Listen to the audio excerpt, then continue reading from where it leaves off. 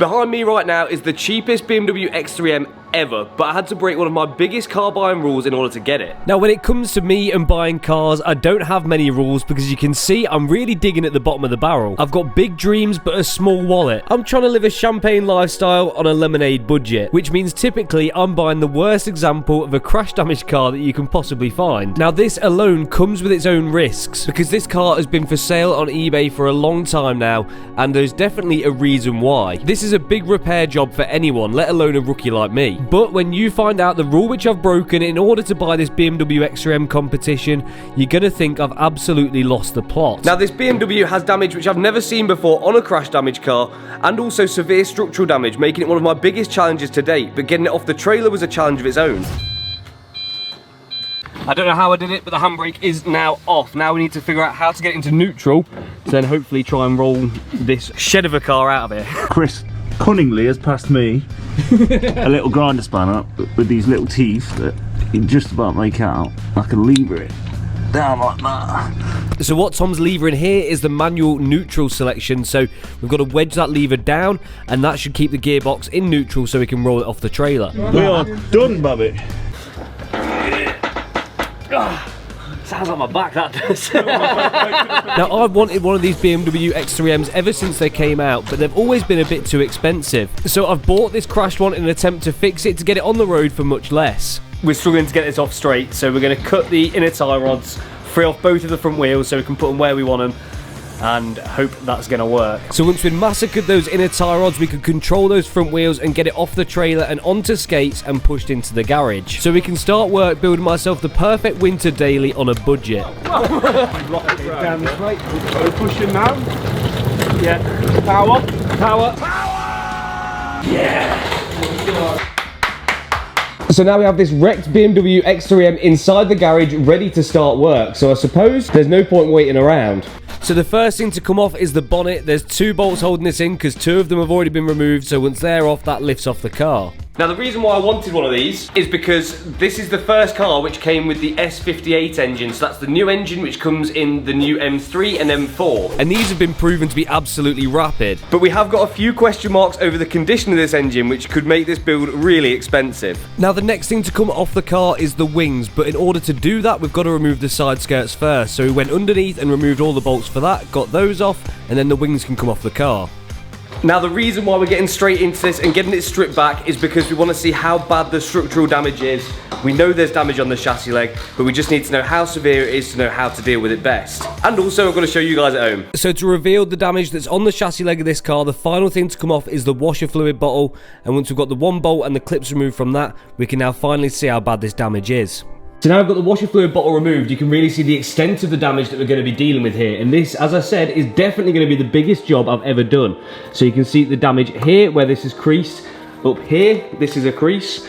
And, well, generally, it's all just completely misshapen. So all of that is going to have to be straightened out or most definitely replaced.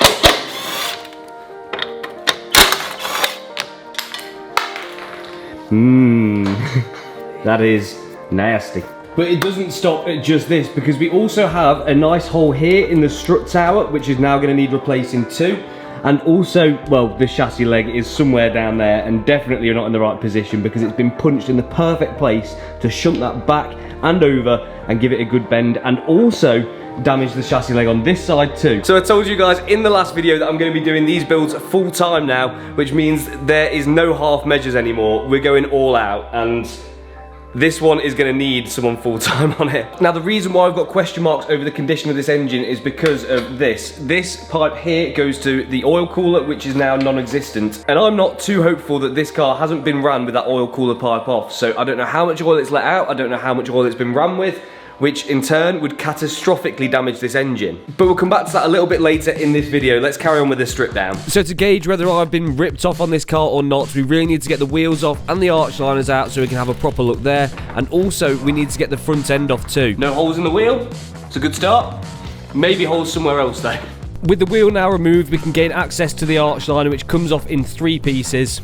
So now the arch liner is out, we can see the full extent of the damage to the chassis leg, and it is bad, don't get me wrong, but nowhere near as bad as it could have been on the face of it anyway. We could still be stung, so I don't want to jinx it, but You can see from the back here, the chassis leg looks okay, until we get to the front here, where it's completely mushroomed and folded in on itself.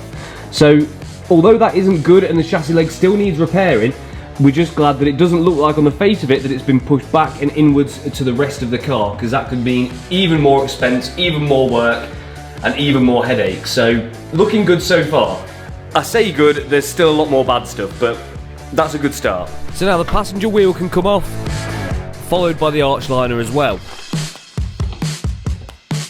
And then the same as on the driver's side, we can go about removing the rest of the bolts for the wing, which then we can remove from the car to take a proper look. On the passenger side, it's all looking good back here, but again, on the chassis leg, nowhere near as bad as the other side, but we've got a kink in it just here, so that's going to need repairing and replacing to make this side as good as it can be. But on the whole, it's not done too bad here. Everything suspension-wise, brakes-wise, even this cooler here looks alright, so, you know, not too bad. But we have still got this gigantic mess to deal with, so I think, do you want to do that next, Tom? Oh yes.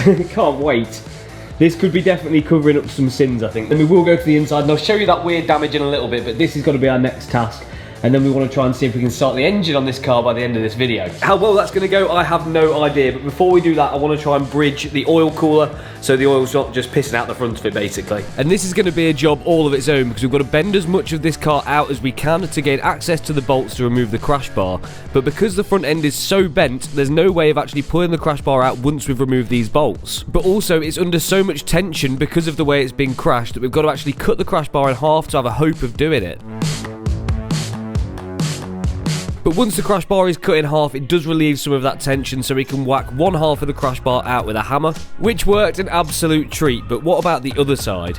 So this side of the crash bar is out of the cracked and bent chassis leg, but we're struggling to get this side out because of the way it's bent. It's like bananaed round, and then because it's bananaed, we can't really pull it out because it's, the more you pull it out, the more it's getting tighter in here, and it's also pushing into the rad pack even further. So we're not really making much great progress here. So what I've decided to do is put a relief in it just here, hopefully try and bend that back round. That'll maybe give us enough room just to pull it out.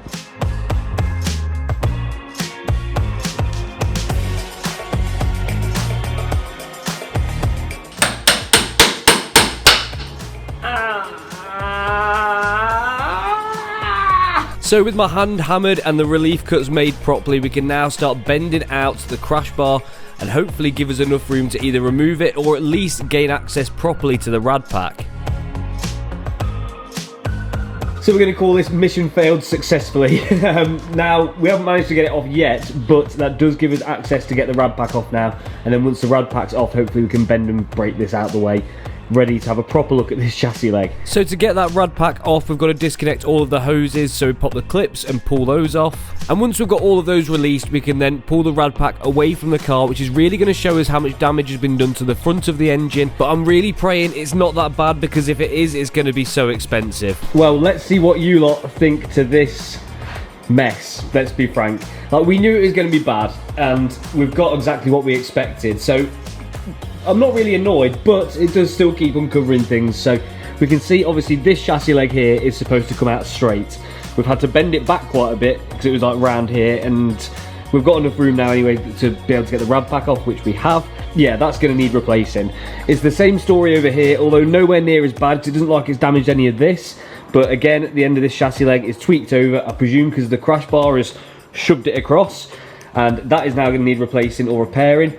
And do you know what though? The thing that I'm not too mad about, I don't know about you, Tom, is how much stuff behind here is broken, because I was expecting like this charge pipe to be shattered, everything to be pushed into it, but as soon as that rad pack's come off, not that bad. No, I don't look bad.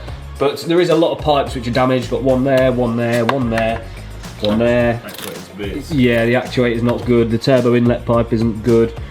The engine itself looks relatively... Let's not jinx it at this point, but yeah, it depends how much oil it's lost out of this cooler, which is non-existent here, as to whether this engine's going to be okay. I think that's the only thing that will have knackered it, potentially.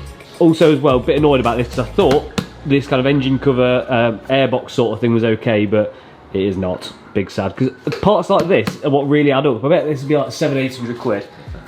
So, if anyone's got one of these, let me know.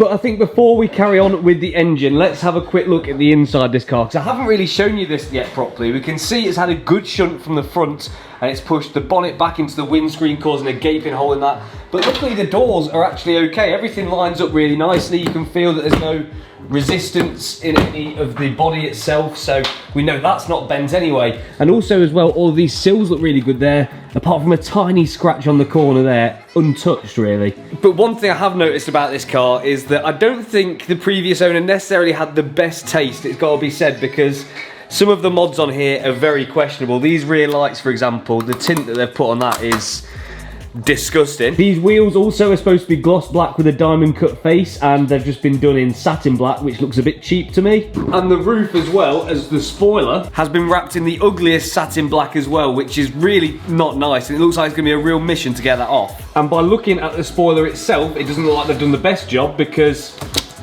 yeah, buddy, nice, that's been done well. Tom, do you want to do the honours? Just pull it off.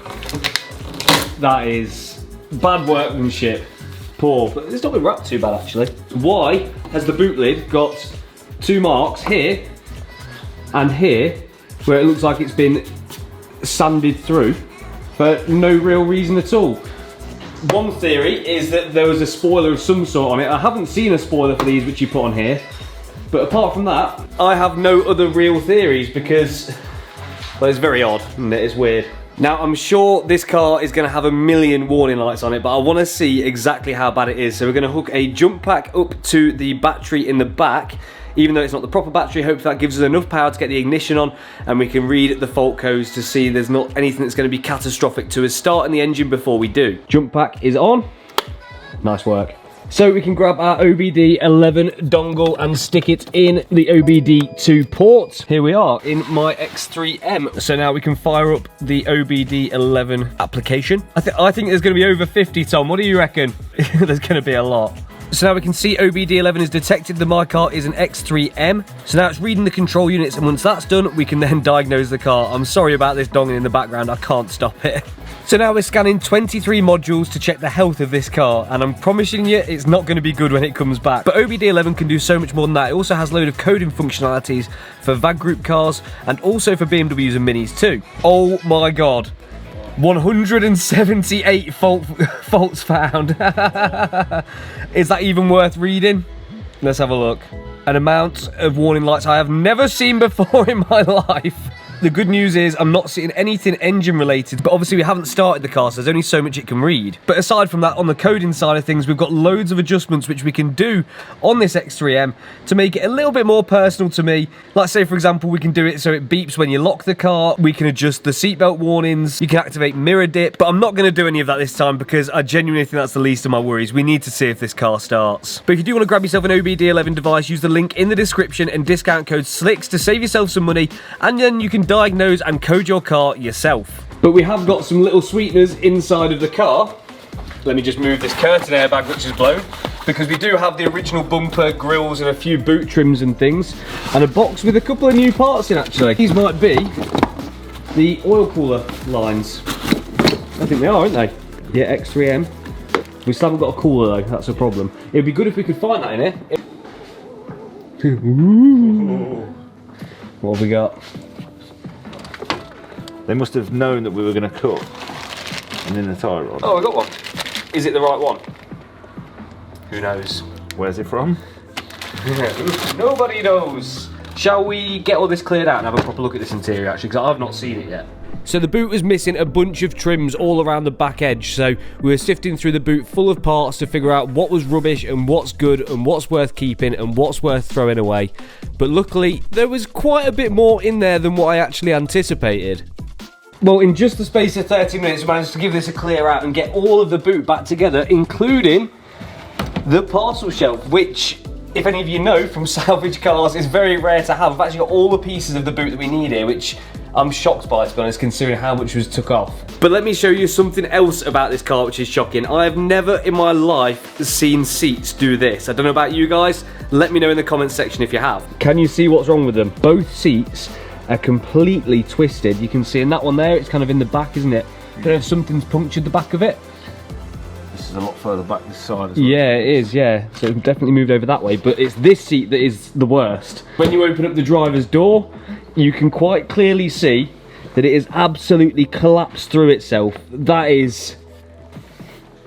I'm lost for words. I'm literally lost for words. That is the worst thing I've ever seen happen to a seat, and I don't know how it would have happened either. That's very strange indeed. So we're definitely going to need some new seats for this car, because I would say that is not salvageable, or not safe to salvage anyway. But apart from the seats, it's sort of business as usual on a salvage car. We've got most of the airbags gone, so we've got the steering wheel, the dash, the knee airbag, and the curtain bag's gone on this one. So it's actually the most airbags I've had gone on a car when I come to think of it. But some kind soul has already done us the pleasure of starting to dismantle the interior. Now, we've come up with a theory as to why that is, and they've not done the best job of it, to be fair, but we think they were trying to figure out how to get this into neutral, because all of this trim's pulled up, and, well, they didn't do a good job. That's all I've got to say. So whoever did that, thank you very much. That means I'm probably going to have to replace some of these bits now, so nice. So yeah, new set of seats needed. The only seat belt that's actually locked out is the driver's one. We're going to need potentially a new headline. It depends how this these curtain bags come out. A set of curtain bags. Door cards and everything look fine. But yeah, definitely the seats. New steering wheel. I think we can probably get away with that one, but we'll see what's on the aftermarket. We've got a theory about the passenger. So there's a hairbrush here, a bit minging, but also as well the passenger seatbelt is fine, which means there wasn't someone wearing a seatbelt in the passenger seat. There is a load of makeup. I think you can see a face print there on the sun visor. So it looks like potentially the passenger has been sat in this seat doing the hair, doing the makeup, and nailed into that. And also, they were either very ugly or their head hit that, I think. I would definitely recommend that you wear a seatbelt, because I'm guessing that really hurt. So like I say, there is many question marks with this car about how and why all of this has happened, but the main question mark for me at the moment is that engine okay? Because if it's not, a new S58 engine, that's going to be probably more than what I paid for this car, which we'll come to at the end of the video. So using this pipe here, we're going to join this one and this one. So obviously we haven't got the oil cooler, we don't know where it is. It was probably badly damaged. So luckily these look just about okay, even though the pipes are a little bit damaged.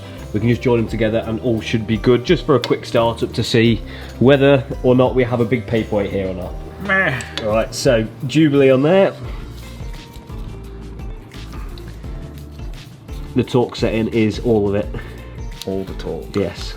So by bridging these two lines, it means that the engine will hold oil. Even though it won't be cooling the oil like it should, we won't run it for long enough for that to matter. So now these are joined up. We're going to drop all of the oil out of the car and firstly inspect that for chunks. And then we're going to fill it back up just with some cheap 5W30 with the correct amount, and go for that first startup. Now, I said at the start of the video that I broke one of my key rules in buying a car in order to get this BMW.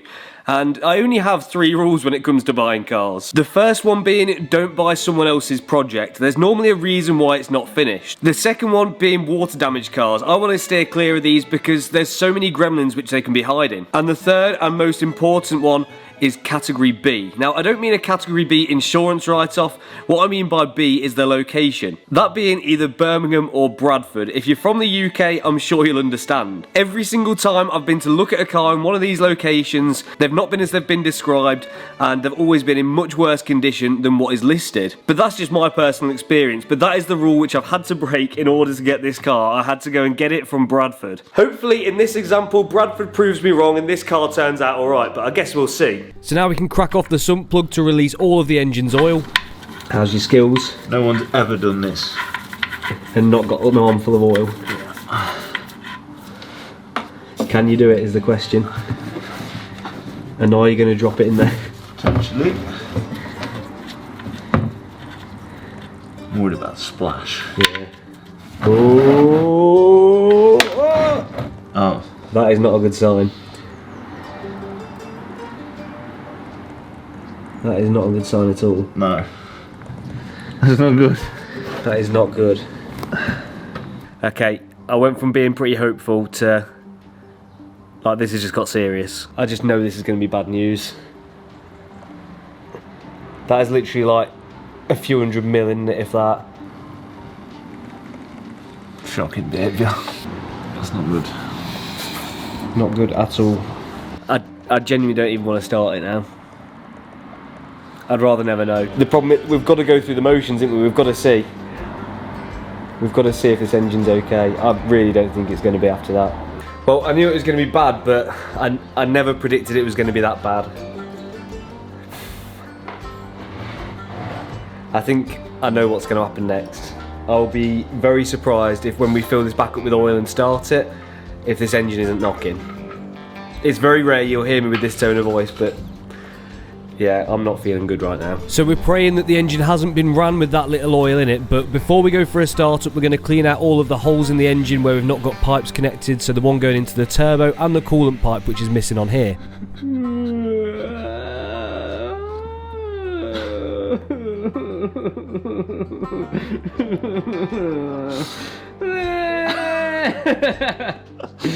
Oh dear.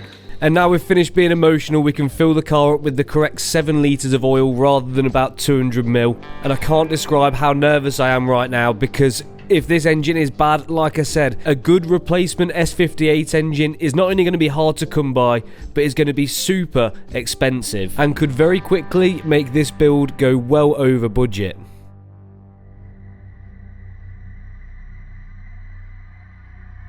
So now the car's got all of its oil in, what we're going to do is take off this damaged airbox for 2 reasons. Because 1, we want to make sure there's no debris in it which could get into the engine, and also we want to disconnect these coil packs because we don't want the engine to start straight away.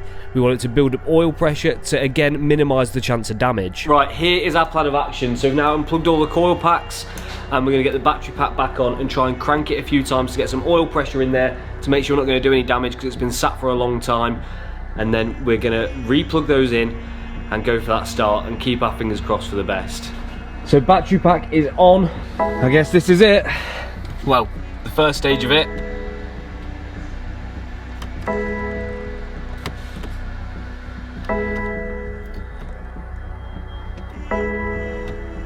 It's not that it. Come on. Okay, she's cranking, she's cranking. One more? Yeah. Here we go again. You're pressing boost. It's cranking pretty well. I'm so stressed. This is horrible. So now, yeah, I know, I need some faith. I need some faith. So coil packs are going to be plugged back in and then it should start. So how well it's going to run, we don't know at this moment. Right, moment of truth. Hope everyone's fingers are crossed at home. This seat is so bad. Your seat should not do this. There's so much tension right now.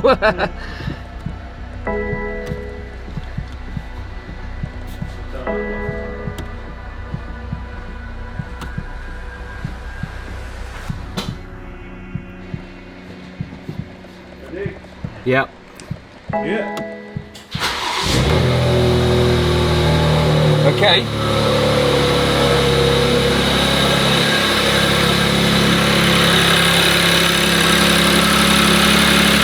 That's very close. Yeah, it is. Oh, it's rubbing ever so slightly, just on the pulley. It didn't sound horrendous. I'm in shock, mate. That's wicked, man. I shouldn't run this for too long because we've got no coolant at all. Alright, injection, those injectors will be always... Yes, yeah, the injectors are always noisy. I'm literally... If that is okay, I'm in shock.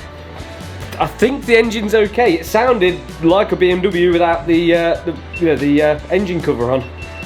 It was the same on my N54 BMW. As soon as I took that engine cover off, the injectors are super noisy. So that just sounds like that. Everything else sounds fine. I just remembered I promised that I'd tell you what I paid for my Category S X3M competition, and here we go.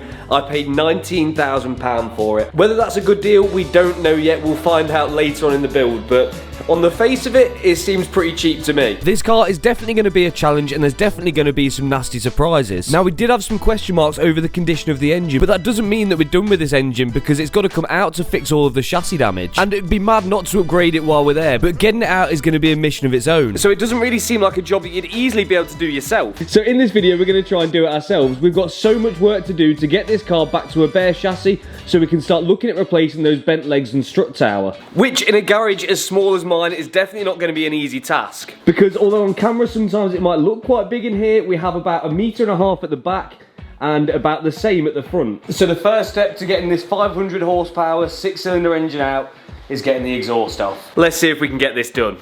So the first step is getting the car up in the air on the quick jacks, and then it's straight underneath to remove the body brace, which is going to stop the exhaust from coming out. And once that's off and out of the way, we've now got access to remove the exhaust from the car. So we're going to start from the downpipes and work our way backwards. So once we unplug the exhaust valves, we can start doing the downpipe bolts. Snaps.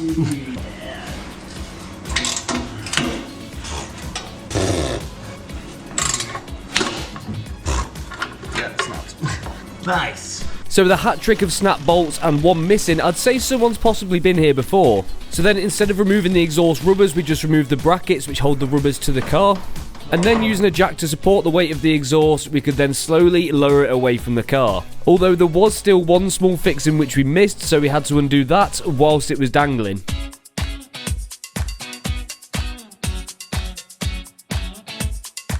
One exhaust removed, but there is a problem with space in the garage because we can't come out this way, so we're going to have to open up the door over here and slide it out the door that way. And as you can see from rebuilding cars, it's almost like I live in a scrapyard, but I'm sure I can get that dealt with pretty soon. But the exhaust is now out and in storage.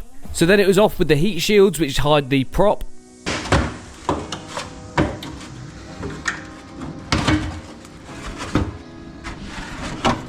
Thank you, Thomas. And with all of those removed, we can now access the prop to remove the bolts from it and then separate that, so then we can leave that on the car whilst the gearbox gets removed. And then using what is probably the complete wrong tool, we can then separate the prop from the donut and then pull that off the spline, so then that is free from the gearbox. And then there was just a couple of electrical connectors on the gearbox which we had to remove, because the last thing we want is to cause any wiring damage when removing all of this from the body of the car. So now we've got the exhaust off and everything done underneath at the back anyway, we've moved the car backwards as far as we can, so we've got as much room at the front to try and get that big engine out. Safe to say it's pretty close at the back.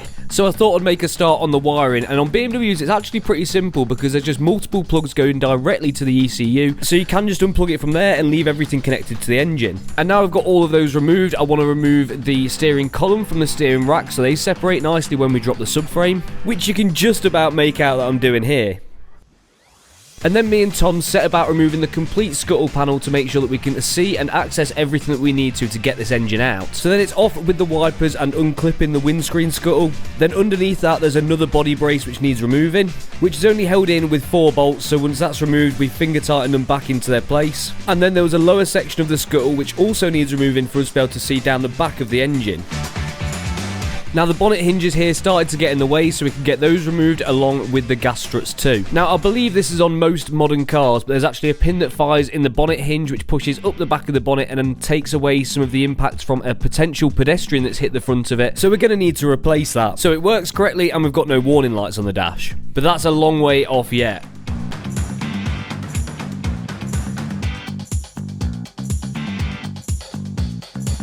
Now the aircon system had lost all its pressure in the crash, as is normal, but we still need to make sure that we remove all of the aircon lines and also the coolant pipes which might get in the way of us lowering this engine out the bottom of the car.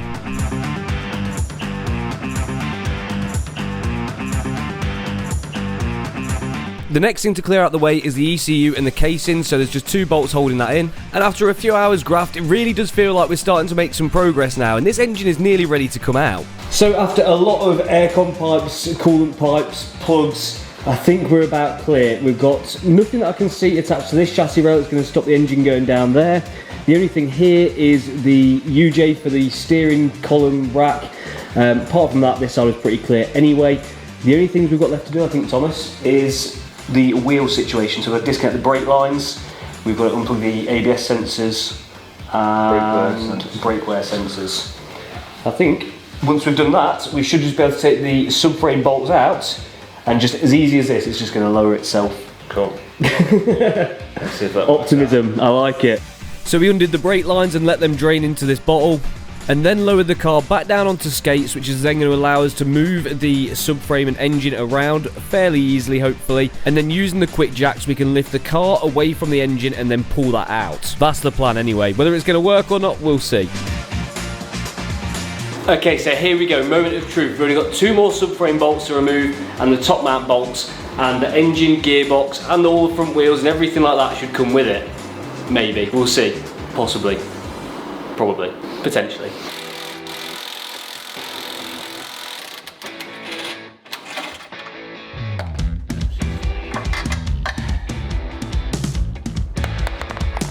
So now, with all 6 subframe bolts removed, the only thing holding this entire subframe to the car is the top mounts for the suspension. So there's 3 bolts on either side for that, and then we can look at lifting the car away. The idea of doing a job like this used to horrify me, but it's actually not too bad once you break it down into little bits and do it in manageable bites.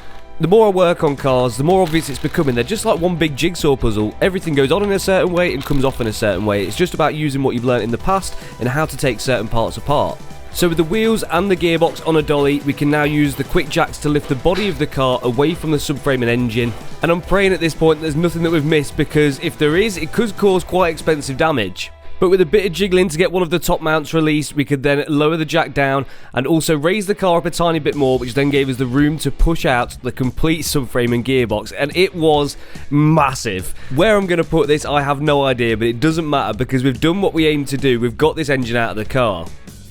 Okay, so here we go. I'm trapped in the corner now, but here we have the X3M engine, gearbox, and complete subframe and suspension, everything here removed from the car. And, well, it wasn't too bad actually, was it? It could have been worse. Could have been a lot worse than that, it was alright. And looking at this sat on my garage floor, it seems nuts to me that I've got the confidence to do this now, and still with fairly basic tools, I'm going to be tackling the biggest job which I've ever done, and it's sat there staring at me. I'd be lying if I said I was confident in the condition of this engine even though we started it, but it's definitely not dead. So in the videos in the future, while we've got time on this engine, I've decided I want to try and make some time to improve the condition of it by servicing the bits which you wouldn't normally be able to get to, because I want this car to work flawlessly for me and for whoever has it after me too. But I think this is definitely a milestone, getting this engine out and doing it all in my little garage. So if that ain't worth a subscribe, I don't know what is. But while this engine's out, it does make sense to do some upgrades because the downpipes are so much easier to get to, the charge cooler is easier to get to, the suspension is easier to get to. So I think I might take full advantage of the fact that we've got this engine out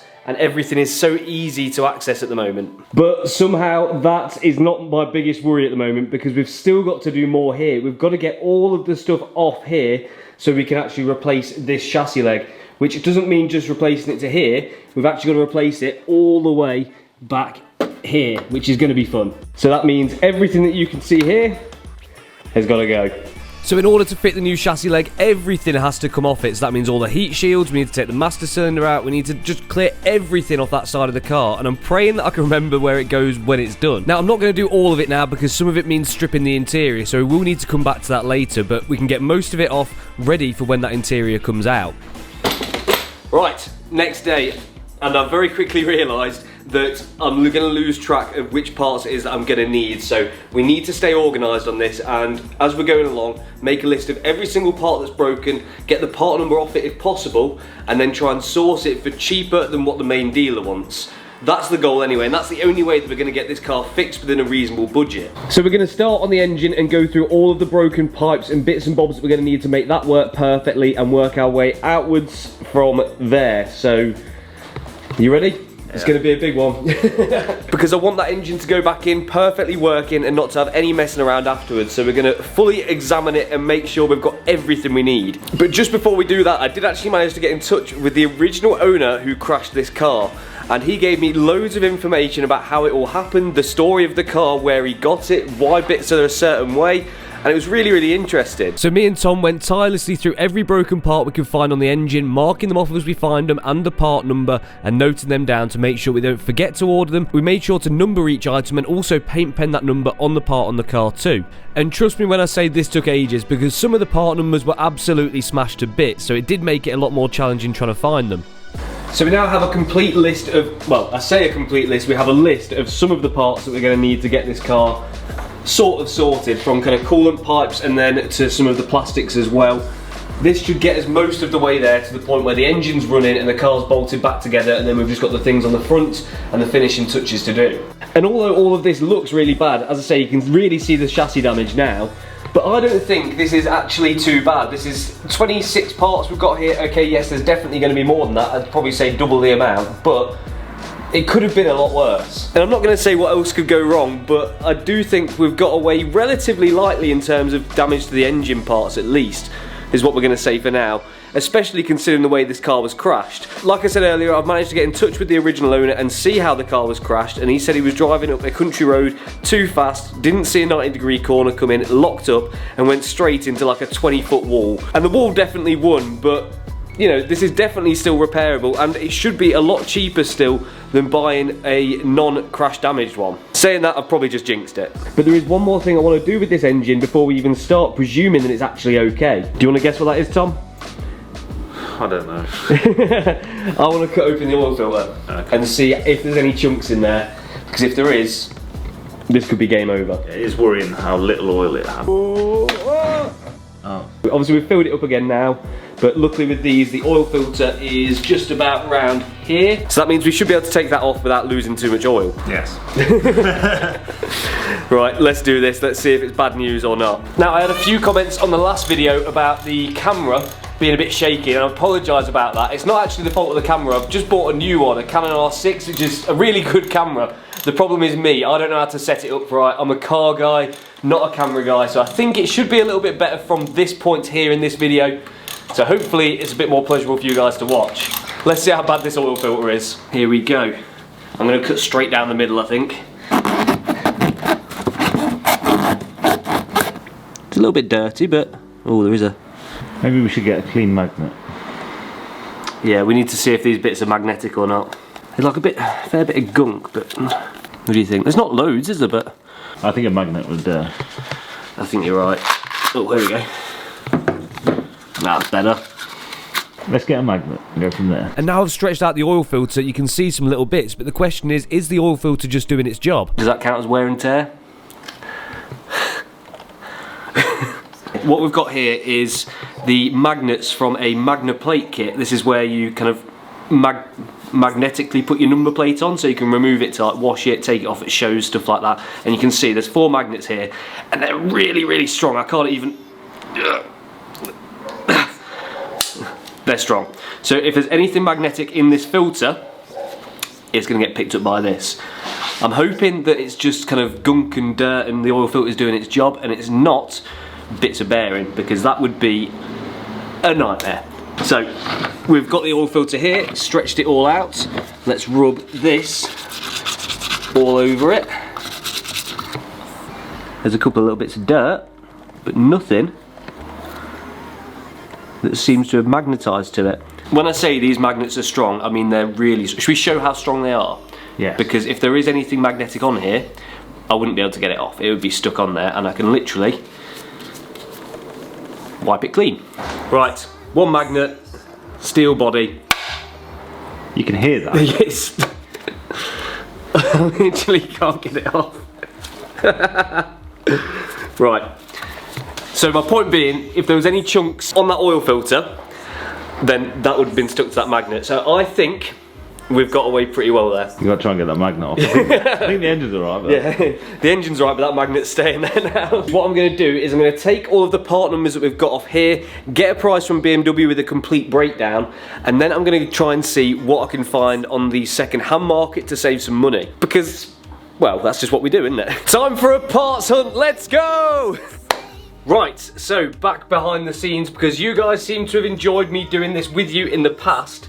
So, we're going to try and see now if we can save some money on some of the parts from BMW. Now, I know already that some of these parts are astronomical. A steering rack alone is about £3 grand. I think a subframe is in the region of about 1.5 to 2. So there's definitely some money to be saved here if we can find these parts on eBay or somewhere else. Now I've already made a slight start on this because I've already ordered a subframe which comes with a anti-roll bar and also some drop links as well for a total of £877 delivered. So that's about half the price of what it costs from BMW. So already, big win. Now my first aim is to get the shell of the car mobile again because we need to get it so it can be moved around and then we can do all sorts of other stuff with it. So the next part to doing that is getting the new arms for the driver's side and also getting a steering rack because we can move it without one, but it would be much easier getting a new steering rack on there which isn't damaged, and then we can move it with a steering wheel and being pushed around. So on this photo here, which I'm going to put on screen now, there is a part number on the steering rack. It is 142890010. I can put that into eBay. Now this brings up quite a few different steering racks. So we've got one here for a 3 Series, X Drive. We've got one for an X5, 6 and 7. We've got one for a 1 Series. We've got, you know, loads of other ones coming up for much cheaper than the price from BMW. This one here is £300, but the question is, are they the right one? So I've got all of the numbers off this one here, so I'm going to try and find a picture of one of these. Let's try this one. This is £170. It's a little bit dirty, so could use a bit of a clean up. But let's see if we can find the picture of all the numbers. So the numbers on this one don't directly match up with this one, but the actual number itself, the 142890010, does. So I'm not going to go for that one. This one does also look quite rough, to be honest. So now one thing that is quite difficult with these is deciphering which is the important number, because, well, sometimes, say for example, the top number on here ends in 05. That could just be a very minor revision, but it could also mean a whole load of different things. So it is quite hard. But there is one here actually. Oh, an X4M 2019 power steering rack. That sounds good. An X4M and an X3M are basically the same car with a different back end. So this could be good. Mine says 89274. This one says 954401. The number here is different. That number's different. That's a UN. Mine's a UN, so that matches. The number here is the same, 142890010, and then the number underneath again is different. Now maybe the UN is the important part. That's quite possible. Now logic could say that that'd work, but I'm going to do a little bit of digging on that just to make sure, because it is quite expensive. It's 600 quid. Again, a lot cheaper than the BMW price, but it might not be it, even though it is, and it is coming from Lithuania. So we've got to be a little bit careful with that one, so we'll come back to that a little bit later. I'm struggling a little bit on the turbo actuator because it's only the electronic part at the front which is damaged, but I don't know the part number because it's smashed to bits. So again, not the easiest thing to find. Is it going to be the same across all of them? Is it going to be the same as the S55 engine?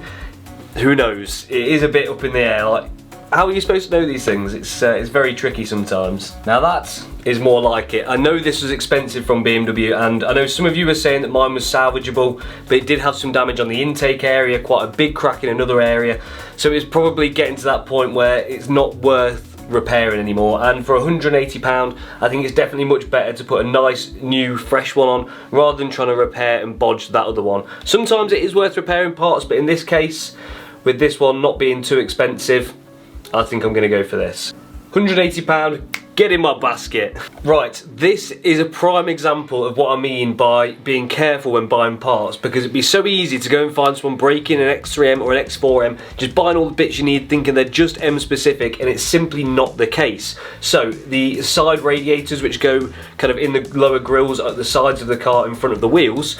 Now there is one here for an X4M, where's it gone? Here we go, genuine BMW X3M external radiator, £240 because it's off an M.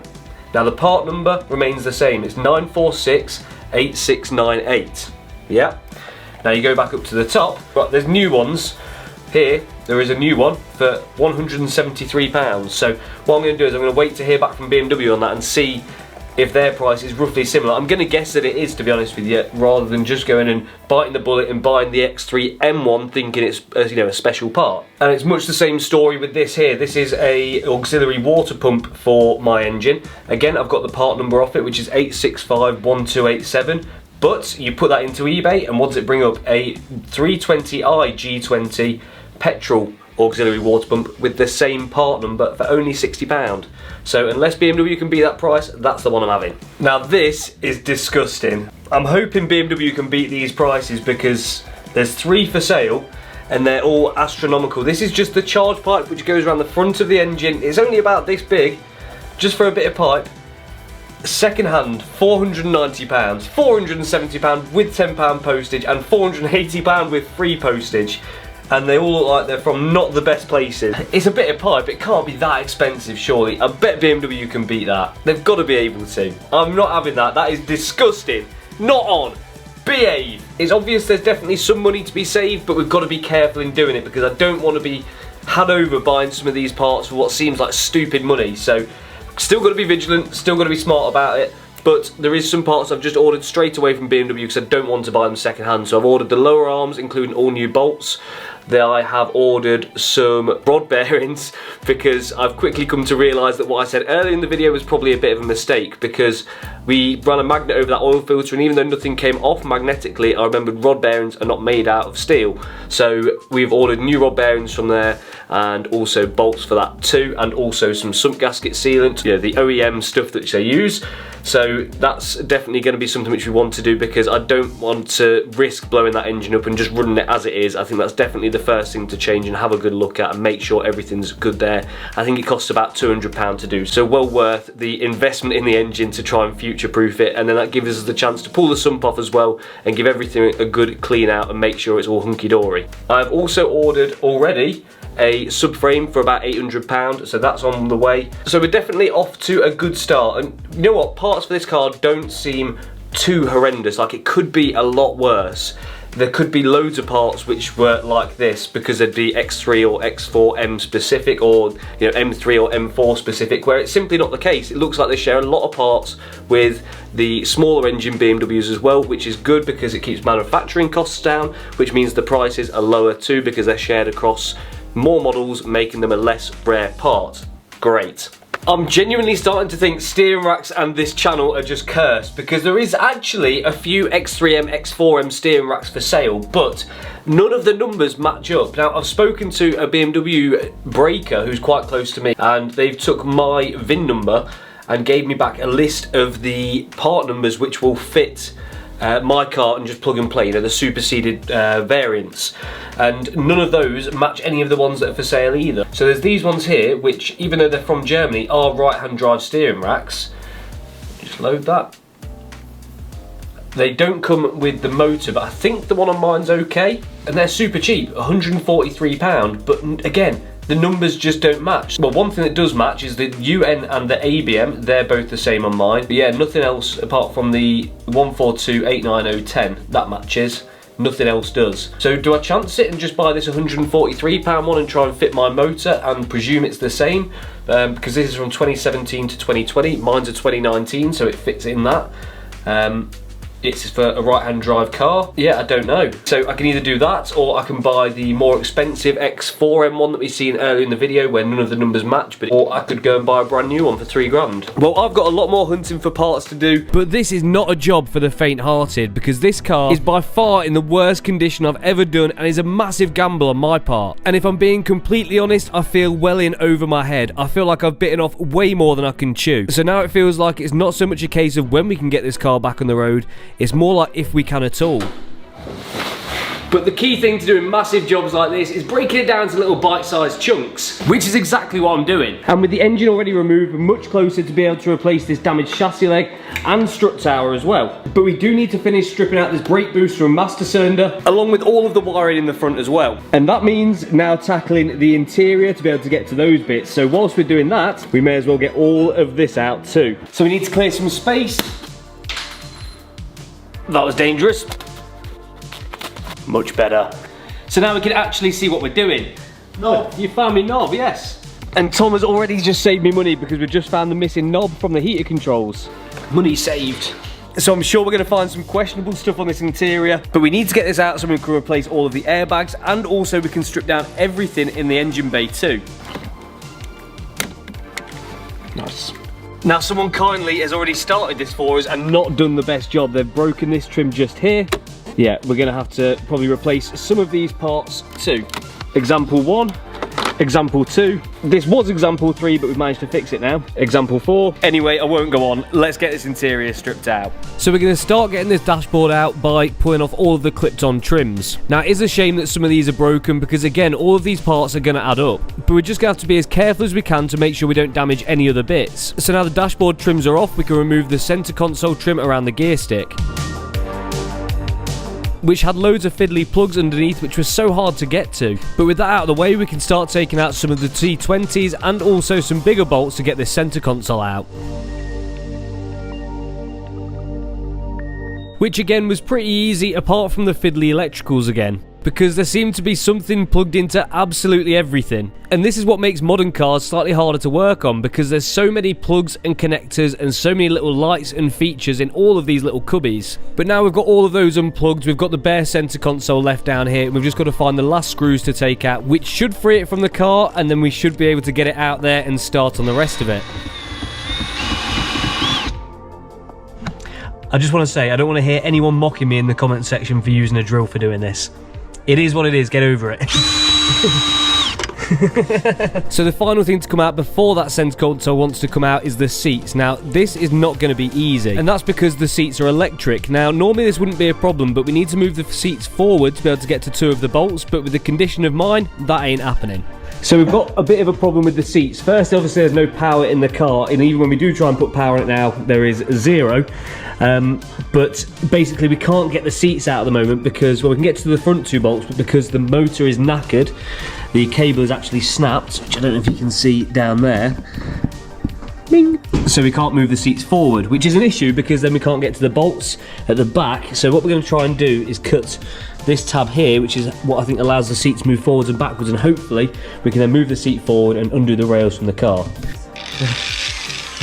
When we're doing this, we need to try and make sure that we're not going to damage the carpet and anything else that we want to keep inside the car, because otherwise we're just going to add cost to everything else and it's just not going to be pretty. So we're going to try and cover as much up as we can as well.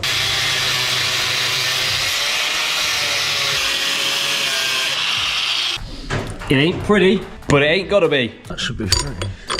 Now, unfortunately, this little idea didn't work very well, but it did give us a little bit more access, and thank God it actually helped Tom find something which saved the day. Yeah. What's happened? It's taken a long time, but if I just turn this cable by hand, yeah, it is very, very, extremely slow. Can we put a drill on it?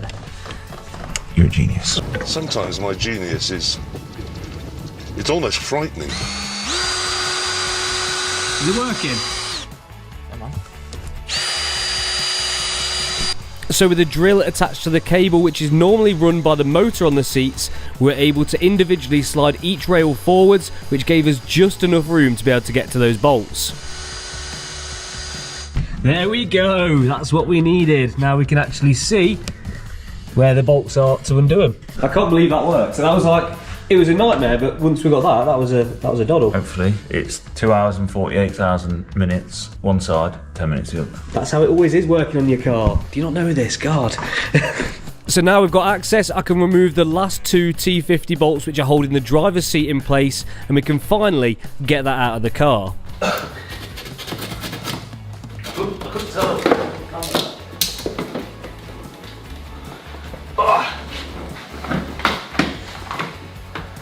You wouldn't believe how long that just took. And now you guys can truly appreciate how mashed this seat is. So this half here is the side which faces transmission tunnel, and this is the side which faces the door. Now, I don't know how it's happened, but it's all squashed over that way. And I've also just noticed that, brilliant, it's just what we needed, more parts to replace. And also it's done in the subwoofer as well. Luckily it only damaged the cover and the speaker itself was okay, so that should be nice and cheap. But never mind, at least we've now got the space to get the center console out, and then we can look at pushing forward with getting the dash out too. So I think I've got a plan of action, Tom, if you can agree with this. What's that? I think I'm going to go and clear up, get this looking a bit more presentable, because at the moment it's just a mess. Well, I've got a feeling I've got to get this other seat out. You're 100% right. It is what it is, I don't make the rules. So that is exactly what we did. I got the Hoover and started picking up all of the previous owners' food and bits and bobs and everything like that that was stuck under those seats for the whole life of this car. And whilst I did that, Tom did exactly what he did on the driver's seat to the passenger seat by using the drill to spin the cable, which allows the seat to wind forwards, and then we can finally get those last 2 bolts out, and this seat can come out as well, but there is a nasty surprise under it. I can see something nasty looking down there, Tom, and it's not you. It looks green. It does look very green. That's nasty. Oh, you're still plugged in? No, you're not. You're good, you're good, you're good. Yeah. That is minging. Now with both the seats out but quite a bit more cleanup to do, we can start tackling the steering wheel. So we've got to pop the airbag out by releasing the 2 springs inside the side of the steering wheel, and then we can just unplug the airbag loom from the clock spring, which is probably going to need replacing because most times when an airbag goes, the plug unfortunately melts to the airbag, meaning that it's got to be replaced. Whilst I deal with the mould on the interior, making sure that we don't feel too disgusting rolling around in it, Tom takes off the clock spring, and now it's time to start disconnecting all of the plugs and taking out loads of T20 bolts so we can get this dashboard out. This is another one of those jobs that feels super intimidating, but I've actually done this a couple of times now, and it's nowhere near as bad as what you think it'd actually be. All you've got to do is get stuck in and stay organised. Wow. A wild OBD11. Oh yeah. Funny that, because I've actually sponsored today's video. Really? Yeah. Did you know that OBD11 can help you diagnose and code your car? I didn't. If you've got any BMW from E Series to I Series or any VAG group car, OBD11 is the ultimate diagnostics and coding tool for you.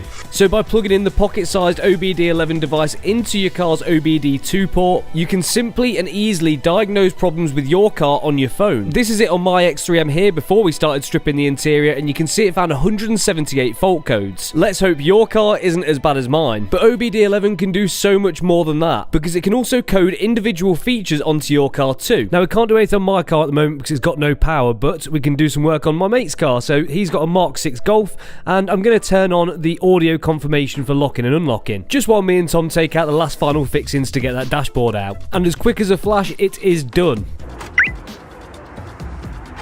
So if you want to unlock hidden features on your car and run dealership level diagnostics, don't forget to grab yourself an OBD11 device using the link in the description and discount code SLIX to save yourself some money. Time to get this dashboard out once and for all. So with 2 more bolts to remove in the driver's footwell, the dashboard should then be free from the car. All it takes is a good jiggle to pop it off the clips and then make sure there's no wiring still plugged in. Wow. Not too bad.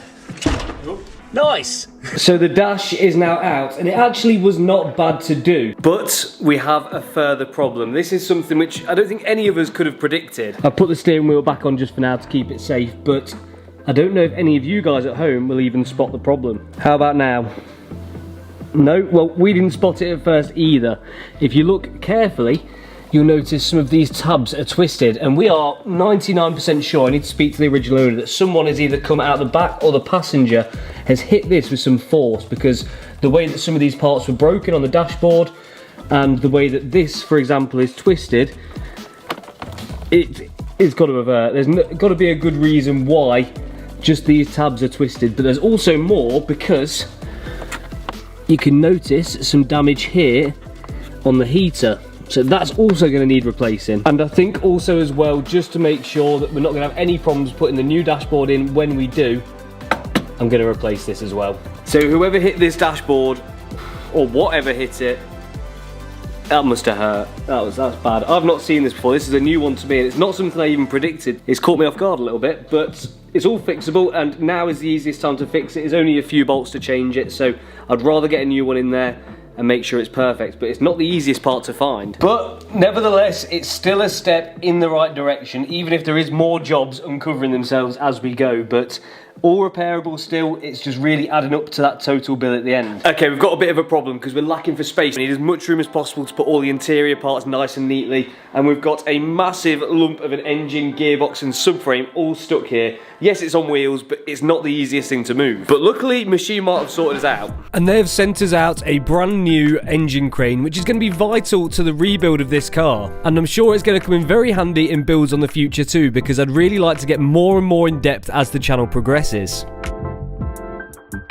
So the engine crane's now together, and that's going to be really helpful for us because we need to get this engine off the subframe, because we're going to want to take some parts off that and leave that in here, but we want the engine and the gearbox out of here. Now you might have noticed I've been using a lot of Machine Mart stuff recently, and that's because they've teamed up with us to try and help us with these builds and push them further, and they're also going to be helping you guys at home too. So with an engine leveler fitted on there, we can attach that to the engine, and then we can get it lifted up slightly to take some of the weight off the engine mounts. These were so easy to undo. There was just one bolt that goes through the side, which then separates the engine from the subframe. We also disconnected the drive shafts from the hub, but once those were off as well, we can then lift the engine and gearbox away from the subframe, and now we have two much more manageable pieces to deal with. So now we can go and get the engine into storage and come back to that at a later date, but I did get a few funny looks taking the whole engine and everything for a walk up the street. Machine Mart will be helping you guys out at home, but you'll have to stay tuned for another video in the future to see how. So the engine and the subframe are now separated, and you can see the damage to the steering rack here. It's absolutely cracked it in half here, it's off the mounting point here.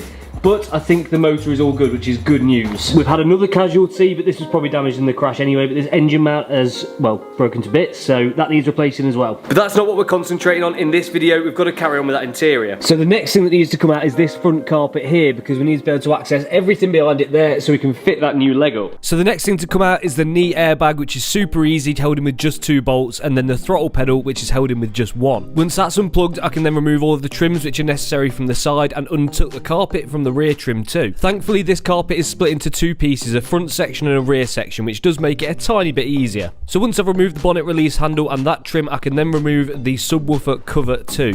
And then it's off with the gear selector support bracket, which is only held in with 4 bolts. That then reveals something else which we're going to need to do. This is the airbag control module, which is going to need to be sent off to be reset, so I best take that out now. So that then can be whipped off as well, but I'm trying to put every nut back in place for each individual piece so I don't lose them. I was hoping I didn't have to do this, but unfortunately at this point I have to remove this dashboard frame because it holds in the heater, which is actually covering the centre section of carpet. So just to remove the front section of carpet, you've got to remove so much on this car. And there was so many wires connected to this, it was an absolute joke. So I also had to disconnect the steering column from it, and then I could start undoing the bolts, and it did come loose very quickly.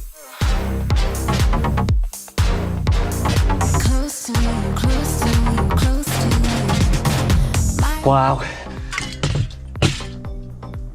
I have no idea how that's going to go back together. The next thing to come out is the heater, but there is a few things to disconnect in the engine bay in order to get that out. So there's a few T30s and the aircon pipes and heater pipes, and then that can come out as well. I cannot believe how much you've got to remove just to get the front carpet out. Because this section here goes right underneath the heater, it's all got to come out in order just to lift that over. I don't know why they didn't just put a cutout there, but anyway, it's out now. This should come out. Oh, that is soaked, isn't it? It is drenched. Wow. Oh, there is actually a puddle. Yeah, underneath the sub, isn't it? Yeah. So with the carpet revealing a slightly moist surprise, we did have to get out of the car, and it weighed a ton because of all the water it was holding. But first we had to tuck all of the wiring through it and take a note of where them went, and then the carpet did eventually come out. Well, this is another thing we weren't expecting. This car's full of surprises. And water. I'd imagine because of the hole in the windscreen up there that that's what's caused all of this, but I don't know how much you guys can tell, but all of the actual floor itself is pretty much, that bit's not so bad. Under the subwoofer's definitely the worst bit, but it's all drenched. There you go, it's absolutely drenched. Wow. That definitely needs a good drying session, doesn't it? Just a bit. Next up, it was off with the master cylinder, which just had 2 bolts holding it onto the brake booster, and we had to disconnect the brake lines.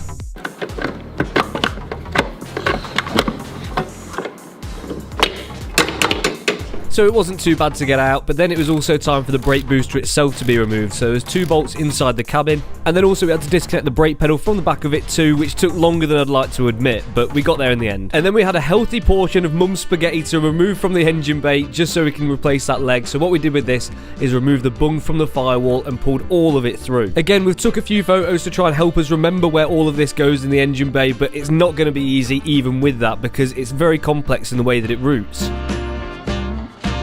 So this is now ready to go. I think that's as much as we need to remove in order to replace this leg. But before we do that, we need to get the car mobile again. Even if it's not under its own power, we need to be able to roll it. So here is what I've bought. This, if you watched the last video, was the cheap steering rack from eBay from Germany.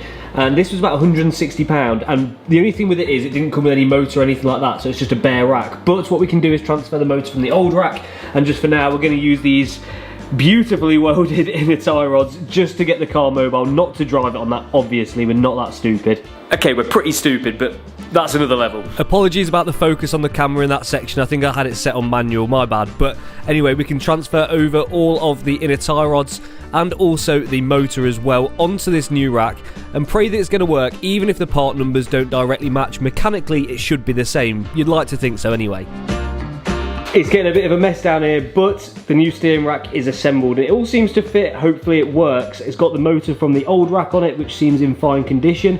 So that is ready to go on the car. But we need something to bolt it to. We need a subframe because the one that came on the car is knackered. Here's the old one, and here is the new one. I say new, it's used, but it is in perfect condition. So we can bolt the rack up to that, and then we can put the whole lot onto the body of the car. Now we know all the bolt holes aren't going to line up on this due to the condition of the chassis leg, but we're hoping we can get 5 out of the 6 in. So we position the steering rack on top of the subframe loosely and then just jack it up towards the car and aim to try and get the first 2 locator pins in place and get those bolted up, and then we can start putting the other bolts in as well.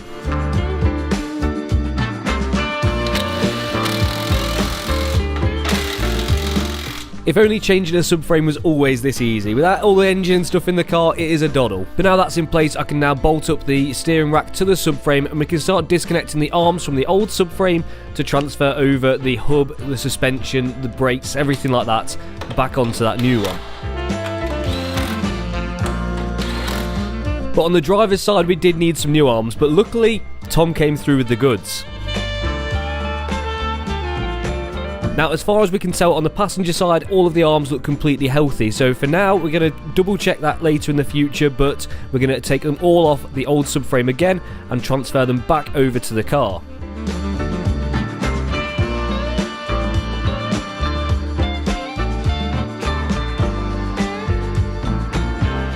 And now with all of that fitted again, we want to lift the car up slightly, which is then going to allow us to move the wheels around pretty freely to get the new arms and old arms bolted back in to the new subframe. Okay, steps in the right direction. The new subframe is on, the steering rack is on. We just need to connect up all the arms to the hubs. Now, you can now see how far off and how much it's been pushed back here. So this is where the arm is supposed to be, and it's supposed to mount into there.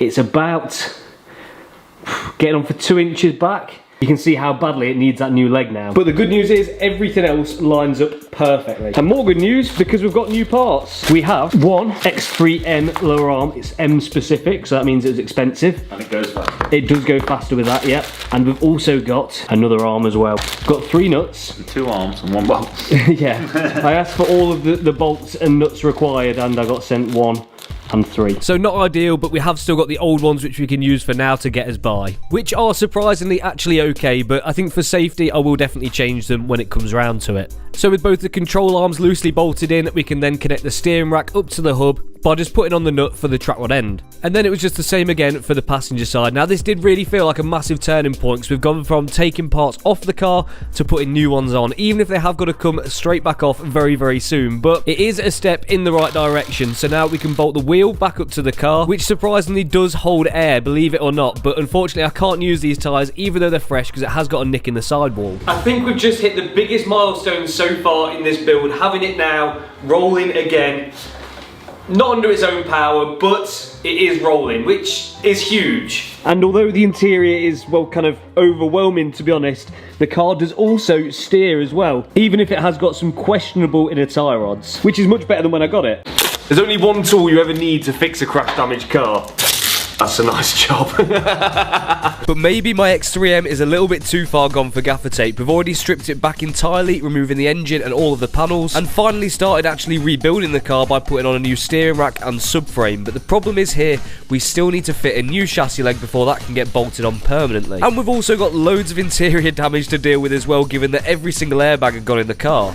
Not too bad. Now we've already got the engine out of this car because we need to fix the bent chassis leg. Now we're waiting on parts to be able to do that, so we need to make the most of our time now and do the other bits which need doing before the engine goes back in. Do you reckon that'll pass an MOT now? Auto glass repair. Auto glass replace. I'm Gavin from Auto Glass. We have a lot to do. We also need to see if the bodywork's hiding any nasty surprises, and we can see most of it, but there's one bit that we can't. And that is the roof, because it's wrapped currently in like a satin black colour which looks super faded and weathered, so we need to get that off there to see if there's anything that needs repairing on the roof of the car that might be covering. So using a heat gun, we heat up the wrap and start pulling it off. Although it did start off quite brittle, we found with more and more heat, the more pliable it was to come off the roof. And with a bit of time, effort and patience, the wrap started to come off, and it definitely looks a lot better in grey. Yeah, loads better.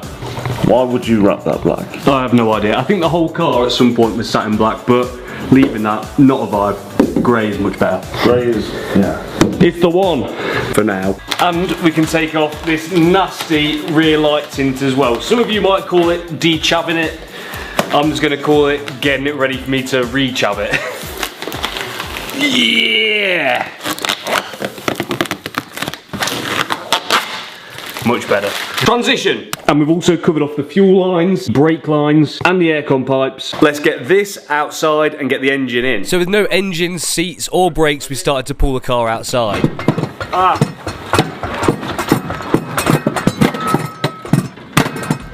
Well, that didn't go well.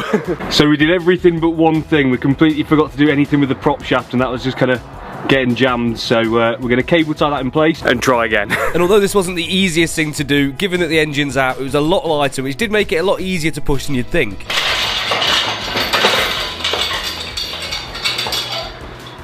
I'm going to pretend that was really easy, but it really wasn't. We have got some work to do on the engine. And I think the first job to do on this is drain every single fluid out of every single part. So we start by taking out the sump plug to drain the engine oil out, and then follow that with the gearbox oil. And then it's out with the prop, which goes to the front diff, which is just held in with 4 e-Torx bolts. Now, because we've got a lot of work to do on this engine, what we want to do is get it on the engine stand. So what that means is separating the gearbox from the engine itself, and the next step to doing that is removing the starter and starting to take out some of the bolts to the gearbox. So with the starter removed and unplugged, that then gave us access to unbolt the torque converter. So to do this, what we had to do was undo them one by one and then turn the flywheel manually to be able to gain access to the next one. And there was 6 in total, so not the easiest to do. The next thing to take off was a bunch of brackets which hold in some of the pipe works for the lambda sensors and the GPF, I believe. And then that just left us with a few bolts. We had to take out the top end of the gearbox, which should then let us separate the two. So I put a dolly underneath the gearbox to allow us to move that pretty easily, lower the engine down to it and take those last few bolts out. All in all, I'd say it wasn't too bad a job really. We managed to get the two separated in about an hour, and now we can actually concentrate on the work which we've got to do on the engine. But before we do that, we want to get it on an engine stand. So now we have the gearbox removed and we've got the engine left to do something with. Now we're going to be putting it from the engine crane here onto Tom's engine stand, which he has modified slightly to make better, and hopefully it can take the weight of this engine no problems. Feeling hopeful? Yes. Because we have a lot to do to make sure this engine's actually okay. So using the original gearbox hardware, we can bolt the engine stand bracket into the holes for the gearbox, and once those are nice and tight, we can slide up the actual stand itself, which should then take the weight of it. This should make it a little bit easier to work on because the engine's not swinging around everywhere, and also as well, it means we can turn the engine over so we can work on whichever part we like. If this works first time. Now Tom has actually done some modifications to this engine stand so it better deals with the heavier engines like this S58. Now you should start selling them. I think it just takes the stress off the gearbox bolts. But with the engine now securely on a stand, we can start looking at doing the front differential. So the first thing to come out is both front drive shafts. Now the drive shafts themselves just tap out, but then there's a few bolts in order to take this kind of casing off with it. And then it was the same again on the other side, but the bolts on this side allow complete removal of the diff. So drive shaft comes out, and then the last few bolts come out, which then means that we can take the differential off. And look how small it is. And then it was time to spin the engine over slightly because we want to gain access to the turbos. We have got some question marks over the condition of these because one of the actuators got bust in the crash, and we want to see if any other damage has been done to them. So to have a better look at those, it's off with the downpipes, which is super easy to do because we can just unplug the lambers and then take off the V-band with one bolt.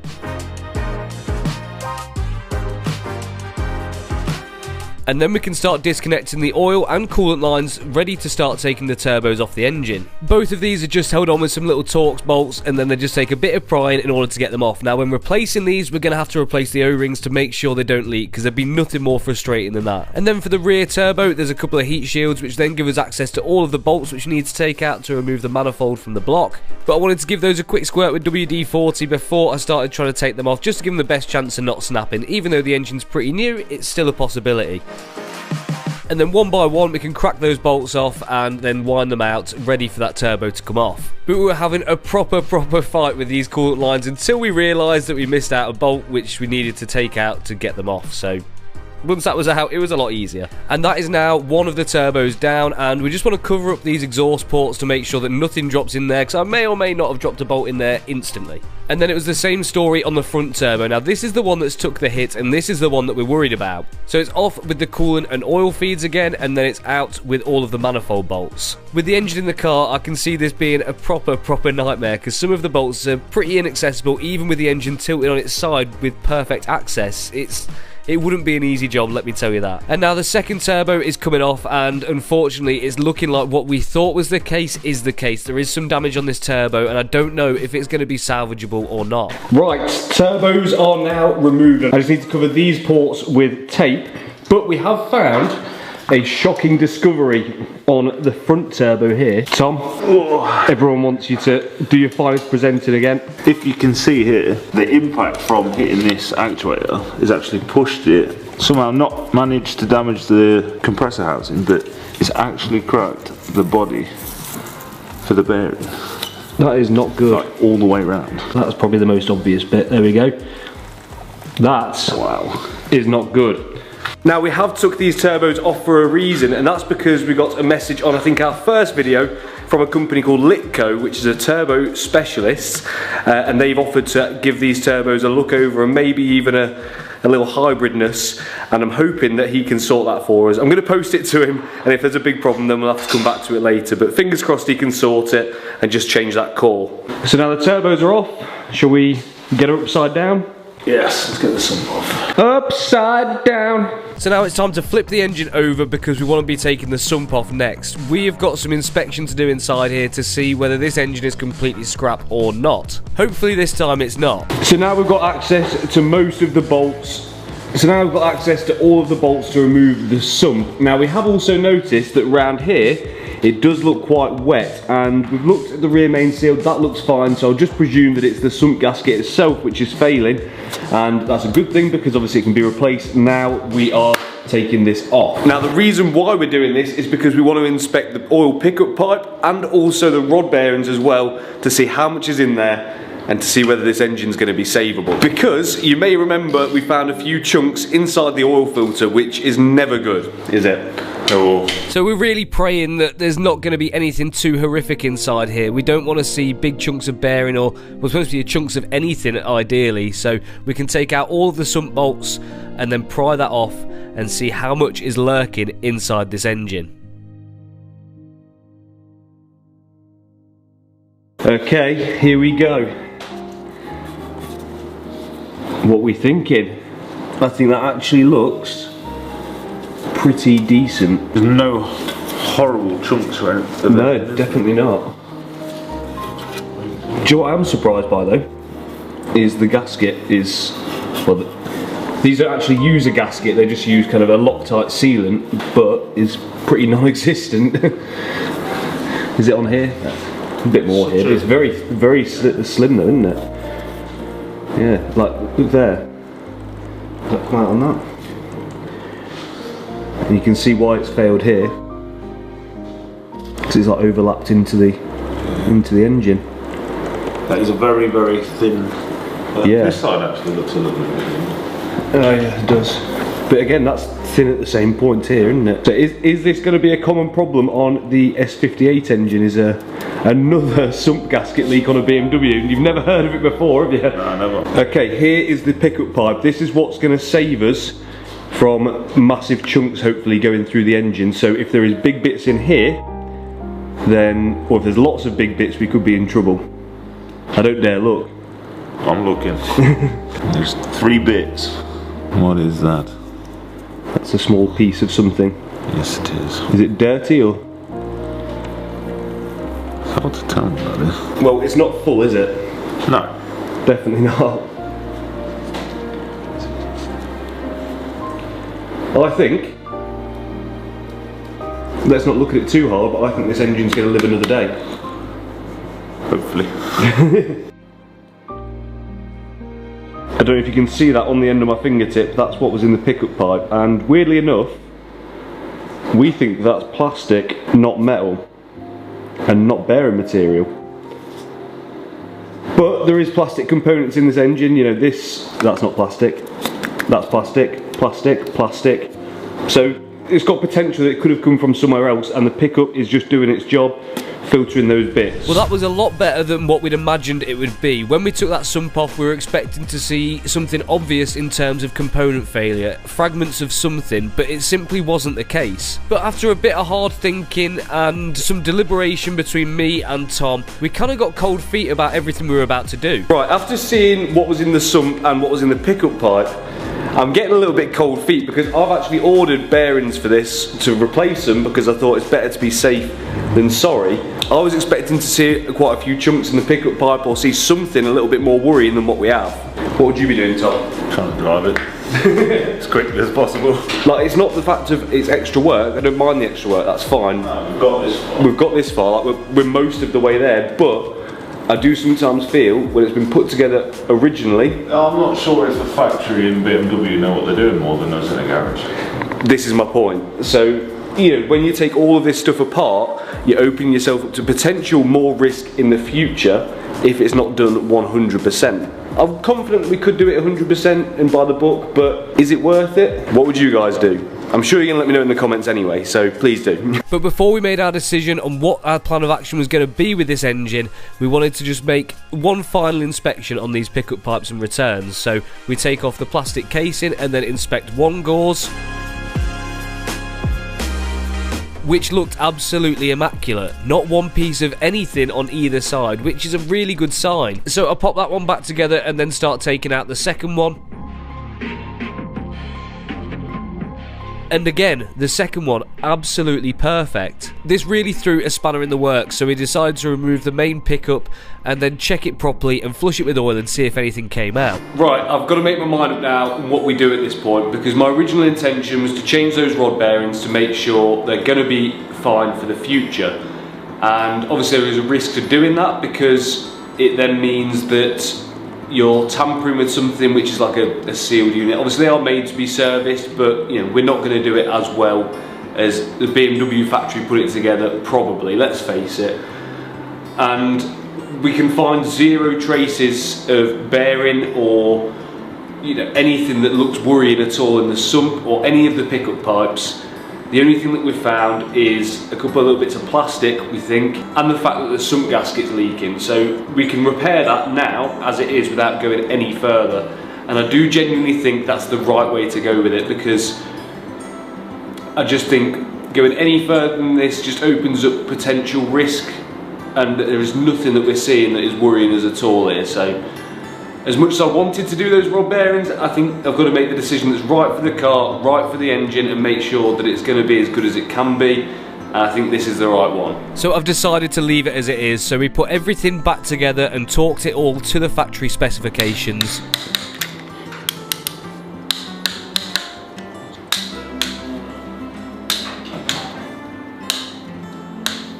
and then replace the oil pump sprocket and also the cover for that as well. And the next thing is then refitting the sump. Now we want to make sure that the new gasket doesn't leak, so we have to clean up the engine and the sump as best as we can before refitting that with the new sealant. And me and Tom are both praying that we've made the right decision here, because if we put this engine back together and then get it in the car and finally get it started, and a mile down the road notice it started knocking, we're going to have to start this process all over again, which is going to be a real nightmare. So we are now ready to put the sump back on, and there's a few things which I've needed to get from BMW to do this. The first of which is the gasket, or well, it's actually the lack of gasket, because this is what they sell you. It's Loctite SI5970. Apparently that's what they use in the factory, so that's what's going back on it, and hopefully this time it doesn't leak like it did before. We've prepped the surfaces, cleaned them down, got all the oil off them, so we should be good to go. But now our decision is made, there is no turning back, so there's no point being negative about it. We may as well push forward in the most positive manner we can, which is getting straight on with it. So with the mating surfaces clean, we can put the Loctite on there and then refit the sump. But there's one more thing which we're going to need before we can start bolting this down. Okay, sump is now refitted, and we've got all new sump bolts as well. Because these are aluminium, it's better to be safe than sorry and replace these when you're doing this. Let's get them on! Replacing all of these bolts costs about 30 quid, which isn't cheap, but it is better to be safe than sorry. The last thing we want to happen is for this sump to leak now, because that means taking the subframe off the car again, which would be a nightmare. So with all of the bolts now hand threaded in, we can start tightening them up. So we get them just nipped up ever so slightly, and then we can start torquing them to spec, which for these, if I remember correctly, is 24 Newton meters. And I was really chuffed to do this because it means I can use my new fancy torque wrench which Machine Mart sent me. So to tighten these, you do them in sort of a star pattern, doing the opposites, and then go around all of them again. Okay, while we're waiting for the Loctite to dry on the sump, I thought it would be a prime opportunity to try and get this cleaned up, because you can see that this car has been used and never really looked after properly. So while the engine's out, it seems like the best chance to get this engine bay as clean as it can possibly be for the work we're going to do in the future, and also to make it look good when the engine goes back in. So I start off by spraying the entire engine bay down with a citrus degreaser. I'm sure some of you will cry about this, but we've covered off all of the holes into the actual car itself with tape earlier at the start of the video, and also bagged up and covered off any fuel lines and brake lines or anything important too. And once that's all foamed over and it's had a good dwell time, I can then go around with a detailing brush and get all of the little intricate parts all clean, because I really cannot stand working on a dirty car. There's nothing more frustrating. And then I can simply just give that whole engine bay a good rinse down, but it just seemed criminal just to do this. The rest of the car deserves a bit of love too, and it would also be good to see if there is any marks that we've missed on the rest of the car, which we're not going to see when it's dirty. Now, washing a car is something we all have to do, so if you want to do yours a little bit better, we've actually teamed up with My Car Cleaning, and they're going to be supporting you guys at home. So there's going to be a discount code to get yourself some money off most of their range. The reason why I picked My Car Cleaning is because this is genuinely the company which used to supply me with everything I needed when I was running my detailing business. So if you want to look after your car a bit better, Tom, tell them where they need to go. My Car Cleaning. And where's the discount code? It's on the screen now. Although the whole car still looks crap, it is looking a hell of a lot better, and just in time, because she needs to pay a little visit somewhere. Because this car has big structural damage, not only on both the chassis legs, but also on the strut tower too. That means in order to fix this properly, this car needs to go on a jig, which is something that I've not got. Not only do we need professional tooling, but we also need professional knowledge too. So you might be wondering what I've been messing around at the last 3 weeks. Well, trust me, I've been trying my hardest. And that's because this is one of the biggest projects I've ever tackled, and I never expected the amount of preparation work needed in order to get these chassis legs straightened. But now, she's back, and we've got a lot to do. We need to tackle how we're going to fix this bent chassis leg, this one, the hole in this strut tower, and also this inner wing as well. So we brought it to Evolve to get it onto their jig, to get those parts straightened out, but it's not as simple as just putting on a new chassis leg. Because you need parts. Lots of parts. We need all of the body panels and everything that we're going to need to bolt this car up, to be able to check if our panel gaps are going to be right, and to make sure whether everything's straight. So our aim is to get this car straight again, ready to start being reassembled, so we can finally get it back on the road. But there's so many parts that it's been ages since I've took out, including the full interior, dashboard, and also the engine as well. I'm questioning whether I'm even going to be able to put this car back together at this point. But there is only one way to find out, and that's getting stuck right into it. So now the X3M is at Evolve, and they are now mounting it on their jig to try and straighten out these chassis legs. Now BMWs are a little bit awkward with this because they take a specialist tooling for the specialist tooling to mount these onto a jig, which luckily we've got, so with the jacking points removed, they can be mounted up. Then it's straight off with the subframe, which we fitted in the last video. Now this is only holding with 5 bolts out of the 6 which are required. Because one of the legs is so bent, it's about 3 inches off where it needs to be. So once we've got the steering rack disconnected and all 5 of those removed, we can then go back up top and remove the top mount bolts, which will then mean that all of that is free from the car. Now while I'm down here, I've basically been given the job as an apprentice, so I'm going to be doing all of the work, which isn't that specialist and you can't really mess up, whilst the professionals are going to tackle the important bits. So after I've been shown what to do in the most foolproof way possible, I can then start removing some of the seam sealer from the car to reveal some hidden bolts, rivets and spot welds.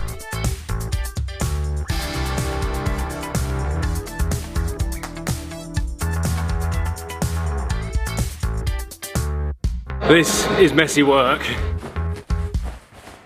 So the aim here is, like I said, to reveal all of the spot welds and everything that we're going to need to remove to get the chassis leg and inner wing off the car, because a lot of it is covered up by this kind of silicone seam sealer. But although it's messy work and there is quite a lot of it, you can smash through it pretty quickly with the right guidance anyway. But one thing that did surprise me is actually how little there is holding the front end of this car onto the body of the car, because it is just spot welds, rivets and bonding. Like, that is it. There's not really much welding to it, and you wouldn't think that that would be enough to take the weight of an engine, let alone all the stress and forces which go through the front end of a car like this. Now there is some of these weird bolts which there is a specialist tool to be able to remove them, but just being able to chisel them to crack them off and then widen them out with mole grips worked a treat. But these are only a small amount of what is actually holding the part of the car which we need to take off on there. Now you might have seen in the intro clips that we've actually got a complete replacement leg and strut tower, which comes as one complete unit from BMW, which is ideal really because it means much less faffing around with welding, bonding, riveting, all of that stuff. So we're just trying to fit that whole piece to the car, but we've got to remove what's on there currently in order to do that, and that's the main challenge. Now, if you're anything like me and your car's always broken, well, trust me, I can feel your pain, but there is a tool which can help you with that. So OBD11 is a super compact OBD2 reader, which can help you diagnose your car without the need to give hundreds of pounds of your hard-earned cash to a mechanic. So this is it here, scanning my BMW for fault codes, and you can see my car has loads which I need to fix. With full diagnostics available for VAG Group cars, BMWs and Minis, and also now Toyota and Lexus, but it can do so much more than just that, because OBD11 can code individual features onto your car and also retrofit items as well. So if you're looking to fix, diagnose or code your car, make sure to grab yourself an OBD11 reader using the link in the description and discount code SLIX to save yourself some money. So we're slowly working our way through getting this inner wing off, which is coming, but we're going to have to remove most of the chassis leg, I believe, to do so. The sort of metal this is made out of is making it super hard to drill out the spot welds, but slowly we are getting there. Now I've got a couple of bumpers for the X3 here, we've got new wings and everything sat over there, but I have to thank Cinetic for lending me this bonnet because I've got one on order from BMW but it's not shown up yet, and we're going to need this to line the car up. So I'll have to return that back to them once we're done with it, but I have had loads of parts off them in the past, so if you do need any parts that you're struggling to find, Cinetic are always a good shout if you're stuck. But back to this. We've got a whole load of more drilling and cutting to do. And although on video this looks like a relatively quick process, let me tell you it's not. It's long, it's tedious, and I've had to cut it down so much to make an even vaguely entertaining video, or do the best I can to. But it's all for a good cause, and the end goal is getting closer to being in sight, because this car deserves to go back on the road. Now, it is the weekend, which means normally I would be working my arse off to finish the work and the video to get you guys a video out on Monday, but because we're working with a company which obviously shuts on the weekend, we've got to conform to their working hours, which makes things a little bit difficult. Hence why this video is a little bit late. But I thought I would take this opportunity to show you guys what I've been doing the last 3 weeks to help get this X3M back on the road as soon as possible. So you've seen some of the parts which we've got already, which are from BMW. I've ordered all the panels, so the bonnet, which hasn't shown up yet, the wings, and a bunch of the structural stuff from there, because you want all that to be perfect and to have as little prep as possible. We are trying to do this on a budget, which does mean trying to hunt down second-hand parts, which we have managed to do. So you join me in what is essentially a garage full of parts. So this is a mixture of parts which will be going back on the car and new parts which we bought too. And a lot of these came from a lad called Connor, who you guys tagged me in his post loads, and the opposite way around too, which I really do appreciate. And he sorted us out with a bunch of little bits that we're going to need, which should have saved me quite a bit of cash. So he had a non-fault mishap happen in his car, meaning that his car got written off and he bought it back from the insurance to break it for parts. So these are the original downpipes off the car, which you'll be glad to hear aren't going back on, but we have got a new wing mirror, a new pair of grills here.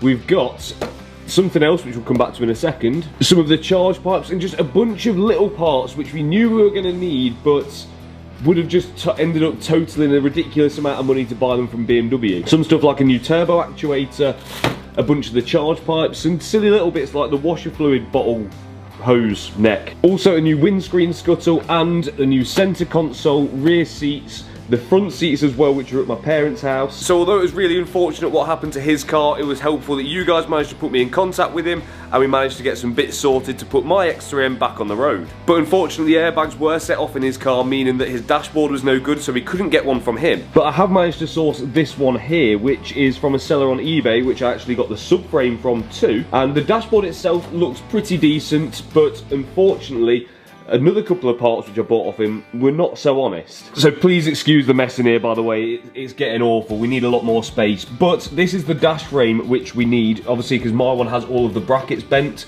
And let me tell you, it should not do this. And the reason it's doing that is because the welds have snapped on this one here as well, so it's obviously a weak point on these cars. Now unfortunately I didn't realise this when he dropped it off, and I did ring him up and he offered me a refund, but unfortunately now it's completely ghosted me and doesn't want to refund me the £250 which I paid for that dash frame. And also off him as well we got this new heater box, which also, again, this is really my fault, I should have checked these better, but again, is not perfect. So we may be able to make this one work, but it just goes to show you need to be careful when buying these parts. I made a mistake here, don't make the same mistake as me, and make sure you check the parts that you're buying off sellers, especially when it's not through eBay, because obviously I bought the frame. But all this stuff here I bought through him privately, and now he doesn't want to know about it. So not the best seller in the world, but these things do happen, so just learn the lesson from my mistakes and don't get done over like I have. Make sure you check your parts over properly when you buy them. So we should more or less have everything that we're going to need to get this interior back in one piece for a start, and also a helping hand towards some of the other parts of the exterior and the engine as well. In this box here I've also got a new headlight, I've also got another one stored somewhere else. But fix-it parts are never as cool as make-it cool parts, and another part which I got from Connor is this here. This is a genuine BMW M Performance spoiler, so I think it's quite a rare part. I don't see many of these cars with these on, and I'm really looking forward to getting that on the car. Now, if you've watched the previous videos, you'll know that the turbos on the car weren't in the best health when they came off, although they looked okay. When we removed them, we realised that one of the bearing housings was actually cracked from the force of the impact, which means that that should never run on that car. Litco, who is a UK-based turbo remanufacturing company, I believe I'm right, actually got in contact with us, and they said they want to do some work on the turbos, which I was more than happy to oblige to. So not only have they repaired these turbos and replaced the bearing housings, they've actually hybridized them, meaning that these turbos are going to make even more power than they used to on the standard car, which is going to make this by far one of the fastest X3Ms in the UK. So I want to thank the guys at Litco so much for that, because not only has it saved me a fortune on having to replace the turbos, it's made them better than they were before and going to turn this car into an absolute beast. So I'm really looking forward to getting these on the car and seeing how much power we can make. So I've been super busy and a lot has happened while you've not been seeing this car, but something else really sick has happened too. And that is because we have finally reached 100,000 subscribers. So thank you guys very much, and I couldn't appreciate it more, I couldn't be prouder, but I think you guys should also be proud of yourselves, because without every single one of you, we wouldn't be able to be going further and harder with each project and each build, and hopefully this is just the start of things to come, and as the channel grows,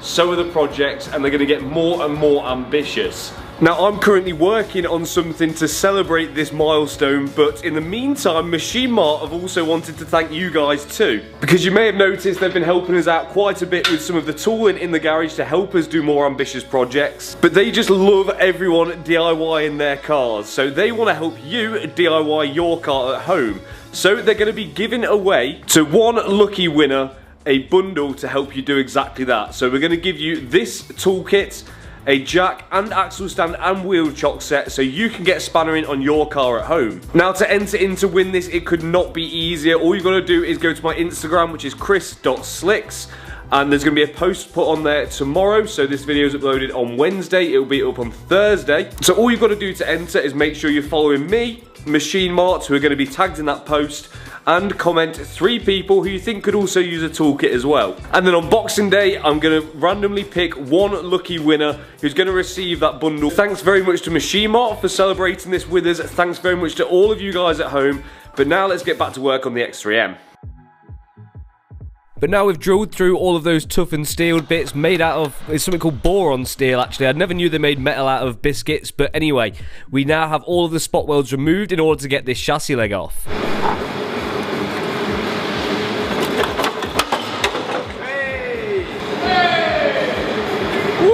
Which felt like a monumental moment, because now, at least on one side, we've pretty much got it fully stripped back, and it is now starting to look like we can start building it up again rather than removing parts. But now I've been given the real apprentice's job of doing some sweeping up before we can get the puller out. Now, I have no idea about any of this, so I'm learning, so please bear with me. But what this does is connects to the jig, so then you can essentially use that to lever off and then pull the bent parts back into shape. So the first thing that you have to do is attach something to pull off, and the best suited thing on this panel in particular was this sort of clamp. And once that's on there, you then connect the chain which goes onto the puller, and then you can pull them back out. So which doesn't seem too complicated really, but it's getting to this stage which makes it challenging. But this can be slightly dangerous because obviously that chain's under a lot of tension, so it's important to make sure that that safety rope's in place in case stuff like this happens.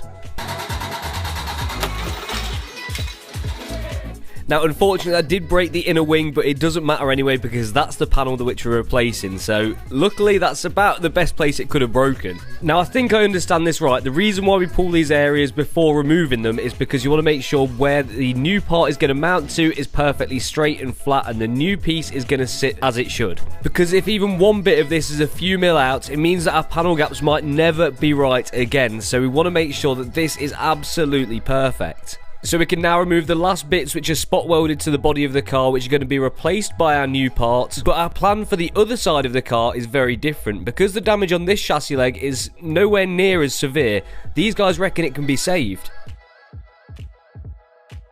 So we can attach the puller back to the jig and strap it around the chassis leg just to tweak it back to where it needs to be. Now the reason why I want to do this now is because when we fit up the new chassis leg on the other side, we need to be able to make sure that our crash bar fits and our subframe fits to know that everything's lined up right. Now the only bit after this that needs doing on this side is on the end. There's a slight crack around the edge of it which does need to be repaired. It's not gone all the way around, but it will need welding up. But because of that crack, we want to be super careful that we don't have a repeat of what happened on the inner wing on the other side that we end up pulling it off. Luckily this time though, we didn't. But now we're getting a bit closer to where we need to be to fit the other side up, so I can start preparing all of the surfaces where we've drilled off spot welds by hitting them with this sanding disc on a grinder to make sure they're all perfectly smooth, so when we do weld to them again, it's nice and clean and there's going to be no issues with welding on there either.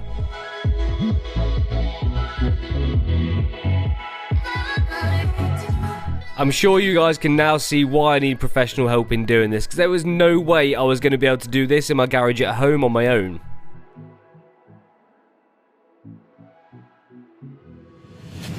Now the next thing that we needed is to get the windscreen out, one because it's broken quite badly, and also it's hiding a few of the spot welds for the inner wing panel which we need to take off in order to offer up the new chassis leg. So now we can drill out the last final spot welds that hold that inner wing panel on, but I did want to take a preventative measure by removing the heads-up display screen to make sure that this doesn't get damaged in any way, shape or form whilst we're installing this new chassis leg or transporting the car. But now, after days and days of drilling and cutting, we can now offer up this new chassis leg which we got from BMW, and it looks a lot better than the old one. I think that's pretty safe to say.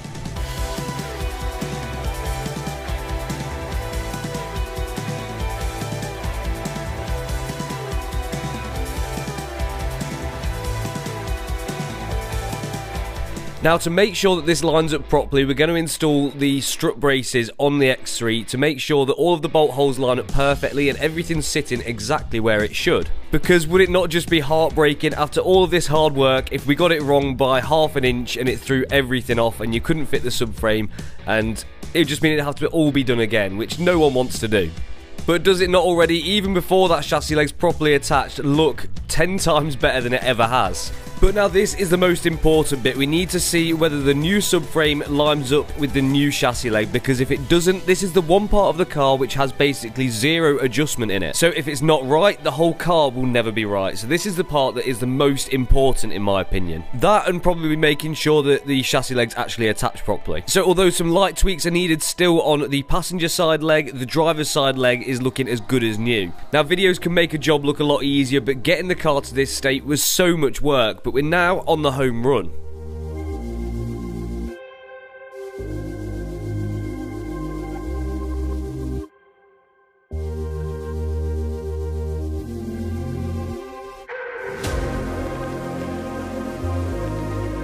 Well, I think it's safe to say that is a step in the right direction. We've got the new chassis leg in place and the subframe mounted up, and well, I'm going to be straight with you. This is so much more work than I thought. I knew it was going to be a lot, but we are now on day number 5 of doing this. Bear in mind, these guys have got other jobs going on. This is not their sole project, but it's a biggie, and this is not something you want to do at home. At least now we are on the right track and we're heading in the right direction to getting this car back on the road and hearing it run for that first time with the engine back in. And I've got a nice surprise for you for when we do. But I don't want to get too excited just yet because there's still so much more work to do on this car.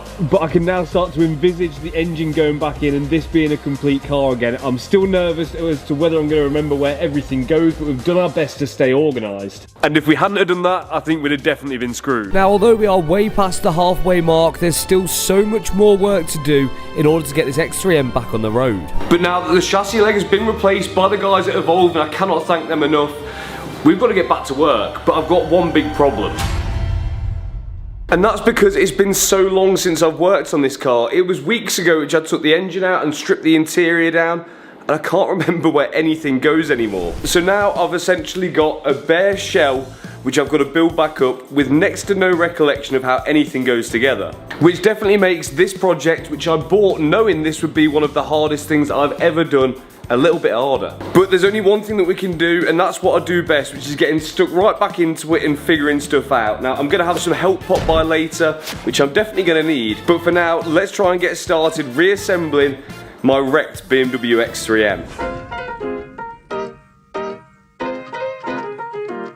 Now, the only saving grace here is that I've actually filmed everything I've done on this car, and I'm gonna try and use that to help jog my memory. But there's so much stuff which doesn't make the cut and so much stuff that gets missed on camera. There's definitely going to be gaps in the information that I've got. But one thing I do know is all of this wiring is for the engine bay, so that doesn't need to be in the interior, so we can get that pushed back through the firewall and back where it belongs. So now that that new chassis leg is in place and looking perfect, we need to get the wiring back in the engine bay so we can plug everything in when it comes to that engine going back in. So once all the wiring is pushed through the firewall, we can now start hooking up some of the other bits. So the first thing to go in is the brake booster, followed by the master cylinder, which is bolted into the booster with 2 bolts on the front. But once that's in, then we can start playing around with the brake lines to get these back into place. But in reality at this point, I'm just getting warmed up and trying to jog my memory and see how much I can remember about this car. Right. Master cylinder in, brake booster in, brake lines are on and clipped in and roughly where they need to be. And I've cleared out some of the interior from some of the bits and bobs that have been left in there. But now this is looking pretty grim, so I think we need to clean this first. And then I think I can put the carpet back in. I can't see a reason why I shouldn't be able to, because I remember that being the last thing that came out. So that's the next job. Because the windscreen was removed at the body shop, that means that there is all sorts of mess inside the car. It's inevitable, but it's nothing that a quick hoover can't sort out and a wipe down. And once all of that's done, I can start plugging in this junction box for some of the interior wiring, and then we can lay in the carpet. To give ourselves the best access, I remove the steering column and also the dash frame as well. Now, if you've been watching the previous videos on this car, you'll remember that this frame is completely twisted from the accident, and it's definitely not going to work in the car in the future, but we've got a solution to that later. But now I think I've buttoned up everything there. We can now put the carpet inside the car.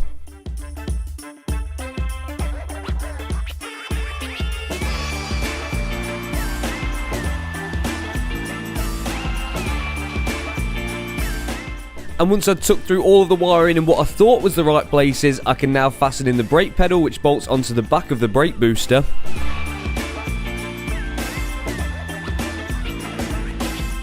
And also the most important pedal out there too, the throttle pedal. That one bolts in just through one bolt through the floor and a clip, and also plugs in through the carpet.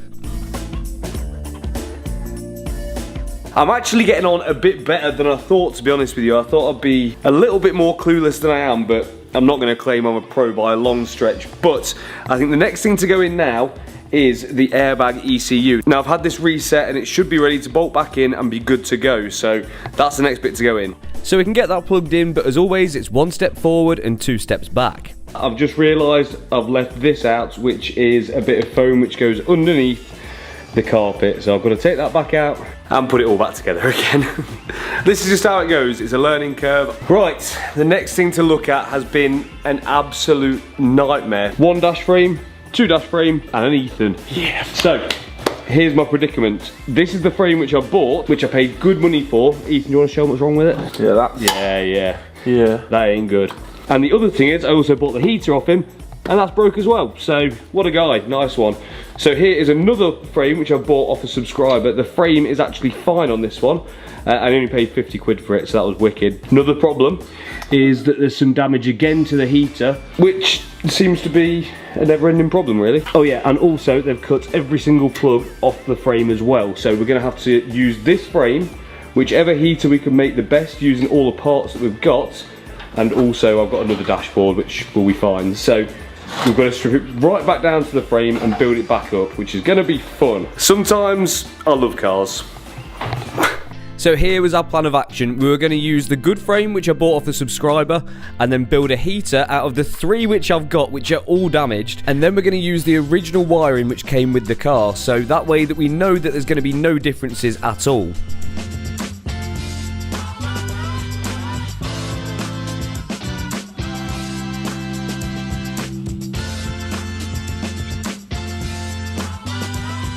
So now we've got the loom mounted on the frame, and now we can mount the heater box up to that.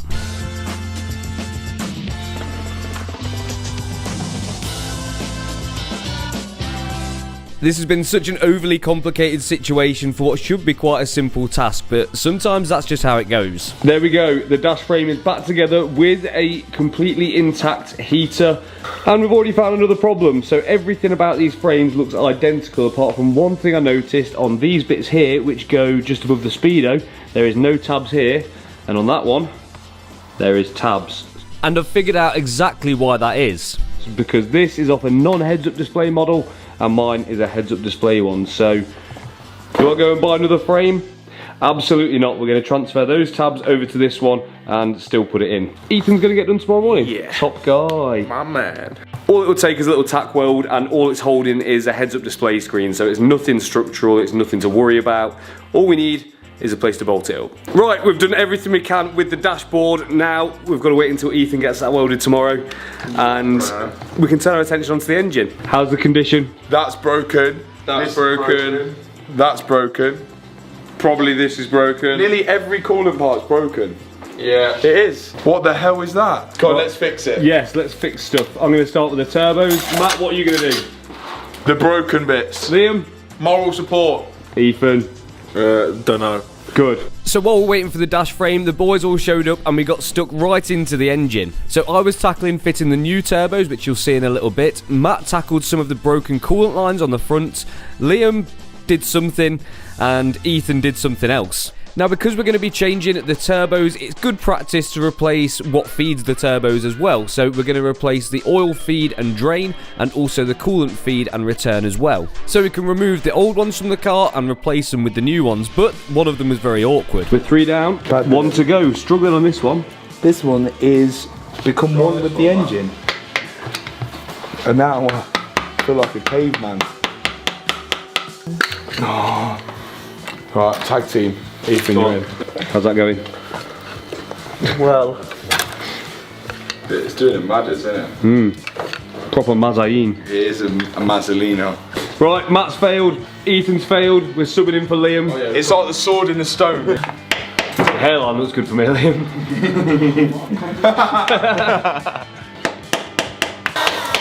We've got everything on it, we've got a heat gun, we've got the hammer, we've got the grips. Oh, it's just there. I've got some corrosion X just here, which not only does it insulate, lubricate, penetrate, it actually protects as well, so let's try some of that. Wow. Oh my god. It's good, isn't it? Wow, and it smells great. God, look at it. I'm glad we replaced that now. Oh my goodness. Wow. Yeah. Why is it like that? Oh my goodness. Oh my goodness. Liam, Yes? show us what's in the box.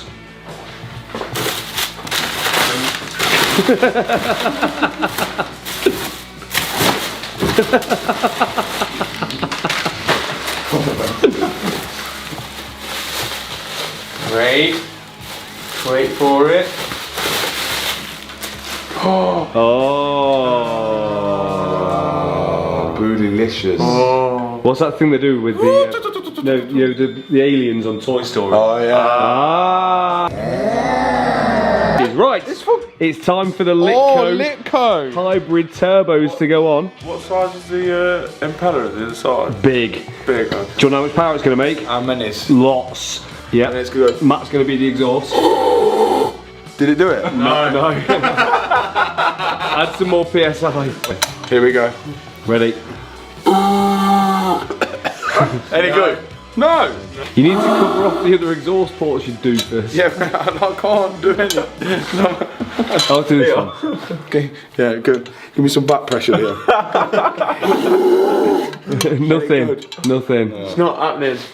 Maybe we should see if the engine can do it. Which in reality was probably a good idea. So the first one to go on is the front turbo, so we can drop that into place and do the bolts up. Are you okay? Yeah.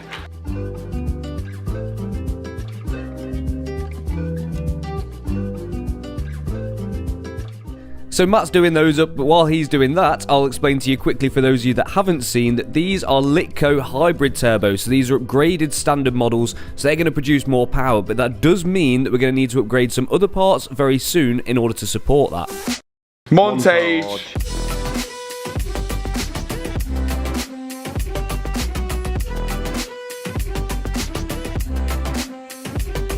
And now the actuators are fitted on both the turbos, we can move on to some other bits, and part of that is going to be finding where all of this mess goes. Ice cream's so good. I did something.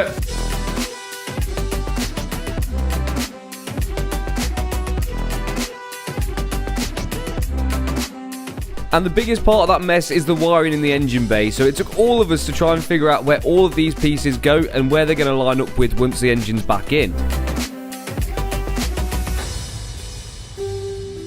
But as you can see, some of us were working harder than others. But it was so good to have the boys around helping out on this car. It's the first time they've seen it, and they definitely saved me a few hours by popping over to help. So massive shout out to all of them. Thanks for your help, Liam. Thanks, Liam. Thanks, Chris. Matt. Nice to see you. Thanks, Jack. You did absolutely nothing. Love you, Ethan. Right, next day, and we are back in the garage working on the X3. And I've got to thank the boys for popping around last night. They really helped out. We've got the wiring kind of roughly where it needs to be in the engine bay. And the engine, we've made a start on getting that back in one piece, ready to go back in the car. But for this video, I really want to make sure I get this interior sorted. So, the dashboard is the next thing to do. And Ethan has come back with the dash frame, which has now had these tabs welded on it from the other one. So, Ethan, the moment of truth. Should we see if it lines up? No. No, okay. Boom. Boom. Nice. Top guy. Succession. Top guy. Shout out to my cousin. Big up Ethan's cousin. Big man Eden. Me and Ethan are happy with the frame. That looks good. And we're happy with the heater that we've built up. This is the one that came out of the car that was damaged already. And everything looks identical. And this is the loom off this frame as well, so everything does plug up. But it has been an absolute nightmare, but we're only going to find out if this is right in one way, and that's just by getting it in, I think. Get it in, lad. Let's get her in. Come on then, mate, let's do it. So we can start laying the dash frame back inside the car. Now this one is a little bit rusty, but I was going to clean it up, but then I realised for how much work that was going to be, you don't even see it anyway. Okay, so the dash frame is in and looking gravy. Now we've got to start trying to reassemble the new dashboard, and we've noticed we're missing a few ducting pipes. So we've got this one to go in. This is why you don't keep your car parts outside, because maybe we should clean that out first before we put it in. That's okay. Lesson learned. Right, let's get that cleaned up and get it put in.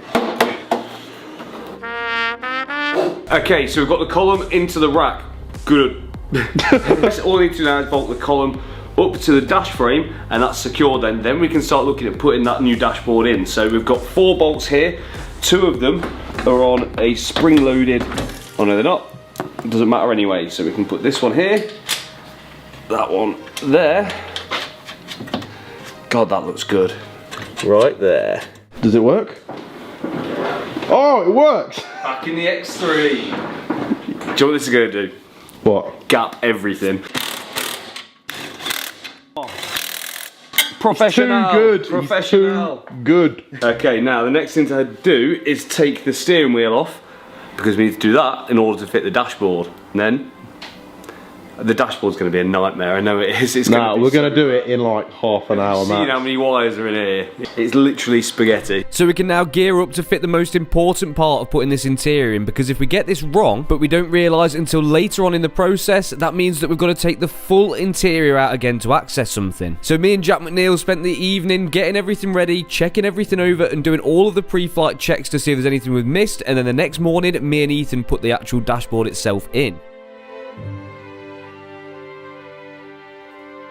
So once we've got it lined up, we started putting in some of the T20 bolts, but we were just praying at this point there's nothing that we'd missed or got in the wrong place. But inevitably there was, but hopefully it was pretty minor. There was a clip missing for one of the bolts to go into underneath the dashboard by the A-pillar. So luckily me and Jack managed to get a new clip squeezed on by using a pair of pliers and a lot of fiddling, and then managed to get the bolt through, but hopefully that was the worst of it.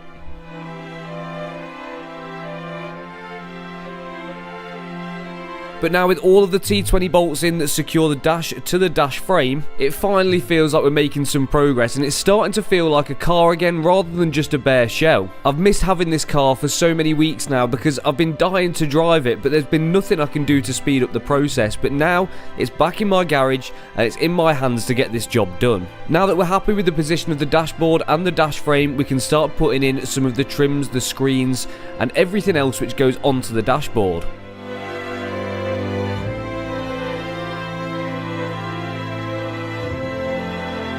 But as I predicted, this was always going to be a nightmare because I could not remember for the life of me what things went where and in what order. So every single time a piece went in, I had to take it out again in order to fit something else that goes in before it. And that's exactly what happened with this dashboard screen. But now the clock spring's in place, we can now put on the cowling that surrounds that, and then also fit the speedo and the vent and the light switch which goes to the right hand side of it. After that, we've got the trim surround for the heads-up display screen. And then the radio and CD player can go in, followed by some of those centre trims.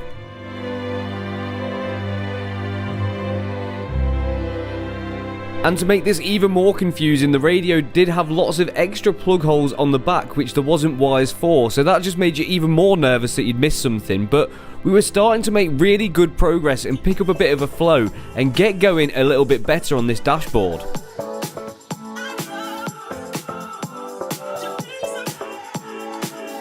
Or at least that's how I felt anyway, until straight away something kicks you straight in the face. When I say this is hard work, I mean, it's no joke. Every single piece, I've got the wiring in the wrong place, and there's some plugs I can't find, and some things that I can't find the plugs for. It's becoming a bit of a nightmare. So I'm trying to get this in, and I've got the plugs for the centre here. I have no idea where this goes, and also I'm missing the plug for the start-stop button. Okay, never mind, I've just found the plug for the start-stop, and also I've just watched myself on YouTube and completely forgot this wire here is for a screen, which I completely forgot the car has, which goes just here. So that answers all of this. Never mind, the flow is restored, so we can now fit up that center screen and plug that in, and then also the center vents and start-stop button trim as well. And now the dashboard is more or less complete. We can put in the center console and try and route all the wiring for that.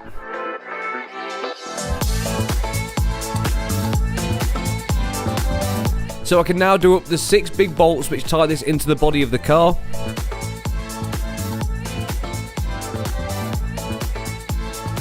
And then plug in and pop in the trim at the back for the heater vents. Now this is actually a new center console which I had to pick up because the old one was damaged by the seats which twisted and had to be replaced. In next is the center cubby and cup holder section, followed by the gear stick and also the surround and trim for everything else. And I was pretty happy I managed to get that in. Yes! Yes! Yes! Yes! Yes! But unfortunately we're still far from done. The next thing to go in is the subwoofer covers on both sides, followed by the glove box. But the further through this job that we get, the easier it's getting, and the parts pile is getting smaller, meaning that everything's going together that little bit easier. Words cannot describe how painful this has been doing this job. Every single piece I put in has got to come out 3 more times before it can go in for the final time, so it's took me like 3 days to do this. It's no joke, but we are finally making some progress now. We've got the dashboard in, we've got the center console in. The only plugs left unplugged are these ones here for the speaker and light on, well, just by the pedals. One here for the knee airbag, and all of that is because we're missing a bit of heater trunk in, so I need to get that, put that in, and then put those bits in, and we'll be good there. Next thing is the seat belt. I've got away quite lucky on this because only one of them is locked out, and I've managed to pick up just one, so we can get that swapped over relatively easily. So we can unbolt the old locked out seatbelt from the car with the 4 bolts which hold it in place, and then replace it with the new one, and then pop the trims back into place. But the whole car is still looking a little bit rough, so it definitely needs a quick clean-up.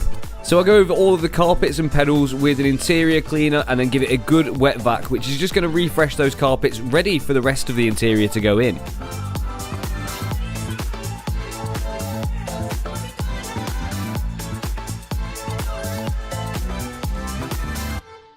Finally, I'm feeling positive about this interior. We've come so far with this, but we're missing one crucial ingredient to this massive concoction of parts. And that is the seats, one of the most important parts of the interior. And that's what's next to go in. If you remember from the earlier videos on this car, the old seats twisted on their frames, so although the airbags didn't go off, they are no longer safe to go back in this car. So I've had to pick up some new ones, but we've got some plans with the old ones which you might see in the future.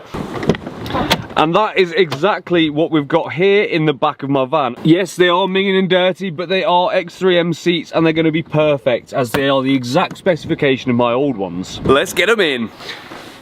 This has been by far one of the most challenging videos I've ever filmed. And I can't remember how this seat goes in. And if you've watched this far into this video, chances are you're enjoying it, so make sure to go down there and subscribe.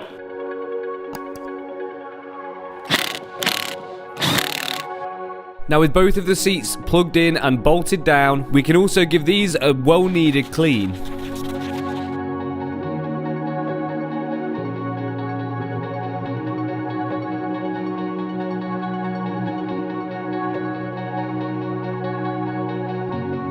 Well, that feels like a massive weight off my shoulders. That's most of the interior back together. And it's come so far from when we got it originally, all the seats being twisted, the dash frame being twisted and nothing quite fitting properly, to where it is now with fresh seats, a new dashboard in and everything lining up exactly as it should. Some of the viewers out there thought this car shouldn't be saved, but it's nice to see that we can get this car finally back in a good condition. I want to try and see if I can get these seats in a more sensible position. Now, obviously I'm not 100% sure we're going to get power to the interior or not with the way that everything is at the front, but it's worth a try. So to make sure that we don't spray fuel everywhere, if it comes on, I have just gone underneath the rear seat and disconnected the fuel pump. So hopefully that means that we're not going to spray everywhere.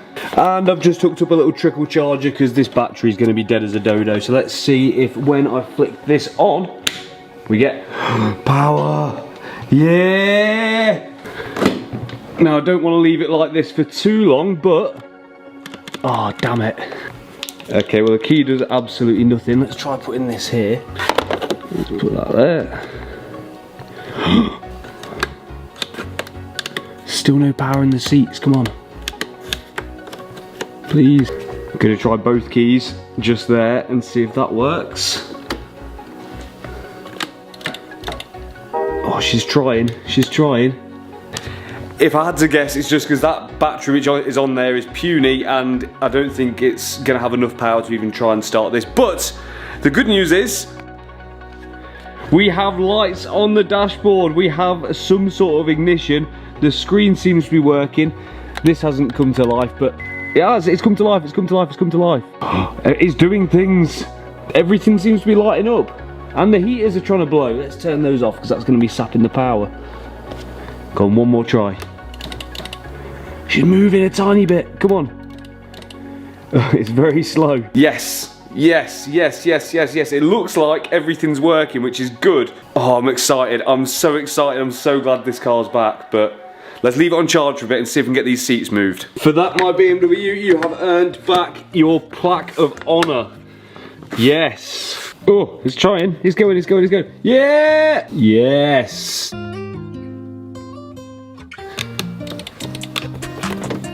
I can get to the first bolt hole. Let's keep going a bit more. Oh, seat's trying to fall over. Let's get a bolt in. I'm not sure what it is, but it's just missing something at this moment in time. It's nice, but that's it. I like things to feel a little bit more special, a little bit more of an occasion when you drive them. And I think we need to go a bit further with this. But that is definitely something that we can sort, and we're going to start with this. This is an item which I got from the guys at Wheel Finesse. We've worked with these guys loads before on steering wheel covers, on the Golf, on the Hyundai, on the TT. But this one is special. This is a carbon fibre wheel, and even better than that, it retains the heated functions, and it's got Alcantara sides with the M stitching to match the seat belts. And I'm in love with it. I couldn't be happier with it. But I want to see it on the car. So we've got to strip down the old wheel, transfer everything over, and then we can see what it's going to look like. So the first modification for the BMW X3M is a carbon fibre steering wheel, and like I said, we need to take everything off the old one in order to transfer it over to the new one, so all of the trims, the buttons, the paddles, everything like that. But now that that's done, how much better does this new steering wheel look than the old one? It looks like a proper performance car steering wheel, and that's exactly what this BMW X3M is going to be. Yes! How good does that look? And now, because I can sit in the car, we can fit it, and it shouldn't take us long at all. So this is going to be the final finishing piece to the puzzle of the X3M interior for this video. So here we go. Oh, that looks so good. God damn. Now, annoyingly, I broke this trim just here. Only super minor, but I'm going to order a replacement because I know that'll bug me because I'll be able to feel it while I'm driving. So that's going to stay off. And I haven't got a proper airbag yet, but we've got a new cover from the guys at Wheel Finesse as well. So for now, we can pretend it has got an airbag, even though it hasn't. But yes, it looks something like that. That looks sick. I've got to thank Wheel Finesse so much for this. It looks mint. Oh, I love it. If you do want to get one of these for yourself, the carbon wheels are specially made to order, so DM them on Instagram. The link's going to be in the description, and there'll also be a discount code down there as well. Or you can still get the stitch-on wheel covers like you've seen on the channel before on their website. So yeah, how mint is that? I can't get over it. It just...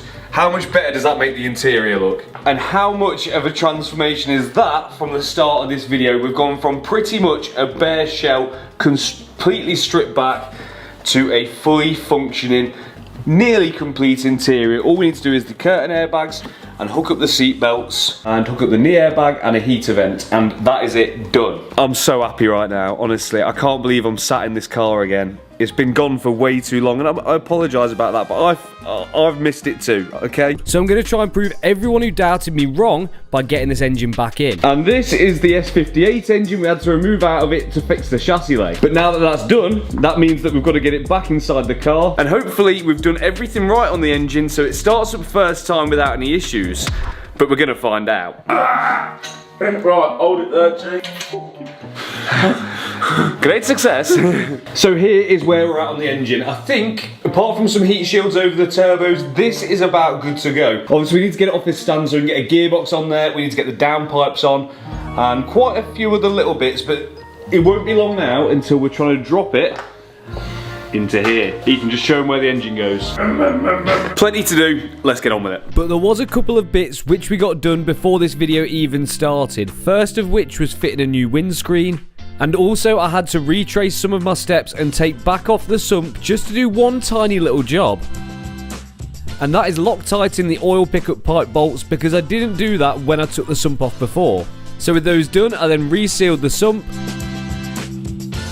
And then I could start fitting up the heat shields for all around the engine bay and the gearbox tunnel. Which, without being able to get the car in the air, was a bit of a tight squeeze. And now it's on to getting the last final bits on the engine to make sure this can go in the car without problems. So we had a turbo actuator to fit firstly. And then it's time to get the engine off the engine stand. So we can hook up the engine crane to the front and rear pickup points on the block.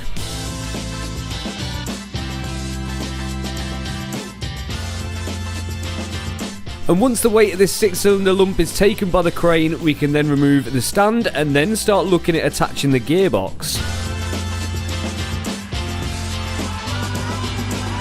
So once that was lined up, we could then send her home and pop a couple of bolts in just to hold it in place. And whilst I'm working on putting the gearbox bolts in, Ethan can tighten up the front prop.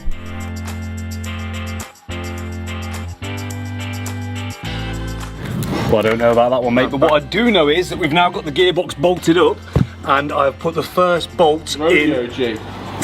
And I've put the first bolt in for the... Do you mind? I've got the first bolt in for the torque converter, so now we need to get 5 more of those in. And then it's on with the starter motor, and then we can do the downpipes. The dirt pipes. The DPs, Ethan likes a DP. Once the first bolt was in for this, it made it a lot easier, so Ethan could turn over the engine by hand while I worked on tightening these torque converter bolts. And with all 6 of those in place, I can now fit up the starter motor. So there's 3 bolts which hold this in, a earth and a power lead. And then there was a couple of pipes which were on back order from BMW, which we've now got, the main one being the coolant feeds for both the turbos. Progress is looking good, isn't it? Boom shakalaka. So we've now got all the heat shields bolted up, we've got some new coolant lines on here. The only thing that we're missing for down this side of the engine, I don't know. it's the downpipes. And let me tell you, we've got something special because the guys at Performance M have sent us out. Where are they gone, Ethan? There they are. Some lovely, lovely downpipes, but not just that. They are, in fact, sports cats. Can you see in there? We do have cats in there. So yeah, we're going to need the extra flow to obviously accommodate for the new hybrid turbos. So now they can go on, and I think that side of the engine is more or less ready. So massive thank you to the guys at Performance M for getting these out. If you need any BMW bits, I'm going to leave their link in the description. But yeah, let's get these bad boys on. So we can now fit up the upgraded downpipes, the sports cats, which as I said are going to help the enhanced performance of this car and help the exhaust flow. So with the Lambers already fitted, we could just attach the V-band clamps around each of them, and that was those done.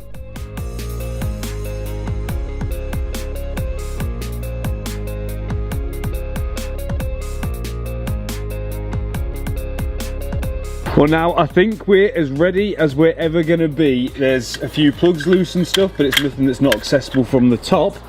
And we just need to get the engine mounts on the engine mount brackets just here. And then we've got to try and lower it in place. My idea is to put a skate underneath to catch the gearbox so that can roll in, and then just get it onto these here and bolt up the engine mounts and then deal with the rest afterwards. So the engine mounts are just held in with one big fat bolt on the side.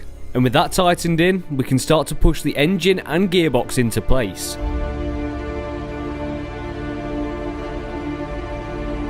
After months of work, it's finally time for this S58 engine to go back to its home inside my BMW X3M.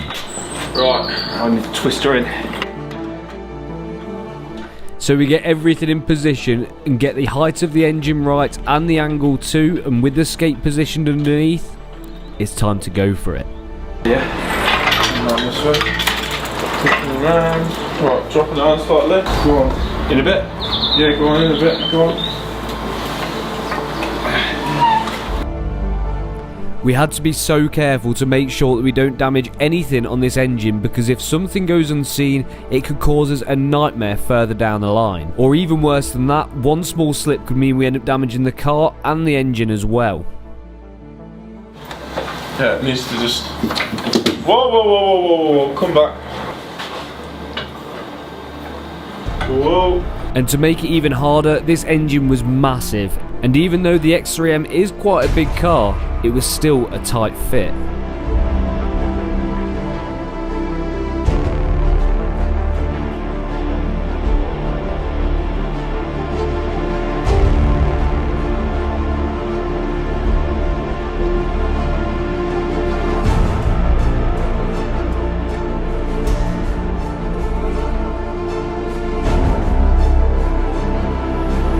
But after a 2-hour-long battle positioning this engine just right, we managed to drop it down onto the mounts and release the engine crane and drop the jack back onto the floor.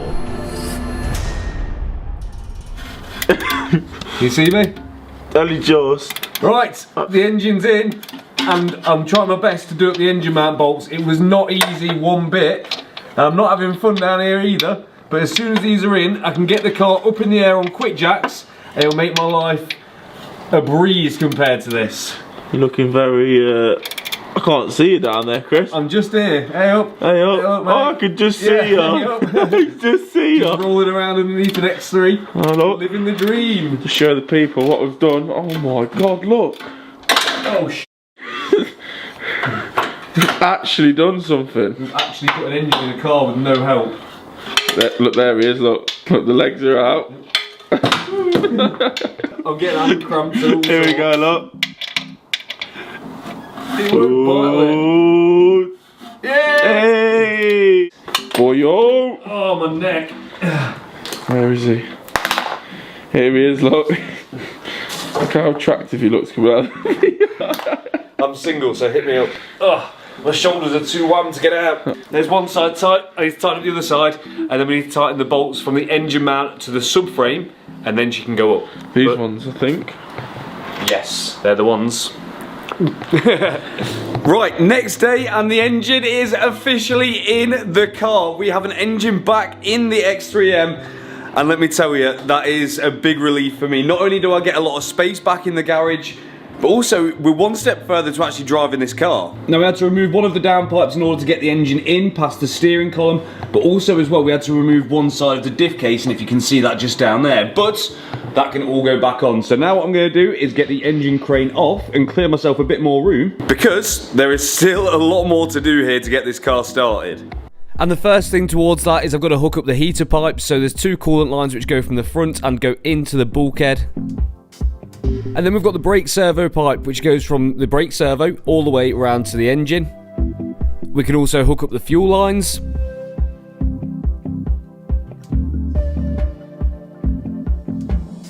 Then we've got all of the power cables which go to this terminal just by the brake servo.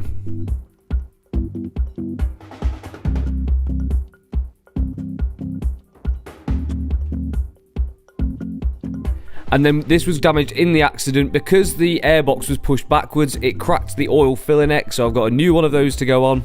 I'm sort of just freestyling my way through this, doing what I can, doing what I can remember, and going through my massive pile of parts over here and just starting to get things on. I think because I've got the fuel on now, that's all connected, I think the ECU goes here, so I think I might tackle that next. So we can put in this trim which supports the ECU bracket.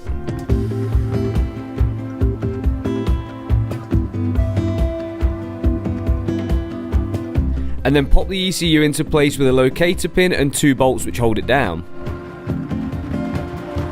And then there's just a whole load of plugs which come from the engine directly to the ECU, which only really go in one place, so it's just finding exactly where they fit and also where they clip to, so it's all nice and neat.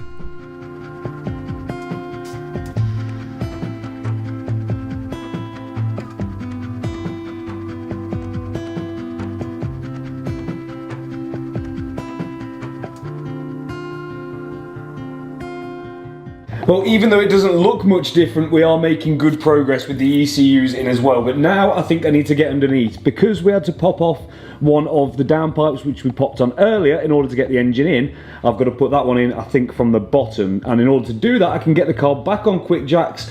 Because it's got the weight in the front, that means that it won't teeter, the weight distribution will be right. So I can get the quick jacks back under now. Then we can get the car up in the air. And we can start messing around under there because there's quite a lot to do underneath too. Now just quickly, just to let some of you guys know, these are safe. They're rated up to 2,268 kilograms and this weighs just over 2 tons, so we're well in there. And it's not just hydraulically operated. Once it's used hydraulics to lift the car up, it then locks in place with these bars here. So it's locked in and is not going to fall. I know some of you guys are concerned for my safety. These are safe.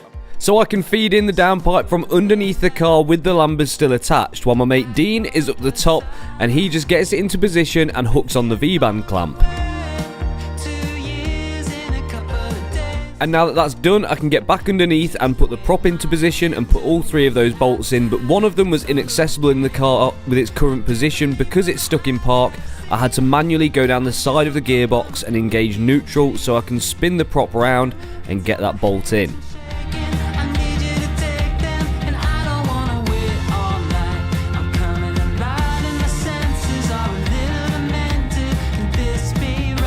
And now it's time to put the front drive shafts in, so in order to be able to get enough movement on the hub, in order to do that, I've got to take off all of the arms as well as the track rod.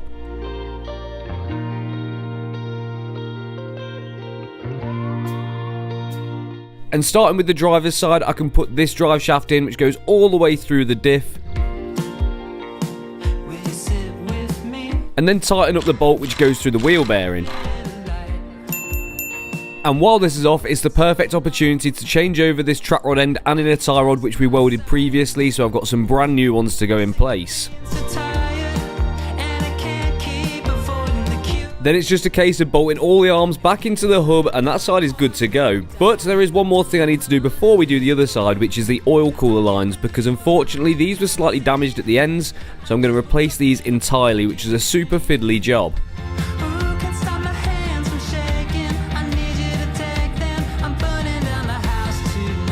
Then we've got all the heat shields to go underneath, including the ones which cover the prop. And now I can tackle the drive shaft on the other side, as well as that other inner tie rod and track rod end too.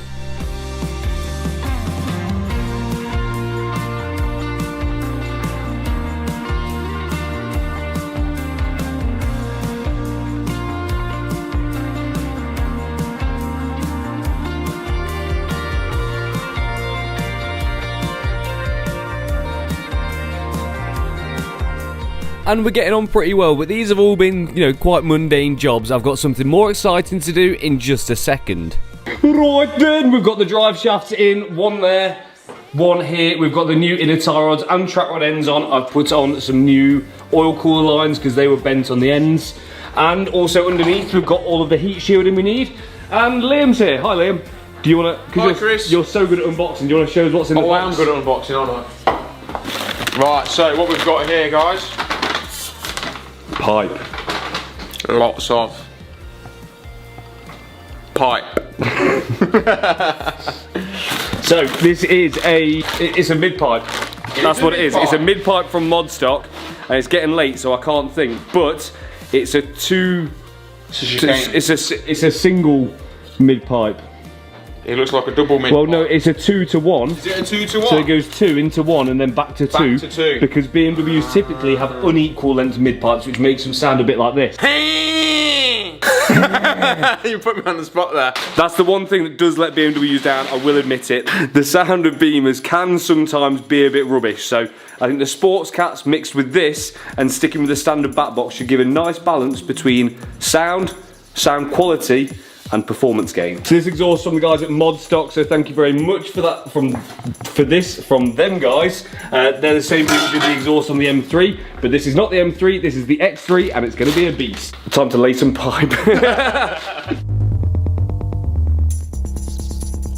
Oh, that's some dump valve. It is in there. So we can get the new mid-pipe laid under the car and start bolting that up to the downpipes. This stainless section deletes the OPF, so opens up a bit more flow and noise out the exhaust. So whilst I connect up the downpipe brace, Liam pushes up the new mid section so I can get that bolted onto those new Sports Cats. Now, because we're still using the back section of the exhaust, the original one, we've got to make a slight modification to allow the new mid-pipe to bolt up. So with a little bit took off there, that should fit perfectly. You'd think that's been done with a chop saw, Chris. Nice cut there, Liam. That clean. That is a clean like cut. A chop saw clean. So with the new 2 to 1 mid-pipe bolted into the Cats and also one of the hangers bolted up to the car, we can start positioning the back box section.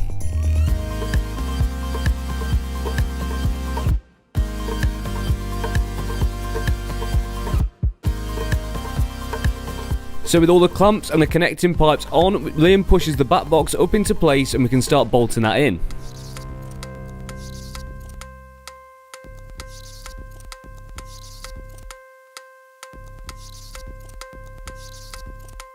And then I can plug in the exhaust valves on both sides. And with the last clamp bolted up, the new mid-pipe and the full exhaust system are now on the car. And it's looking saucy.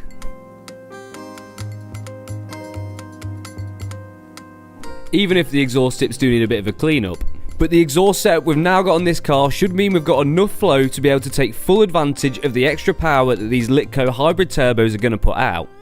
Mod Stock exhaust now fitted on the X3M. And me and Liam are ready to call it a night. But first, take a look. There we go. Damn. Don't mind these. Yeah. They can't go next to each other. They should have gone on the outside, really. They should have gone on We're the not outside, taking them off now to change that, so it is what it is. Yeah. But I can't remember what they call it. It's like a single mid-pipe or something. And what it is, look at the girth on that. now you can see it better than us. Now you can see me and Liam. But we can't hear how it's going to sound because we've still not got everything plumbed up for the engine, and I've got loads of stuff in my eye.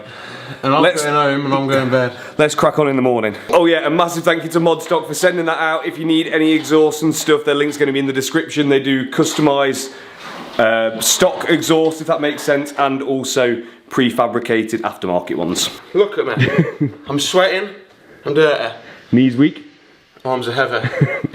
Next day, and it's time to get the car back down on the floor because there's still plenty more to do. The engine is looking a lot better, but it's still not there. So the next job to do is fit up the bracket which holds the aircon little radiator thing, and then once that's on, I can drop that AC unit into place. Followed by a new oil filter, ready for some fresh oil to go in it before we start the car. But we want to make sure the oil doesn't just spill all over the floor, so we want to make sure the car is oil tight. So I've got to bridge the oil cooler lines again, because obviously I'm going to have to take the oil cooler off in order to fit the rad pack and everything, so this will do for now.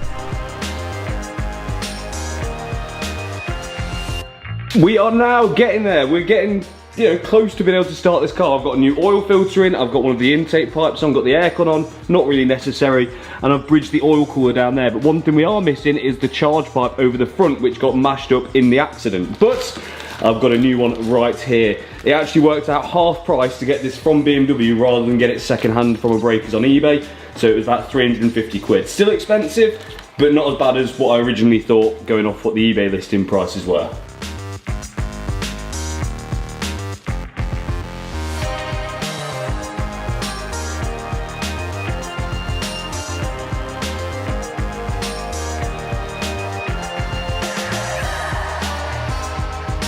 I think I've got everything plugged in which I need to have plugged in. There is still some more bits which I need to order in, but there should be enough on here now to start this car, but there is no fluids inside it, so that's what I need to do next. I'm going to start with the engine oil. I also then need to do the front diff and then follow that with the transmission, which means being back underneath the car, and I'm going to go right to the front all the way and find the fill hole, which is going to be somewhere in that mess there.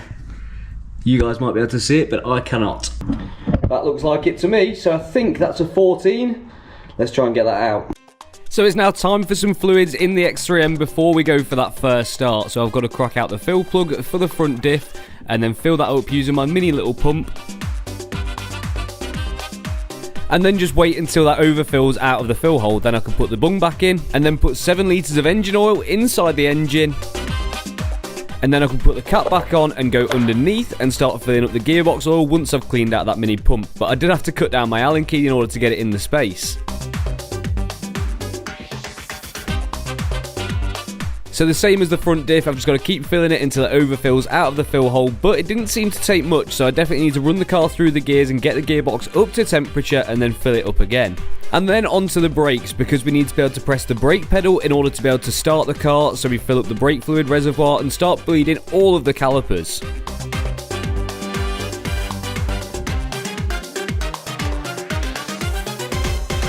Well, we're as close as we're ever going to be. I've done everything I think I can now. Before I just can't put it off anymore. I've got to try and start this car, but I cannot start it with the battery that's in it. We've got a puny little thing which isn't right for the car, which was in it when I bought it for some reason. I've gone and picked up a brand new one from BMW here. Let's get that on and let's just do this. So in goes the new genuine battery, and also this will need coding to the car, but I can bolt that into place. But I can't help but feel that all of the hard work that I've put into this car up to this point, if I can get this car started, will all have been worth it. If not, I'm in a massive financial hole. But we've already come so far, taking this from a completely wrecked example to already now having the engine removed and replacing these broken chassis parts and getting the engine back in. But it's been a great journey already. I've made memories with some of my best friends along the way, and regardless of what happens next, as far as we've got is still a huge achievement on its own. But now we've got all of the fluids inside the car, the only thing to do is disconnect all of the coil packs to make sure that we can crank the car and get some oil pressure before we start it, and just keep our fingers crossed that everything that we've done up to this point is right. Right, I think I've done everything I can. We've only got one thing left to try now, and that's prime this engine and try and start it. I've hooked up the fuel, I've filled up the fluids, I've connected all the connectors I can connect. There is nothing more I can do. Let's turn the ignition on.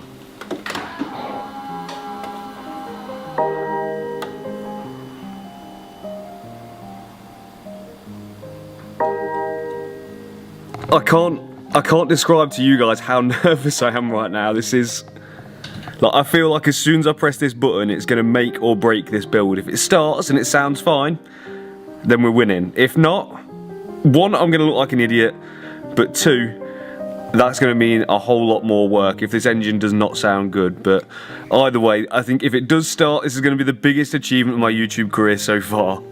Okay, here we go. It should just crank for now because we've got all the coil packs disconnected, but here we go. Okay, it's not started. Put those there. Okay, take two. 3, 2, 1. Still got a key fault. I can't get them much closer to where they need to be. Let's go again.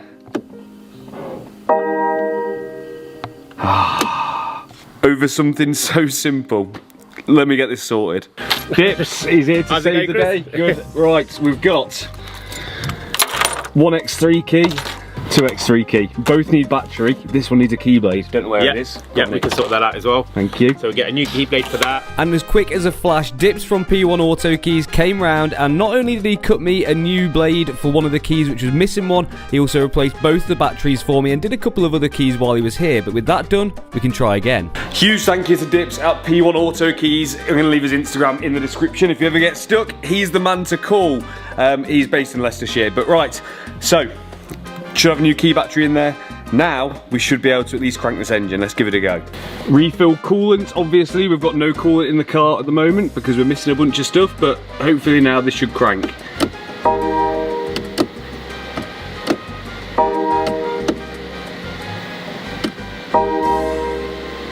It's not having it.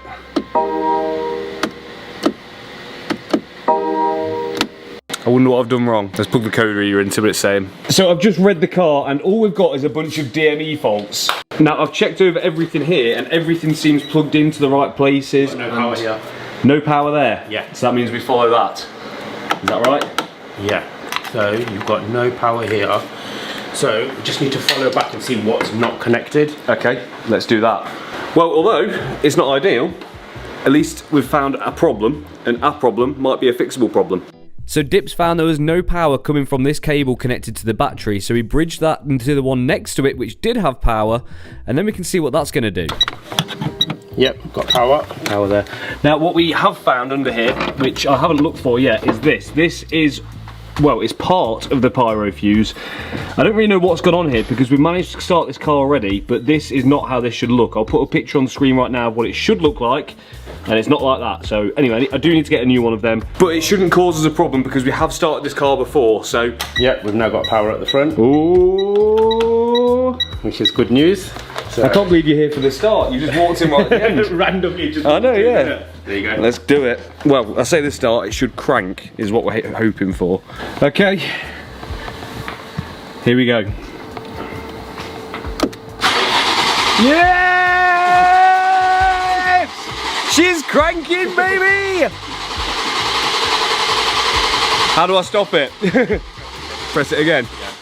Nice. Oh, that's scary. Whew. Okay, I want to go again.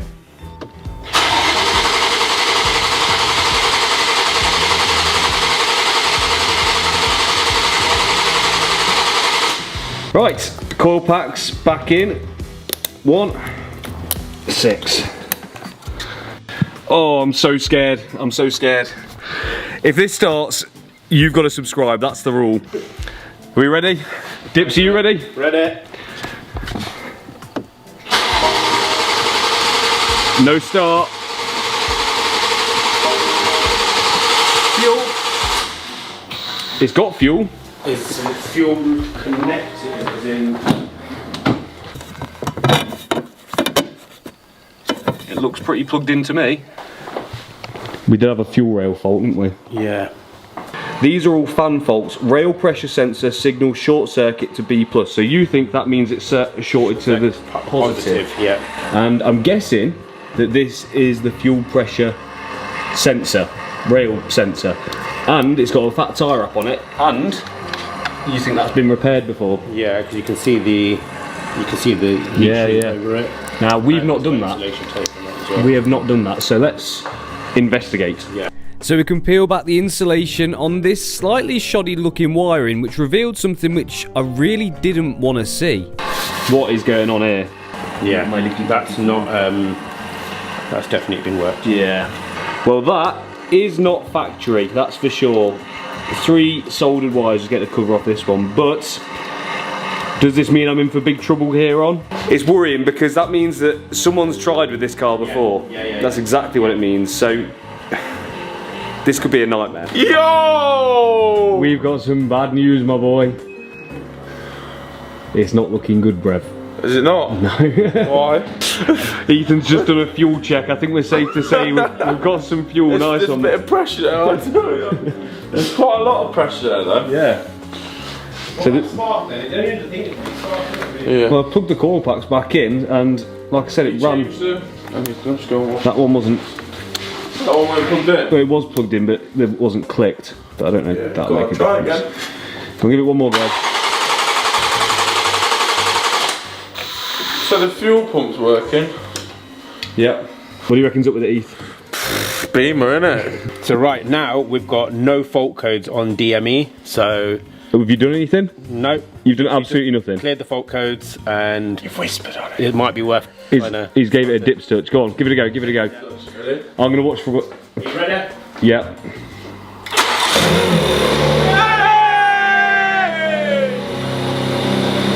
Let's go! Well, I'd love to tell you what the fault was, but I have no idea. All we did is unplug a coil pack and mess around with a few of the ECU plugs, so it was probably one of them. Turn it off. Oh. Praise the Lord. But now at least the engine starts and the car can move forwards and backwards under its own steam, but there's still a massive list of problems which we need to fix. We've got loads of damaged wiring. We've got absolutely zero cooling system. We're missing the entire front end and a door. And how strange is this one? It starts without you even having to press the brake pedal. And that's one I just don't know the answer to. So there's still a whole lot more to go back on this engine in order to get it running right so we can actually drive the car properly. So I've been down to BMW and spent a whole mortgage on just about everything I think I'm going to need to get this car back into one piece. So we've got new fans, we've got new radiators, we've got new coolant pipes, we've got new intake pipes, we've got a lot of stuff here. But the problem is this, the point that we're at now with the car is pretty much where I got it. Everything past this point when I got this car was ruined, so I have no idea where any of that stuff goes. So it is at this point like piecing together a jigsaw without having any clues. And that's why I've brought in the big guns. Hello. Dean is here from Save and Salvage. I'm sure you guys know his YouTube channel. If not, it's going to be down below. But we're going to work together to try and get at least most of this cooling system and the majority of the structural stuff on the front end back together in this video. So Dean, what's your first opinions on the car? Bit of a puzzle. There's a lot of wires absolutely everywhere. And yeah, I guess we've got to now sit here, spend a couple of hours working out where everything goes. Might need a couple of copies, I reckon. It is just going to be a case of unpackaging everything and just figuring out what we've got, I guess, because we're still going to be missing bits, it's a fact. Have you got any wiring diagrams? Absolutely not. It'll be fun, but we'll get there. We'll figure it out, we'll figure it out. Well, let's get this stuff out first, I think. So the first step is unboxing all of the new parts which we've got from BMW. I've tried to order every single piece from in front of the engine as best as I can. And the first piece of that massive haul of parts which we've got to go on is the crash bar. So we can tap this into the chassis legs, then pop the bolts in, and then start going through the rest of that pile and slowly working through the pieces which we can get on the car.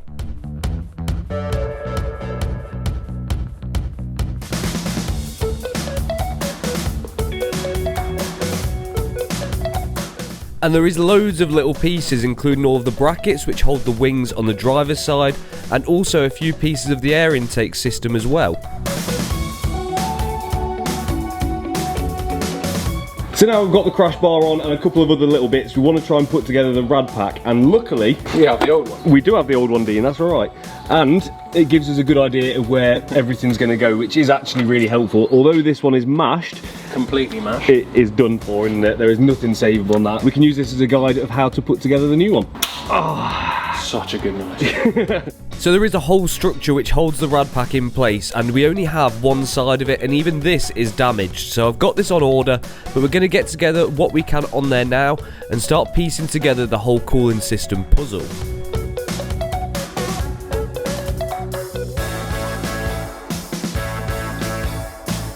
So now we can remove the original transmission cooler off the car because we've got a new one ready to go on, but unfortunately we're missing too many parts from the rad pack in order to be able to fit it to the car, so we're going to have to revisit it later. Right, so we've got about as far as we can get here. It turns out I'm missing a few more parts than we thought, but I think we've just about figured out the jigsaw puzzle. Yeah, I think that's going to be the main thing for the moment, because there's so many different parts to the front end of these. It's just about working out what we're missing, and that is the main thing. But I think we have pretty much worked out. I think so, yeah. So we've got this on this side here. which even though some of it is bent, we know roughly where everything goes now. So we're gonna have to order this, we're gonna have to order all this stuff here, which then holds the rad pack in place, then that can all be built up and then build up all the structure around it. Yeah, so we found the brackets for the oil cooler as well that sit on the bottom. We found it for this side. We've also found the clips for the transmission cooler as well that are going to go around the front. So we're pretty much there with everything that needs to go on the front end.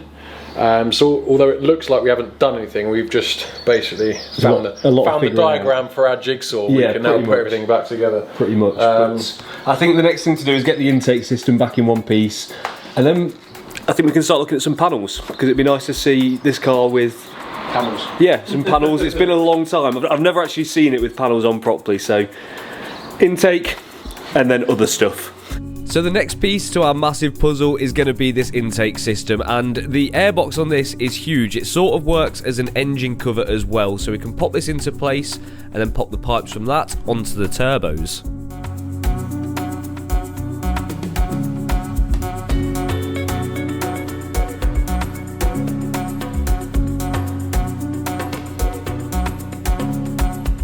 And even though this is a new to me airbox, the original one got damaged in the crash, it's still second hand, so it definitely needs a clean up, and it's the main focus point of the engine bay, so I wanted to make sure this looked tip top and gave it a quick ceramic coating as well.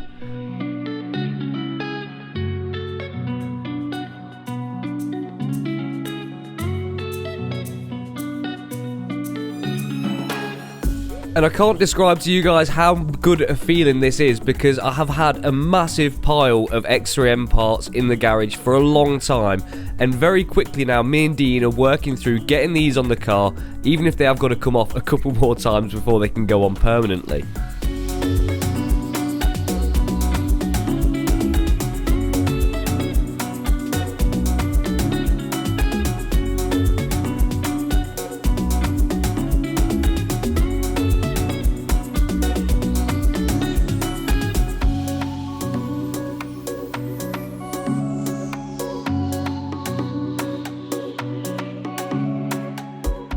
Airbox is on, strut braces are on, whatever this is on. Other stuff is on, we've got the scuttle on and also the bonnet hinges, but we can't put the bonnet on just yet because there is a safety feature which we need to reinstall, and that is, what are they called on these actually? I know it's called BDS on Jaguars. I have no clue. Gas strut bonnet, pedestrian protection. It fires a pin in the hinge of the bonnet which pushes the back of it up and takes away a bit of a blow, is that right? Yeah, just a direct impact, so it kind of ushers them up over the car, I think is the idea. And if we don't change this, we'll have a airbag warning light forever on the dashboard, which is not what we want. So, this is what you get. A massive box. A massive box. Sort of like mums. We can attach this to the hinges and get rid of the warning for that.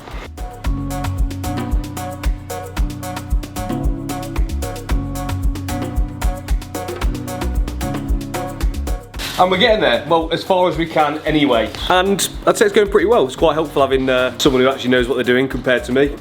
So the next thing which we're gonna do, for no reason in particular, just to feel like we've done something, is the bonnet. And I have sorted this out. I've got a brand new one. Let me show you. Just here in the back of the van, and we've already had it painted, but it does mean they're gonna have to have the rest of the car blended at a later date. But that'll do for now. So it's time for the first panel to go back on the X3M since I bought it. Which really is a monumental moment. It feels like a turning point for this car, that it's now at a point where we can start piecing together some of the final pieces of the exterior, even if there is a lot more work to do. One times bonnet on, and yes, it needs a little bit of a lining, but on the whole, it's definitely gonna need a bit of a lining anyway. There's been a lot of work done to this front end, so it's gonna take a while, but it looks good. Paint job actually looks really good, if you guys can see that. So shout out to Callum, my mate, top painter. Very good, very nice. And while we've still got Dean here for another set of hands, because he's gonna have to shoot off soon, unfortunately, but there is one more gaping hole to fill, and it's not in him.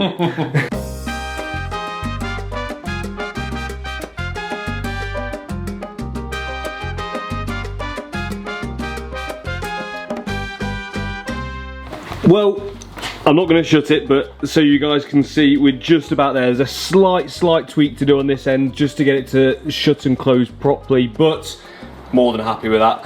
And for now, that's going to just be over and out for Dean. It's been emotional, mate. It's been nice spending Valentine's Day with you. No worries, no worries. Thank you for inviting me over. My pleasure, my pleasure. If you don't follow Dean already, his channel is going to be in the description. Save and Salvage basically does this stuff, but better than me, so... You're Pleasure seeing you, you're man. too kind, you're too kind. Say bye to Dean, everyone. Bye.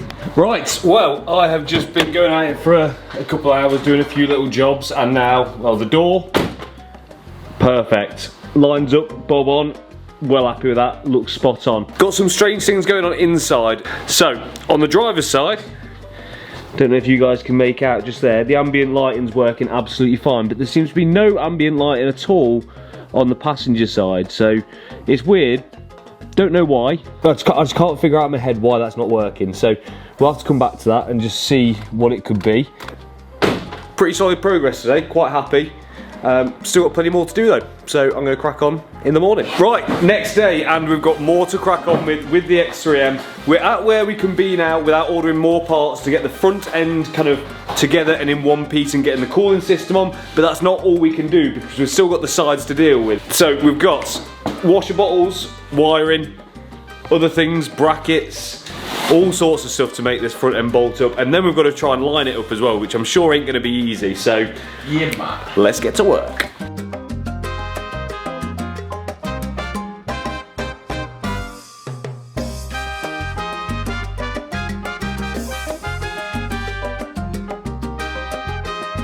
Washer check. Wow, winning! What's next? So me and Ethan are going to crack on with the front end bits, ain't that right? Yeah. But we've also got some electrical gremlins to look at on this car, and I could either go through it, take ages to do it, and you lot probably wouldn't like watching me do it, or we could get your favourite, Dips, in to do the job. Everyone loves Dips, you need your own TV show. But yeah, we've got a multitude of problems which seem very strange. What sort of issues? Okay, so the door electrics all work. Yeah. Ambient lighting, just on the passenger side, don't work. Okay. Which is weird. Starts without pressing the brake pedal, which is weird. Okay. There's some more, we'll remember them in a minute. So we'll see what Dips can find. So myself and Ethan cracked on with some of those bits on the engine and the front end while Dips got on the interior. But there was also some wiring repairs to do as well. We had to inspect and re-insulate all of the wiring on the driver's side to make sure it was free from damage. And a crucial part of that is going to be the wings, so we set about bolting the new wings onto the new brackets, and it was looking a hell of a lot better.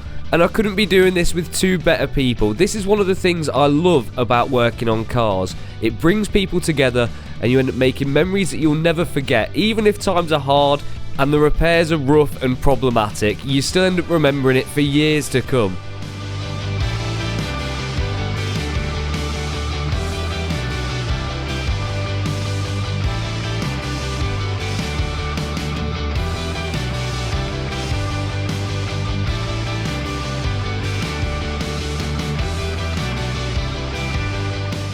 So we've got the first wing on and also second wing on as well. So we've got the driver's side and the passenger side on. Door gap here looks pretty mint. Not sure on these here. I feel like me and Ethan, let's say hi Ethan. We reckon that both of these, they're not the best gap from factory, we think. So we're going to try and have a look at another X3M to try and compare. The bonnet gap is going to need some tweaking, going to need to do some work there. But all in all, panel gaps, not horrendous. They always need tweaking when they've been off, but I think we're on the right track. My chain. I like your t-shirt, by the way. Oh yeah. Yeah, it gives a spin. Let's. Oh, that's fine. Stone washed. Like it. Yeah, fits well. Yeah, well, gives a spin. Oh, nice.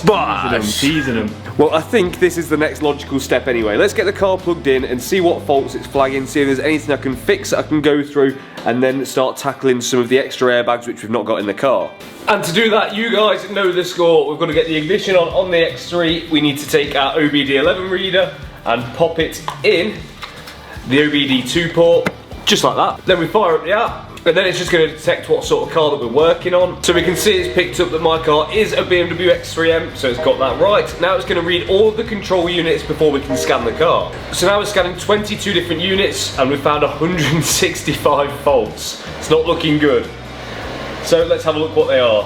Well, we've got loads in the stability control section. We've got a bunch in the airbags. We have a lot going on here. That's a little bit worrying, but it is at least a list of things which I need to fix. So what I'm going to try and do now is clear and reset all those fault codes, because some of those might have been stored from previously, and that's easy to do. Clear all. And we're down to 25 faults, which is a little bit better, but bear in mind I haven't started the car yet, so we could get some more. But OBD11 can do so much more than that. And that's because it's got a bunch of one-touch applications that you can apply to your vehicle to customise it to your preference. And I think there's going to be some cool ones for this car. We've got navigation in the heads-up display. We've got the acoustic lock confirmation, which I'll turn on now.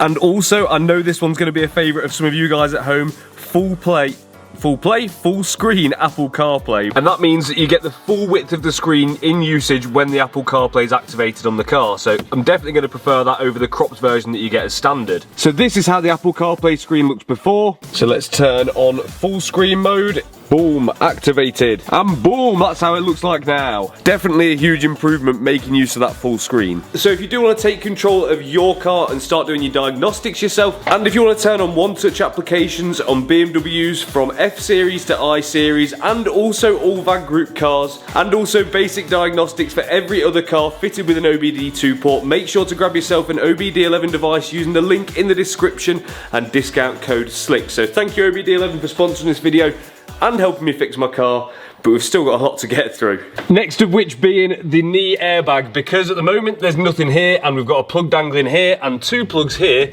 which need to go in, which could be causing us some of the problems, so it'd be good to get those in. So first thing, knee airbag, nice and easy. So we can get that plugged in to the dash loom and then bolted into that dash frame.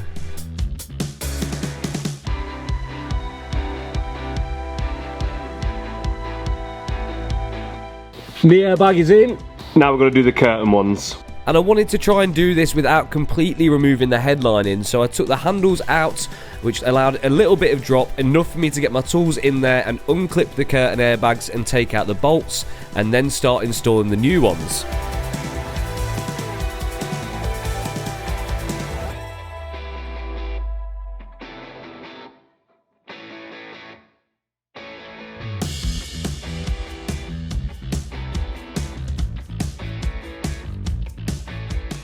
Right, I've done the driver's side, but on the passenger side, I've just found something which looks a little bit disgusting, and if it's what I think it is, well, hopefully there's not more damage. Is this looking like some sort of mouse or rat's nest or something like that?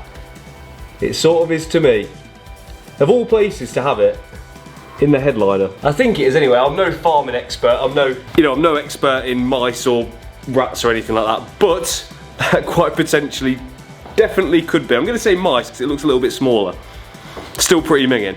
Well, I've hoovered out what I think is a mouse nest, and it's one thing just cleaning up the mess, but the other thing that we need to make sure is that they don't come back, and I think I've got it figured. I'm going to hand them their eviction notice, so hopefully they don't come back. If they do and they see this, they'll probably leg it again because they owe me money. There you go. Problem solved. So with the new curtain airbags installed and our little furry friends dealt with, the headlining can go back on and the interior really is coming together now. Right, most of the interior is back in now, most of the headliner's up, and we've even got our new sun visor on here without the broken glass, which is good, but we've got to replace the A-pillar trims because the ones in the crash, I don't know if you can see this actually on this, I think you can catch it on the edge there. Anyway, they're slightly burnt. Now I could have retrimmed these, it probably wouldn't have cost much to do, but they were £25 each new, so that's what I did. Nice, right? Yeah. You don't care. So with the new A-pillar trims now going on, marking almost every airbag apart from the steering wheel one on the interior, we've luckily now had some more parts from BMW, meaning we can crack on with the rad pack. Meaning that we can now install the fan, both of the mounts, all of the exterior trims that go around it, and also the new transmission cooler.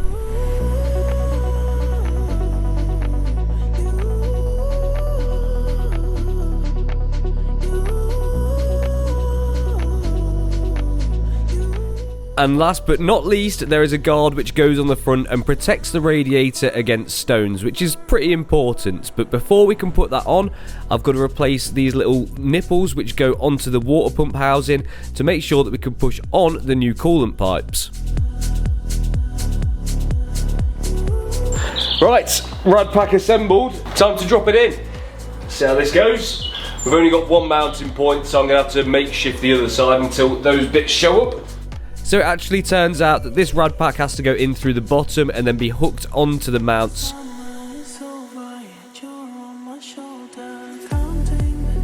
And with that in place, now we can start looking at some of the other bits which are quite vital to running this engine up to temperature.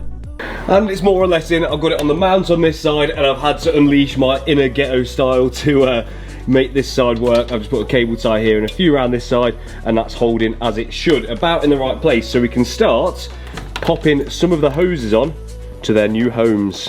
Now, I've tried to get every single water pipe new on this car because the last thing I want to do is be chasing pinhole leaks in each of the coolant pipes from damage that might have been caused in the accident. So, although it's an expensive thing to do, it's just an insurance thing to make sure that I don't have to revisit this at a later date.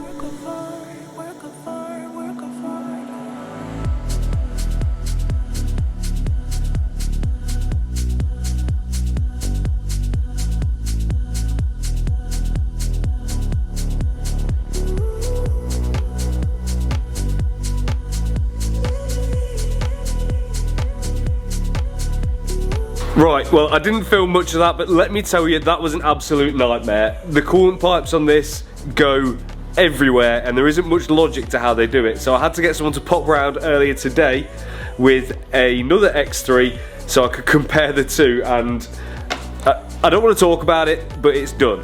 This is the only pipe here which it turns out we didn't have, so we've had to do a little bodge for now, but I'll get that ordered from BMW and get it changed at the nearest convenience. But for now, although it's held in with cable ties, not really held on at all, it's on. All the coolant pipes are on. I think we're clear of the belts. I think we're gravy. So the only thing left to do is fill it up with coolant and see how many places it's going to leak out of, because I'm sure it's not going to be perfect first time round. Now, I'm only going to throw in a splash of the good stuff and then the rest water, because it's all going to get drained out again very quickly. We just want to make sure there's no leaks in it. That's the aim of this. I can hear a leak. And it's a pretty big one. What's going on here then? What we got? Well, that's pretty easily fixed. Completely missed this hose here. Nice work, Christoph. Now that pipe's actually on, we should do a bit better.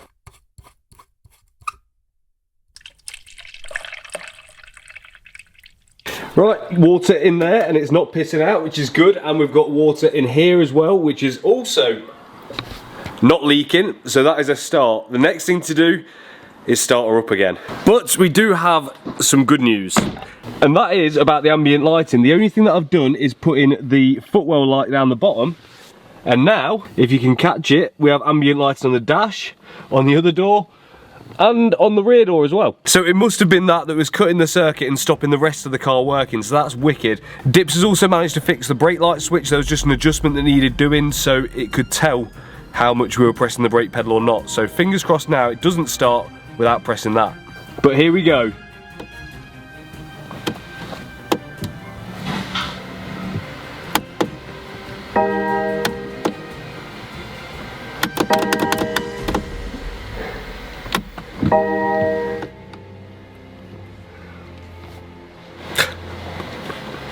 This car, honestly, is going to end me. I really am just scratching my head now.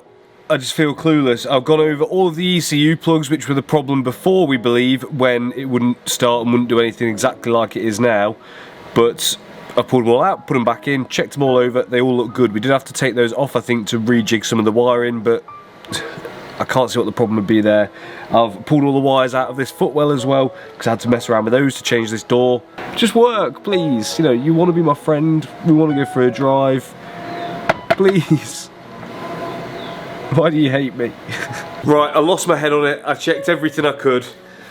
And I had to invite round my guardian angel. And you reckon you may have found something already? I don't know yet. So one of the powers was loose. Right. So I'm just going to check that now. I've just tightened it up and we'll give that a test and see what that's doing. I swear, if it's that. If it's that. Well, ignition's going off as it should be now. Okay. That's one good sign. No, still not going to start. Okay, we can run through the rest of it then. Here we go again. Right, the magician has just found, again, we've got no power at these 2 points here. Which I can only put down to me and Dean earlier in this video. We were messing around back here trying to find out what was going on with this pyro fuse and how that actually works. So we've probably messed something up in there. So, I don't know what to call you. I don't know whether to call you the guardian angel or the magician. It's one or the other. But you can just call me, that's fine. Yeah, okay. Call you Dips. We're going to see what's going on inside. There's got to be something. Yeah. We'll get it opened. We'll get it out, get it opened up, and then see what's going on inside. Then we'll figure it. Yeah. I know you've got this, Dips. Nothing that can't be fixed. You're the man. Everyone loves you as well. And I love everyone. Including me. I'm in love with you. So Dips goes about removing the module next to the battery, which we believe contains the pyro fuse, which we know there's something not quite right with. So, as you can see, that was moving around even when it was all connected up. Yeah. So when I've opened it up, we can see that it's completely come apart, and that's basically the pyro fuse. Now what happens is you've got this side here, which basically goes to that side there, which goes to the main power in from the battery, and then these are the outputs. One goes to the front of the car, and then the second one goes to the BDC module. Right. So hence why the vehicle wasn't starting, hence why you're having all the electricals going on and off, and ignition wouldn't turn off as well. So what can we do to temporarily fix that? Temporarily, what we can do is we can run them to here. Okay. Yeah, so it's bypassing that completely. Right. And then once you get this, I don't know if you can get this as a separate unit. You might have to buy the whole thing. Right, okay. I don't know. I'll find it, don't you? Yeah, I was gonna say, I'm sure you will. So what we can do is we can run it to this right now directly. So that means the BDC module will get power and the front of the car will get power. So why was it working before and now not working? Because it was arcing. It was basically, okay. so because it was sitting like that, it was making contact, but it wasn't making proper contact. Yeah. Let's see if we can finally start this car again. I've had enough of these electrical issues, so hopefully that's the end of it now. I knew that pyro fuse needed changing, but because it had worked, I was hoping that I could get away with it for a bit longer. Right, pyro fuse bridge. I'm going to order a new one because I'm fed up of faffing around with this. Are you feeling hopeful, Dips? Yeah, 100%. I love how optimistic you are. Right, take it away. Yeah. I don't know what I just did, but I'm happy. Oh, thank God for that. Right, let's check for coolant leaks. Well, it's looking pretty good. There is no water leaks. But unfortunately, we do have... No! An oil leak. I don't know where that's coming from. Which makes this car one of the most stressful cars I've ever had to rebuild. But although it's been hard work, we are now making good progress. But we are still a long way from done on this car. So with a lot of the front end still left to assemble, some more work to do on the interior and some body panels as well. Where do we start? well, I'm going to start right about here. That's because this is where the pyro fuse is contained. And it's been causing me nothing but problems. So I can start to remove that from the car. So here's the old one removed, and we can see in here, this is the broken pyro fuse. So these two should be connected, meaning that a current can pass between them. The reason why I've had some intermittent issues is because they were bridging, because they were touching ever so slightly. And here is the new one. You can see the pyro fuse is already contained, hiding all of that. All we've got to do is just bolt in the new one. And only coming in at just over £100 for this whole thing. Not too bad. Okay, new pyro fuse in, and that should be good as gold. But I'm going to check it to make sure, because the last thing I want is to be chasing a reason why the engine doesn't start at the end of this video. Nice. So now we've got a bunch of stuff at the front of the car which needs sorting out, and rather annoyingly I've forgotten one thing, which is to install the anti-roll bar. Rookie error really, but I'm going to see how much stuff I've got to take off to get that in place. I'm hoping it's just the rad pack, because we've got to do some stuff around here anyway. But first I thought I'd try it just from the wheel arch, and that didn't work, so then I had to remove the entire rad pack in order to be able to fit the anti-roll bar, but there's plenty of work to do around this area anyway, so I'm not too bothered about that.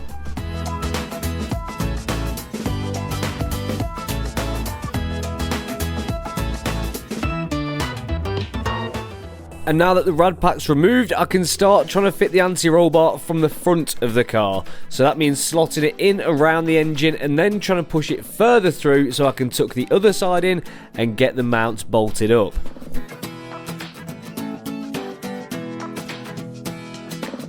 Which worked much better.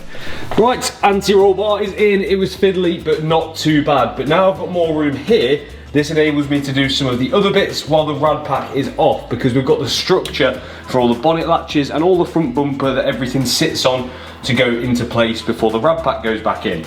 And this is going to operate as my guide. This is the old crash bar and, well, what's left of the old one, basically. And here are my new bits. So I've got all of these here, got these boxes here, which should cover, hopefully, everything which I'm going to need. But we're going to find out, because normally it doesn't. So all of this is the structure which holds the bonnet latches, the bumper, the rad pack, and also the side radiators as well.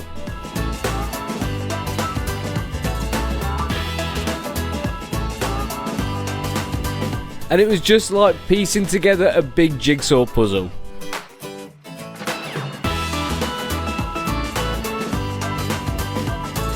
But everything has a home where it wants to sit perfectly, and once we've found all of those, I can now start fitting up some of the side radiators.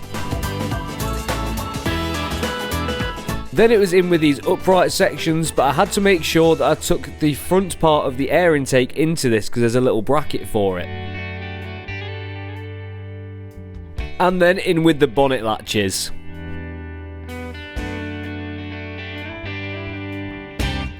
Okay, so the bonnet latches are in along with everything else which you've just seen, but now what I'm going to do is actually replace this kind of horn loom here because, well, some of the plugs are completely missing off it. I've had to do some temporary repairs just to make the car a little bit happier when it was just idling and running, but it's not going to be ideal. So I've got them picked up again, a brand new one, and then we're going to have no issues.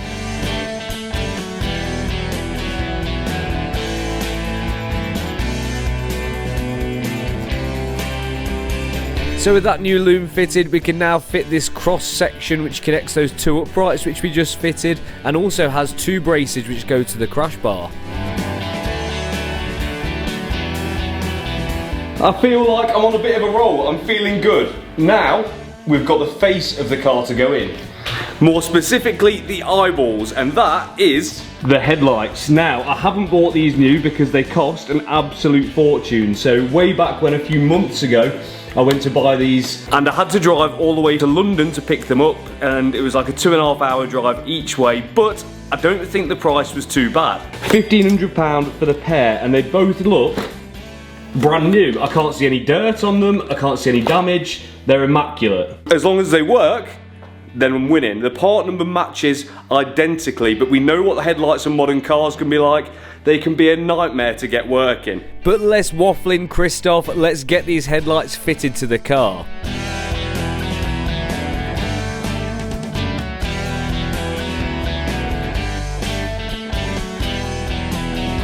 And how good do they look?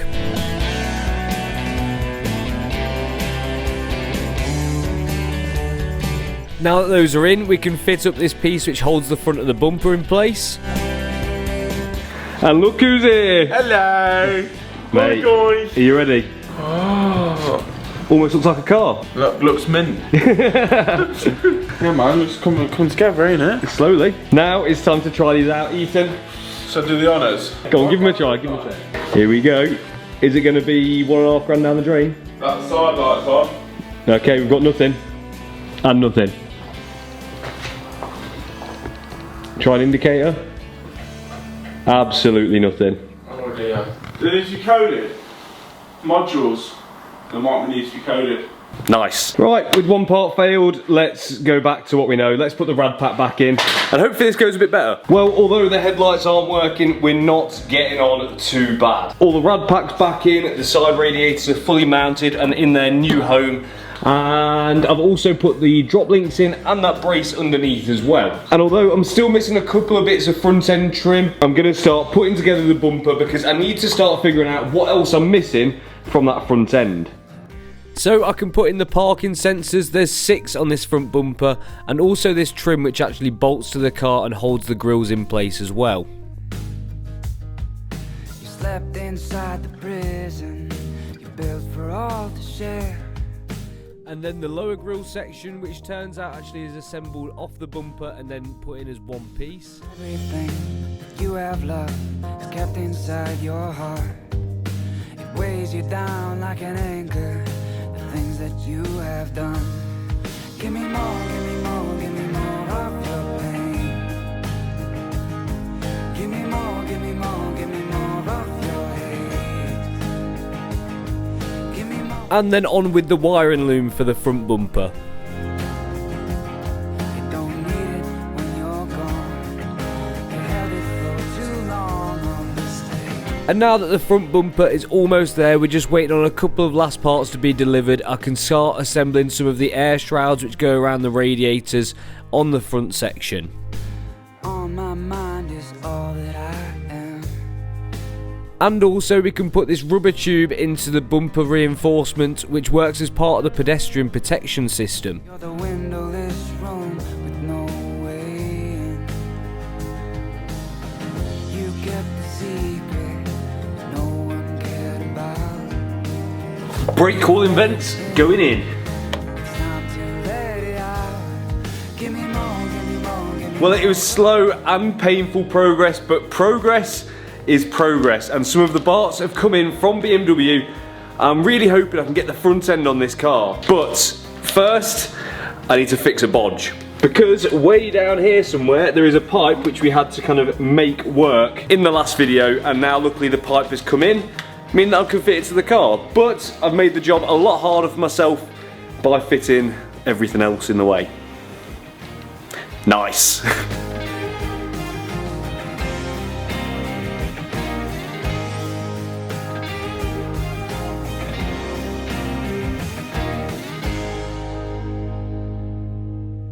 everything you have loved.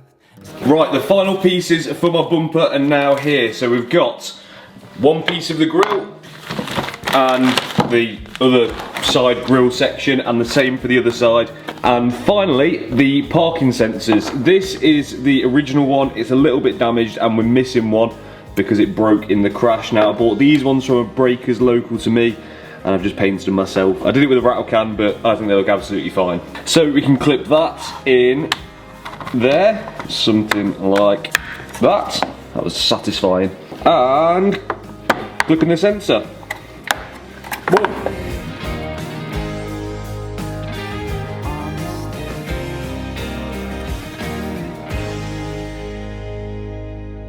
Now that's looking much better. There has been one thing which is confusing me because I've got a plug here, and the same on the other side of the bumper. So that's 4 plugs for the bumper which need plugging in. And on the car, it's a different story. Because we have a grand total of 1. 1 plug. Now, something there don't seem right to me. But this is about the only time I've been glad that I've been living on the set of Scrap Heap Challenge, because I've got the old bumper still, so I can compare what's going on here. This is the plug which I've found, which we've got, and then the other ones have all got tape over them, which says to me they are not used. So I'm going to tape over the plugs on the other bumper and just use the one like it is there and hope for the best. So as far as I can tell, the bumper is ready to go on. We've got the air temp sensor here. There is a couple of loose plugs, but I'm just going to presume that, like this one, they're not used. I'm going to have to deal with them and tidy them up a little bit at a later date, or, you know, just before the bumper goes on, I guess. But there's one more thing which I need to sort, which is the oil cooler, which sits right about here and bolts into some brackets under here. But this is what I'm currently using because we had to bridge it to run the car anyway. So before I do that, we've got a problem to fix, as you can see under here. So please allow me to take you underneath the car, which is lovely and tight. So we can see here where this oil leak is coming from, this sort of area. And if I get right under it, that is where our oil leak is coming from, that line just there. That is an oil cooler line. Now these are actually brand new ones which I've changed because the original ones were damaged, and the top one is fine. That's not leaking at all as far as I can tell, but the bottom one seems to be pissing out for no real reason at all as far as I can see, apart from I must have just fitted it wrong. So we've tried twice now to get that in right and it's still doing the same thing. I'm hoping there's nothing else that I've damaged by doing that, and I'm just going to hope that it's just a bit of a nuisance to get right. So I'm going to give that a few more goes, and I'm not going to lie, it's quite a fiddly job. So as soon as I get it right or we find the cause of the problem, I'll let you know. Well, I think it's pretty safe to say I've found the cause of our problem. Can you see that there? Yep, Doofus here managed to take a chunk out of the O-ring on the new oil line when I was fitting it. Now luckily I've still got the old ones, so I've refitted one of the O-rings off that into the car, and I think that's fixed it. Fingers crossed. That's definitely going to have caused us a problem though. Nom, nom, nom, nom.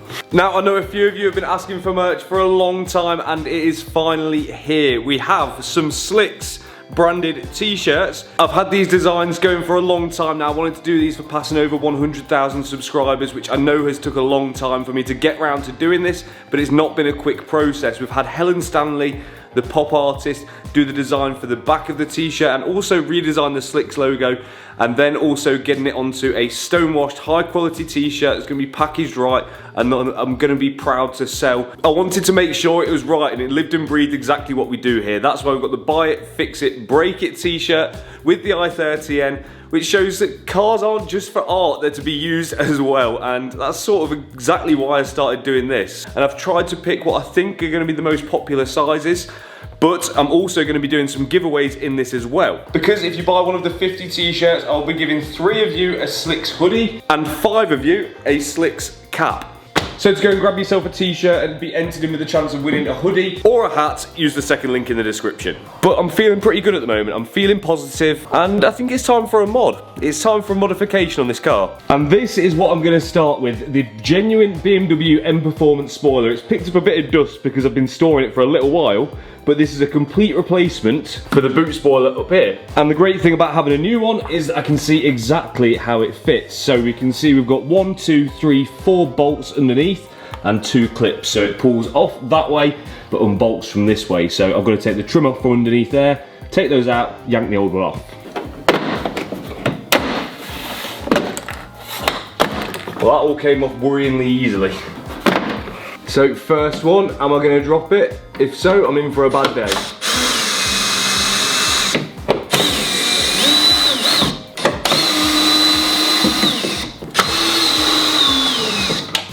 And I should be able to kind of pop this forward.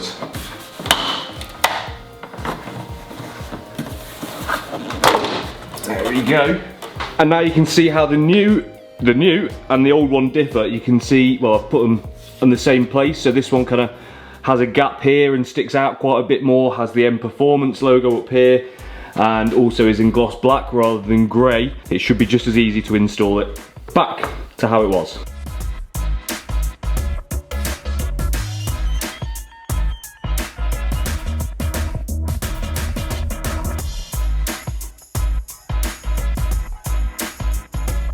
Right, it's on, let's take a look. Ooh. Damn. Yeah, that's pretty nice actually, not too over the top. Genuine BMW part, so fits perfectly. But now it's time to get back to the repair stuff, and we've got to drain the oil out of the car so we can fit the oil cooler up and also give the car another service to make sure the engine is perfectly flushed.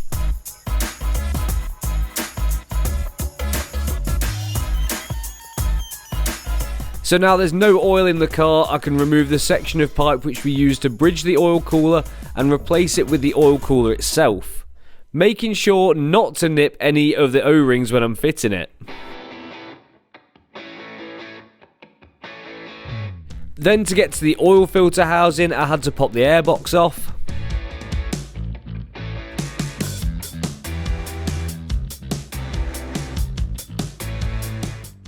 And now I can remove the old oil filter, which hasn't been in there for very long at all, and replace it with a brand new one.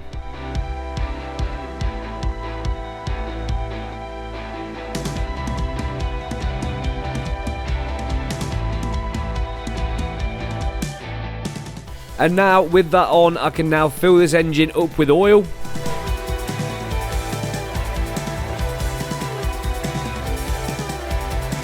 And also fill up the coolant, because hopefully, don't want to jinx it, but this could be the last time we have to mess with the coolant system.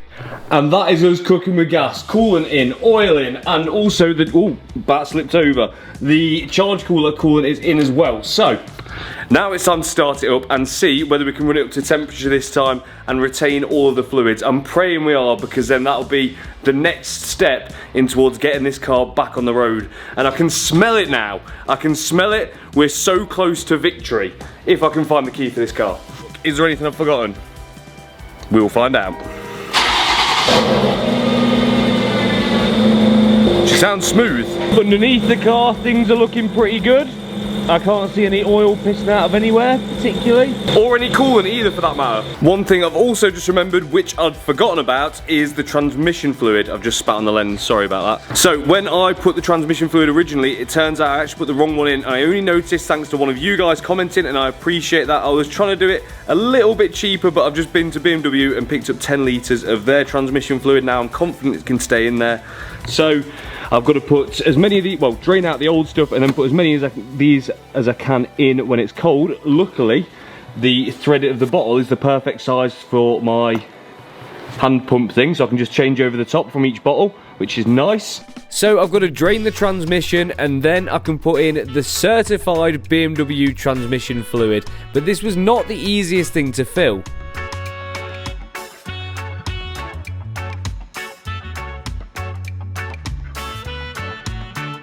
Well, I think everything is looking good. Temperatures inside are looking healthy. I've put 6 litre bottles of transmission fluid in. I'm gonna wait for a minute, wait for a bit longer, and then just try and get an extra litre in. It says that it's got a 7 litre gearbox oil capacity, so I want to try and get that 7th in if possible, but I know you need to try and like circulate the system, so that's what I'm trying to do.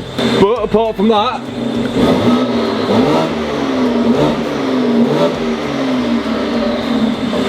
sounds pretty good, it sounds nice. I'm getting excited, I'm getting ready. Pepping myself up here. Getting hyped to drive this car. Okay, don't do what I did, and do not try and fill it up when it's that warm, because it goes everywhere. So it needs to be, I think it's like 30 degrees operating temperature. It's obviously well over that now. That's why it's done this. Luckily, I've got plenty to put some more in and top it up. So I'm gonna let it cool down, start it up again, circulate it, top it back up. But yeah, that's a messy mistake. Now, one big problem that we have at the moment is these lights. Even though they look pretty much brand new and the part numbers are an exact match of the old ones, they don't work. They're useless. They're purely for decorative purposes, but Dips is not, because he is linked up via the interwebs with Defined Coding, who are gonna code these new lights to this car. Fingers crossed they're gonna work. I can't see a reason why it wouldn't, but you never know with these new cars. They can be really, really funny with things like this, so let's see if we can get them going. So virtually linked, Dips from P1 Auto Keys and Kyle from Define Coding got to work on my car and tried coding in the new headlights. Right. No messing about, let's give it a go. You see, time. Right. Well, actually, I've just seen already that they are actually on. They are. Right, we've got headlights, side lights. Have we got indicators? Yeah! Nice.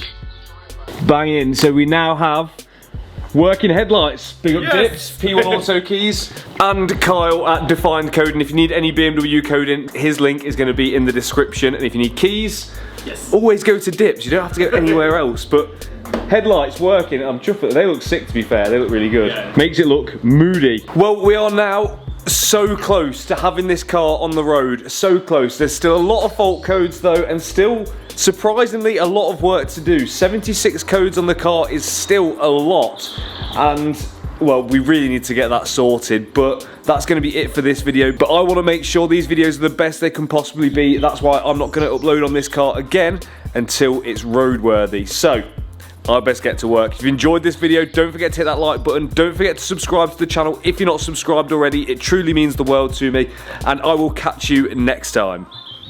We've got so many issues to get through on this car in order to get it back on the road for the first time since it had that massive crash. Now the first problem we need to try and fix is this. This is the brake pad wear sensor, and we've got a warning light for both the front and the rear on the dash. Now, here's what's strange. We cannot find where this wire plugs in on the loom itself for love or money. We've stripped back all of the wires here, all of the wires here, and it just doesn't add up because there is not a plug for that brake pad warning sensor. Now, here's the conclusion we've come to. I've checked PartsLink and checked with BMW, and it only shows one for the front and one for the rear. Now, there is one plug on that side for the front, and I think it's one on this side for the rear. So, my only conclusion is, for some reason, they've fitted a dummy brake pad wear sensor to the car.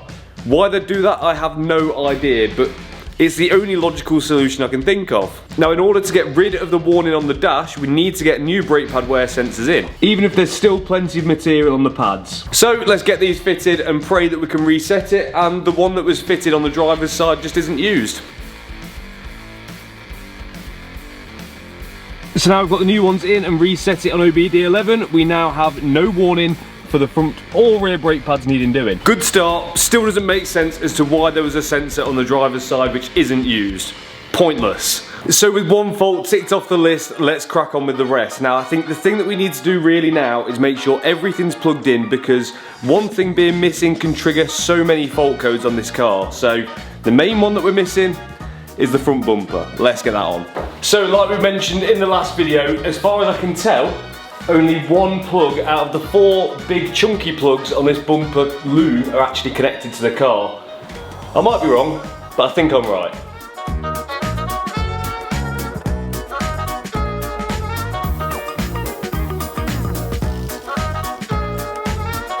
So I've just loosely popped this on now because it may have to come off again. I'm not 100% sure yet, and it's best to be safe rather than sorry. But I can now head in here and plug this in. Let's see how many that's got rid of. And we're down to 55. That's the thing with these cars. One little thing unplugged or one tiny fault can trigger so many codes. So, well, it's definitely a step in the right direction. So here's what we've got. We've got rail pressure sensor signal. That one keeps cropping back up. We've got a few for the airbags. Then we've got some for the internal body electrics, which is like the horn, I presume, because the driver's airbag's not in. We've got one from the connection to the head unit, which I believe, again, that might be there for the DAB radio signal. Then we've got the driver's seat, which needs coding in, so obviously that needs doing. And then loads for the aircon as well. A lot for the aircon. Well, I don't know about you guys, but it's always mad to start seeing a project come together like this, and a bumper is a big step in doing that because it gives its car its face back. So now the car's got a face, but it's got no nostrils. So let's give it some snoots by fitting the grills. Hopefully I can do this from here. Yes. And the other side too. Yeah. They are some pretty big grills. Next thing is the front under trays. I've got to pick these up new from BMW, and well, they're a pretty self-explanatory thing. So I can now get these bolted to the underside of the car.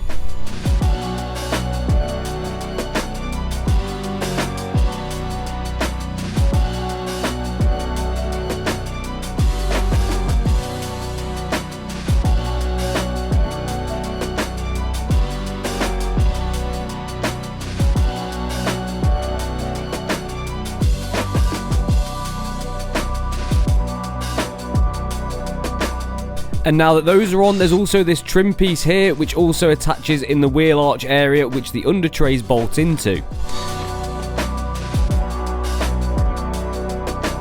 You may have noticed throughout this video so far, we haven't had any wheels for the car, and there's a good reason why, because I've sent the stock ones off to the wheelman to be refurbished and put back to factory.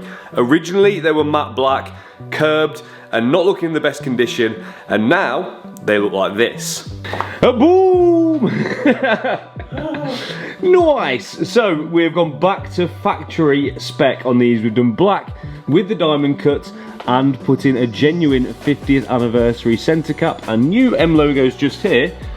They look nice, don't they? Yeah, man. Sexual. Fresh out the box, I'd say. Like a pair of new trainers. Yeah, some white crepes. No, they look good, they look good. And I got the centre caps from Stealth X. So if you need any badges for your cars, you can go to them. Or if you need your wheels refurbed, it's always the wheel man. He's just by the IKEA in Nottingham and he does a sick job, doesn't he? He's impressed me here. They look good, fresh, very fresh. Fresh. Let's get them on. Let's get them. Oh yeah.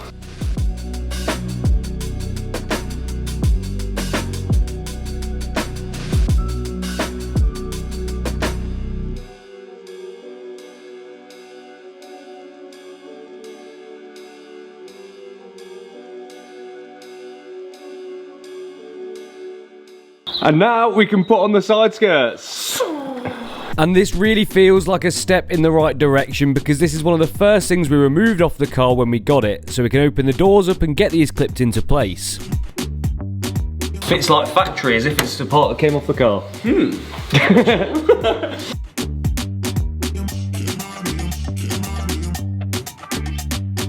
So now we've got both side skirts on, we've got the arch trims to go in, but on the back we've got some old adhesive to clean off before we can put the new ones on. So while we're waiting for that, we are going to tackle this, which is a wing mirror. That we don't use in the BMW world. Don't need him as a BMW driver, but I don't want mine to have holes in it like that. And there's some more damage somewhere else there. It's just not pretty, so... He's got some anger to it. So to do this, we've got to take the door card off. Unfortunately, I think there's 3 bolts holding it on, and there's 2 screws holding the door card in. Just got to find where they are. So once the screws were removed out of the door cards, we could then run around the edge with a trim tool and pop out all the clips.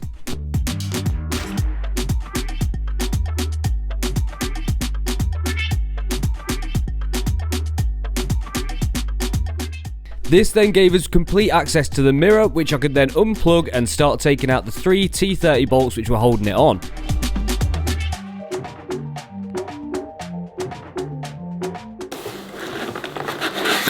No luck. What was all that?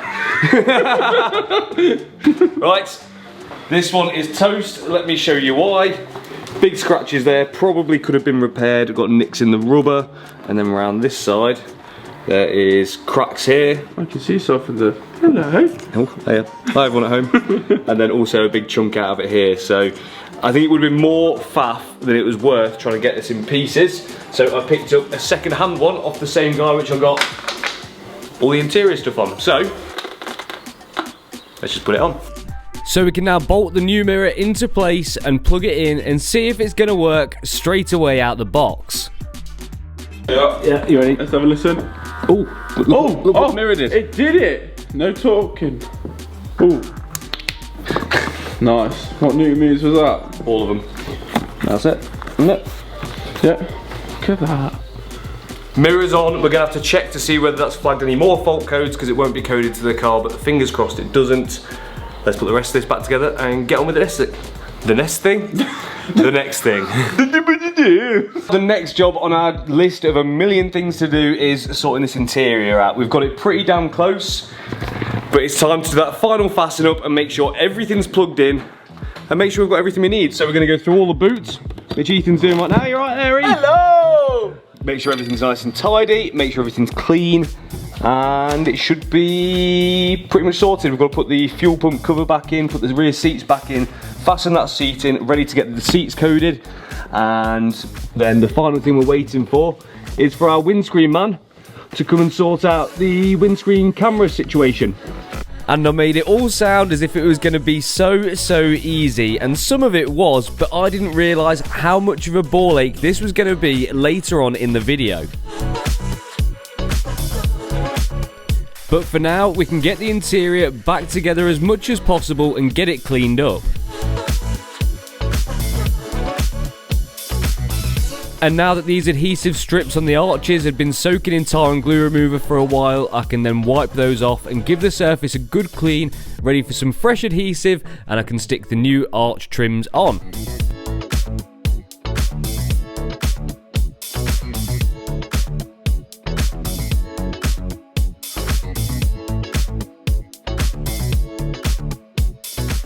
Right, now the final thing holding these in place is these little plastic rivets, which work with a special tool, essentially pulling this pin back here, this pin here, and then that scrunches up this section here, which pins everything perfectly in place. So, I've borrowed this tool from Daz at Darkside. Let's see how well I can use it.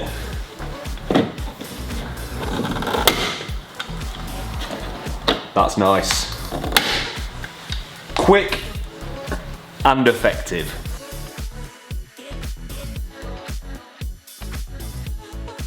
So while I'm tackling putting these trims back on, Ethan is in here chilling.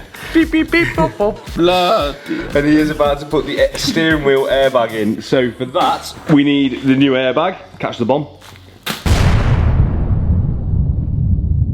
And quick as a flash, it's in. Ethan thinks it's right. I think so. You got the key? I just wanna. You want to test it to see if the horn works? Let's see if it blows me back in the back slot one. Square one again.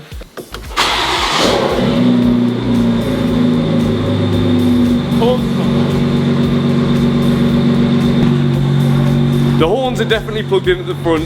Have you definitely connected everything behind there? Well, I've just checked both the horns at the front and they're definitely plugged in. Ethan's confident everything's plugged in on the steering wheel. So, I've got no idea what it is. Right.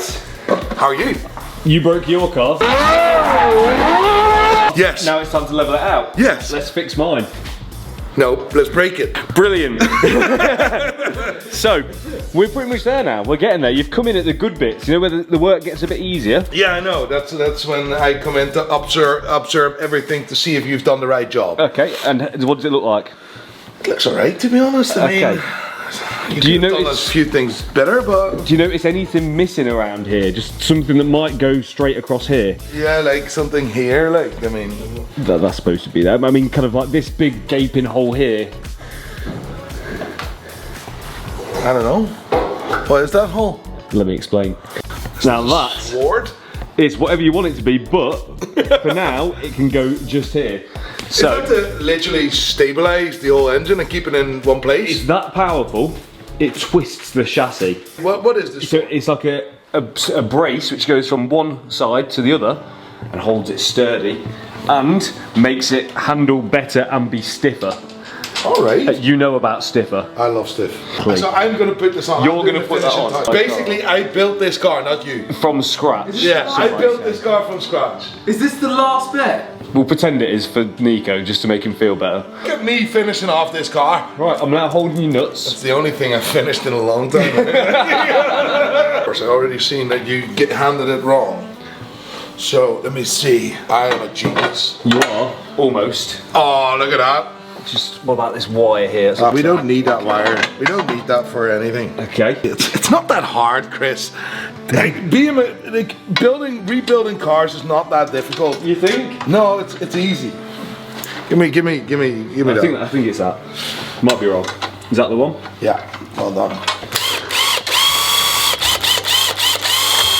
Shall I teach you how this works, right? Yeah, go for it. So you need to not do these. Normally, you don't do them tight on one side. You do them. Oh, okay. See? Or doesn't it?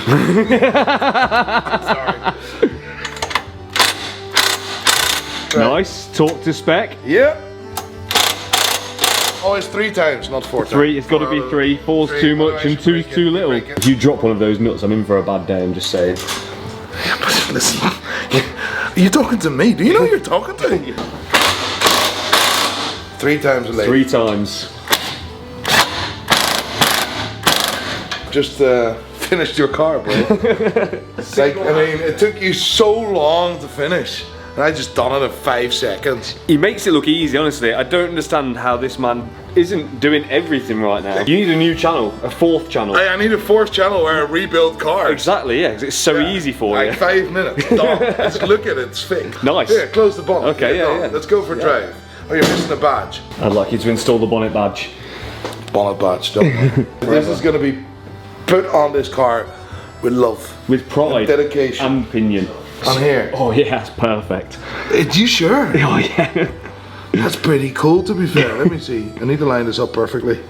That is the boy. That is the one Tesla that holds its value. Boom. Thanks, mate, for You're welcome. finishing my car and doing the job I couldn't do. I'll send you the invoice. Well, now at least I don't have to pay road tax on my car, so that's a win. We've got the mirror on, we've got most of the interior back together, and we're close. I can smell it. The first drive is brewing in this car, and it's gonna be delicious. But we are still not quite there yet, and that's because we've got to put the arch liners in. Now, I would have got Nico to do this for me, but the video would have been over in 0.4 of a second, and I wouldn't have had anything to film because he's just so good at it. Right, so we're going on now to sort the only engine fault that we've got. So we've got a fault for a short circuit to live on the fuel rail pressure sensor, which is this plug here, which has been swapped for a Mercedes one, if you can make that out, by whoever we got the car from. Definitely don't want a Mercedes on here. And we think it's wired up wrong. We've checked on another car and the wires aren't that way around. So we're going to put a BMW plug on it that should fit right, put the wires in the right way around, and fingers crossed that fixes it. Is it going to fix it? Of course it is. Oh, nice.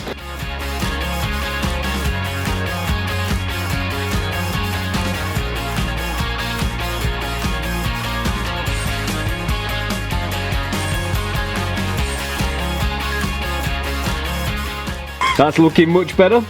Done proper by P1 Auto Keys, the one and only. Proper job. Supervised by Mr. Stealth Movements. Right, we need to make sure these go in the right way around. So we're going to start with yellow and white, which is That one there. that one, and that is that side. There we go. She's in, and then it's the grey one, grey and black. Yep. And then, well, I don't even have to tell you that one. There we go. Beautiful. Right, plug is done. Go on. Click her on, and now that is rock solid. Before it was just sliding straight off. Let's read these codes and see if we've fixed the final engine fault on the car. So we've still got a rail pressure sensor fault, but let's try clearing it and see if it comes back. Ooh, we're down to 37, and guess what? Is it gone? We've not got a fault yet. Let's start it. There's no engine management. Big up Dips. Yes, bruh! We're getting there, slowly, but surely. And I'm going to rescan it now just to make sure. Do you think it's going to come back? No, I actually don't think it's going to come back. It was wired incorrectly. Yeah! So we've only got one for the safety battery terminal. Not sure what that is. We can check it though. We've got body electronics, which is going to be mainly that. Yeah. Multimedia, connection of head unit to DAB L-band antenna. Is that going to be that as well? Yeah. Okay. Driver's seat, aircon. Is that it? That's it, but there's loads for the aircon. Is it? 25. So, now, we're making progress, and we need to do some more coding. So Dips has hooked up his laptop again. We're going to get back onto defined coding, hopefully for the last time. Try and get these seats coded to the car so we can move this one forwards and backwards. Hopefully get the module coded for the heater and the aircon, so all of those codes go. Do you reckon we're going to get to 0 fault codes by the end of this video? I reckon there might be one or two. One or two. So Dips can get connected to Kyle at Defined Coding and hopefully try and iron out these last few issues. Right, we're not having much joy with coding things. We've managed to do a little bit, but we still can't get this seat working, and we've just found outside. There it is. It's like a body control module / heater box thing. I'm hoping that's the original one off the car. So if we put that on, fingers crossed that fixes something. I don't know if it will, to be honest, but it's worth a shot. Worth a try. So we've got that one now fitted to the car and we can give it a try. Let's give it a go, Dips. Do you want to fire her up? Yeah. Let's get a fault code reader on, see if she's going to play ball. So we think with that new module fitted, the aircon system is now coded and that should be working fine. Now, the seats are a different story. We've lost one of the modules from the old seats. So yeah, we need to get at least a replacement module for the passenger seat, which isn't too bad. It's like 150 quid from BMW, which I'm more than happy to pay to fix the problem. But now let's check how many fault codes we've got. Down to 27. But there is some faults that a code reader will never pick up, which we've got to sort, and that's why we've called in Auto Dents. So they are going to fix some of the tiny little imperfections and dents along the passenger side of the car and get those straightened out to get it looking tip top.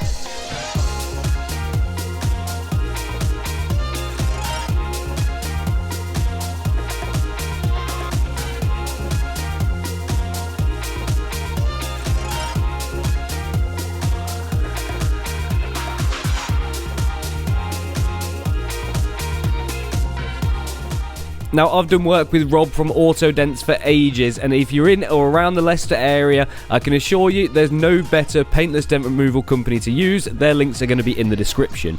New seat module is now here. It has arrived. I'm hoping this is going to be the end of my troubles with these. And that is because we've refitted the original one back to the driver's seat, which will probably need coding in again. But we haven't got the original one for the passenger seat. I can't quite remember what happened to it. So I'm gonna fit the new one to this one. Probably gonna need this one coding as well. Get that one coded. And fingers crossed that's it. This is the nightmare thing with newer cars. All of this coding stuff which needs doing is a real ball ache. What's the chances of this working out the box? Zilch. Absolutely nothing. I've tried everything with this seat now. If it doesn't work, I'm gonna be very sad. So I'm hoping it does. So, Dips has hooked up to define coding again, and now we have attempted to code it. Are you ready? Just try it. Nothing. Oh man. Not a drop. No. Oh.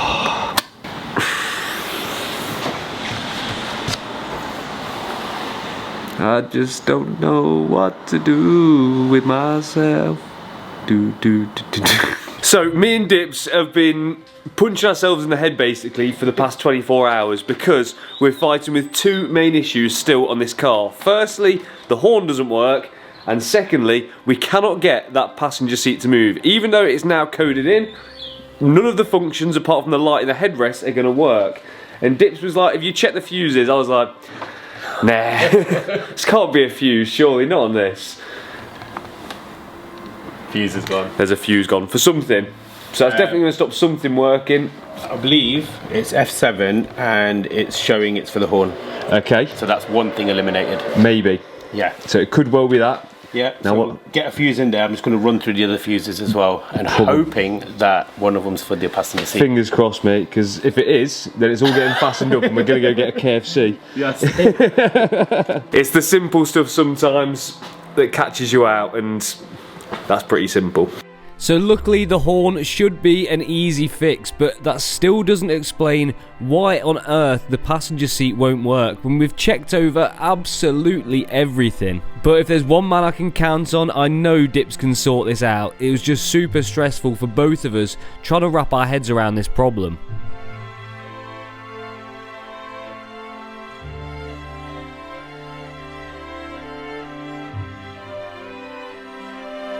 Is the horn going to work? We've got a horn, just got to sort the seat out now. Yeah. That's the main thing. We are making progress. So to try and sort this seat out so we can get it bolted in and go for that first drive, we went over everything again, making sure all of the motors work, which they did, making sure all of the wires had continuity from this side to the other side of the car, which they did, and everything had a power and an earth, which it all did. And on top of that, we've even got the new seat module in there, which has successfully been coded in, so we just cannot figure this out. Which is so strange considering even though these are new seats, they're from the same model of car exactly. What do you think's up with it, mate? Because we know both motors are working. We've got power to we've got input and we've got power going back out again. I've got power to the new module that you just replaced. So we've got powers and all the grounds are there as well. The only thing we could think of that we hadn't tried was the switches on the side. Maybe these had got fried somehow. Now I did have a spare one from the old seat, so we thought we'd give that a try, but still, absolutely nothing. I don't know. I don't know. Right, we've had nothing but issues with this seat, and the driver's seat works fine on this side, so we're trying the passenger seat in the driver's side. If it works, it's a fault with the wire in this side. If it doesn't work, then it's a fault with the seat. Does that make sense, Heath? Yeah. Good. Okay, ignition's on. Here we go. It works. Oh, it's the loom. It's the loom. Should we try it? Oh, it works. It does work. I don't know. No way. No, Dips, you sacked. What do you think? As if. I'm shocked. I am. I really didn't think that'd work. No. I kind of wish it was the seat, but I'm glad it's not the seat, because now I'm not going to buy a new seat, but I wish it was the seat I'm just because... trying to punch X3 right now. We're going to try the driver's seat in the passenger side, just to double, triple, quadruple check that it's not like a fault with the plug or something, I guess, I don't know. It could be anything right now. I've lost days on this. Days. So just to take away any odds of it being something absolutely ridiculous, we're just going to make sure the driver's seat doesn't work in the passenger side. If it does work, I have no idea what is going on with my life. That's it, mate. Right, I'm going to plug this in. So what does that mean? That means that we have got a wiring fault somewhere in the car, which, well, you know that's going to be a nightmare. Well, we've got power, so that's not an issue. It's the signal between the driver's seat and the passenger seat, we believe, on something called a LIN or the CAN system. Hopefully, it doesn't mean ripping all of this out again. So, we're still going at this. This has been days and days and days now, but the only thing which we're thinking is a possibility, we've checked continuity between both sides, which seems all right, doesn't it, Dips? Yeah.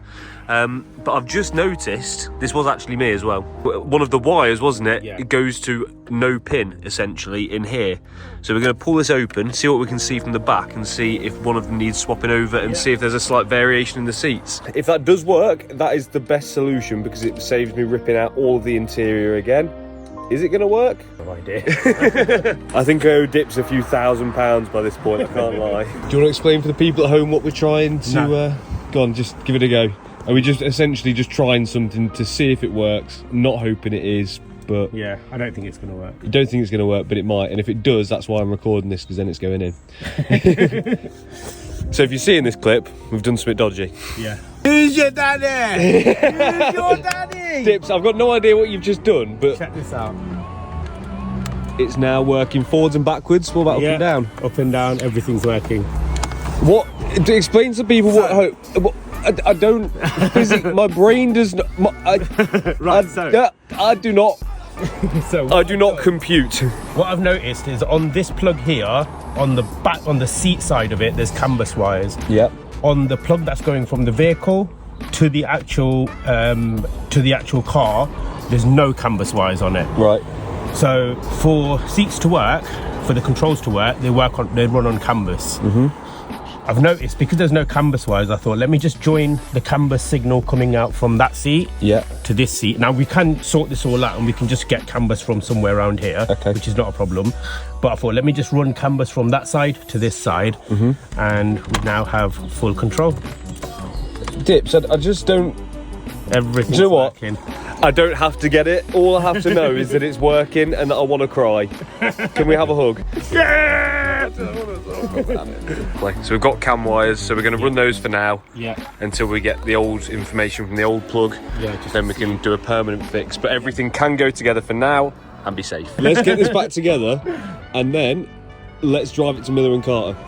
And we've finally found a solution. Not a permanent one, but we can fix it at a later date once we get some information from the old seats, which I can still get. But for now, we can get this interior back together, and I think it's only right we go for the first drive with the whole crew who has worked so hard on making this happen. Well, the interior is all back together. Final thing is a number plate. So now that, I'm definitely going to get this wonky. It will do. What do you reckon? Close enough? Yeah. Let's go for a drive. On me right now is the cheapest Bmw X3M ever, but I had to break one of my biggest car buying rules in order to get it. So the last time that you saw my Bmw X3M, we got it started for the first time.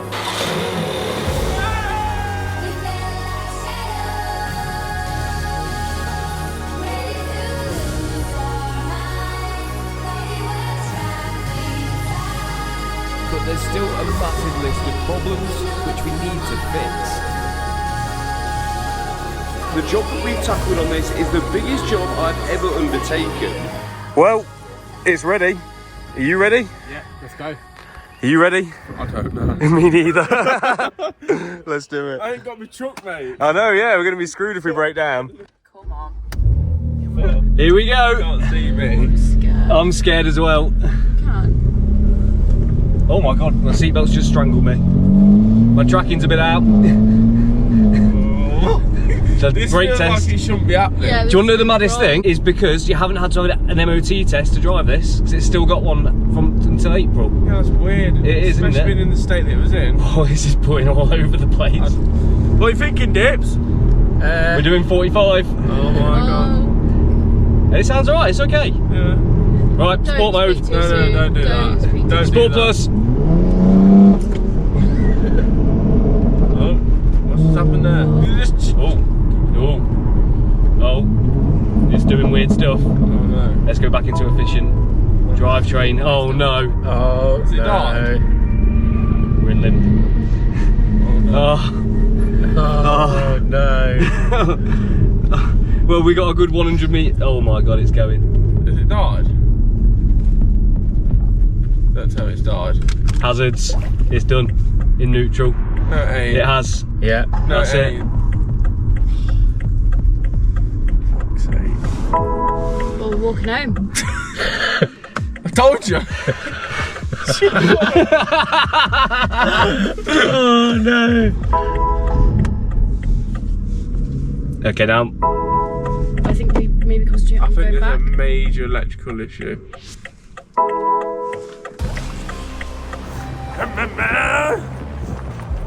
Who's gonna carry the boat, son? Who's gonna carry the boat? Good lad. That's weird, it didn't do it when you... Well, it probably didn't help I put it into sport mode, let's be real. Nice one, Chris.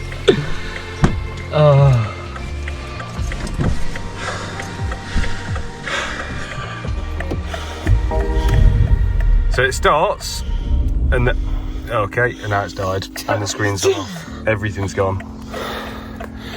And it's good because we're in the middle of nowhere. At least the view's are nice, eh? Cracking. We didn't get very far, but we got somewhere, and we have driven the car for the first time, and I don't really know what else to say, to be honest. And even though we managed to make a laugh and a joke out of the situation, I think every single one of us was devastated because we put so much hard work into getting this X3M back on the road, and we were praying it wasn't something serious. Well, Chris. Well, you joined us back at the X3. We think the car might have run out of fuel. Now, it said it had 54 miles range and a quarter of a tank in the car. But when I come to think about it, I don't remember that ever changing for however long I've been idling it. I've run it for like 20-30 minutes. I mean, what's the harm in trying? We're going to try to put some fuel in it. If that don't work, well, it's worth a shot. It's the cheapest, easiest chance Cheapest, easiest chance. of getting it. What time is it, Chris? I don't know, but I'm cold. Getting there. What do you reckon? Odds on it working? 50-50. Dips? I think it's gonna work. Yeah? You reckon? Yeah. Right, let's give it a go then. Here we go. If this works, I will be flabbergasted. Flabbergasted. Because it was reading a quarter of a tank before. Do you know how much it's reading now? How much? Quarter of a tank. No, it ain't. It is. No way. No way. There's a fuel gun on. No. Really? So that means it must have had an empty tank. Even though, look, come around here, Still below a quarter, 54 miles range. So that means that our fuel level sensor must be stuck. What is it? Show me how it's stuck again. Stuck. Well, that's good, it's good. Good luck. Have fun.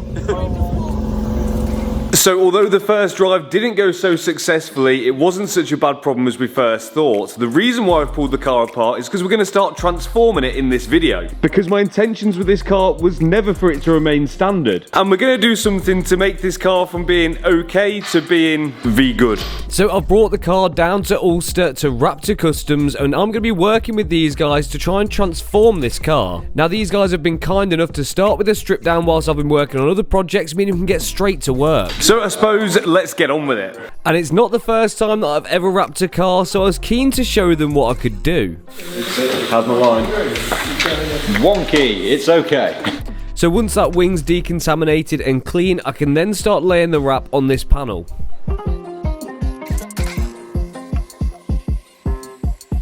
And obviously with no pressure, with multiple professionals around me, but let's see how I can do.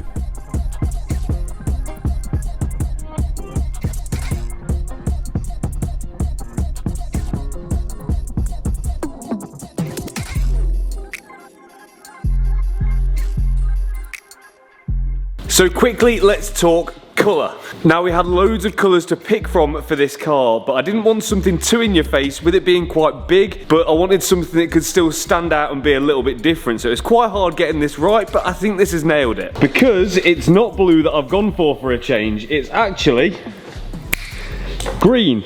Supplied very kindly by the guys at APA. And the colour is called Billionaire's Green. It's really flippy and dark in dark lighting and kind of goldy green in light lighting. I think that's going to look nuts on the X3. So we've got one panel on, but still a lot more to go, and I think we're going to tackle the bonnet next. So a bonnet is a big panel which takes multiple pairs of hands, so me and Dud tackled this together, working as a team trying to get this laid right.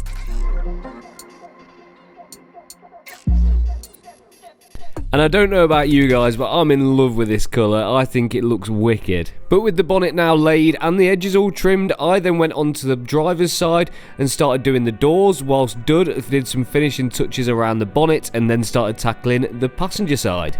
Wrapping is one of those things that if you've got enough patience, you can definitely do it, but it does take some practice to get right, and I'm definitely nowhere near a professional standard. But it's a great way of transforming the look of your car without forking out absolute fortunes for a complete paint job.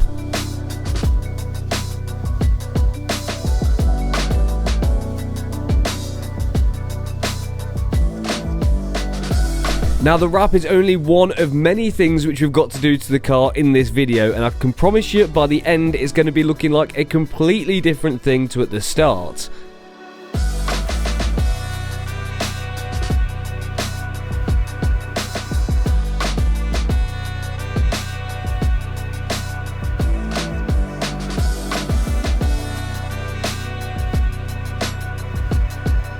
Well, we are getting through it. It is now 9 PM. We've probably been on it for about 10 hours, something like that, and I think we're doing all right. We've got the bonnet done. Me and Dud double teamed that. I've done both the wings on the front and both the doors on the driver's side, while Dud has done both the doors on the passenger side and the rear quarters on both sides, which he's currently working on the driver's side one down here. I'm curious to see what you guys are going to think of this colour. I'm pretty sure it's going to be Marmite. You reckon it looks like baby poop? Baby poo with glitter. Oh yeah, so it's definitely the good sort. Yeah. But I think it looks sick. I didn't want anything kind of, I know it sounds a bit weird, anything too out there. So in some lights it looks pretty chill. Yeah. But then in some lights it's popping, isn't it? I think it is out there. It's different. You think it's out there? This is reserved for me. Yeah. I think we'll be done tonight.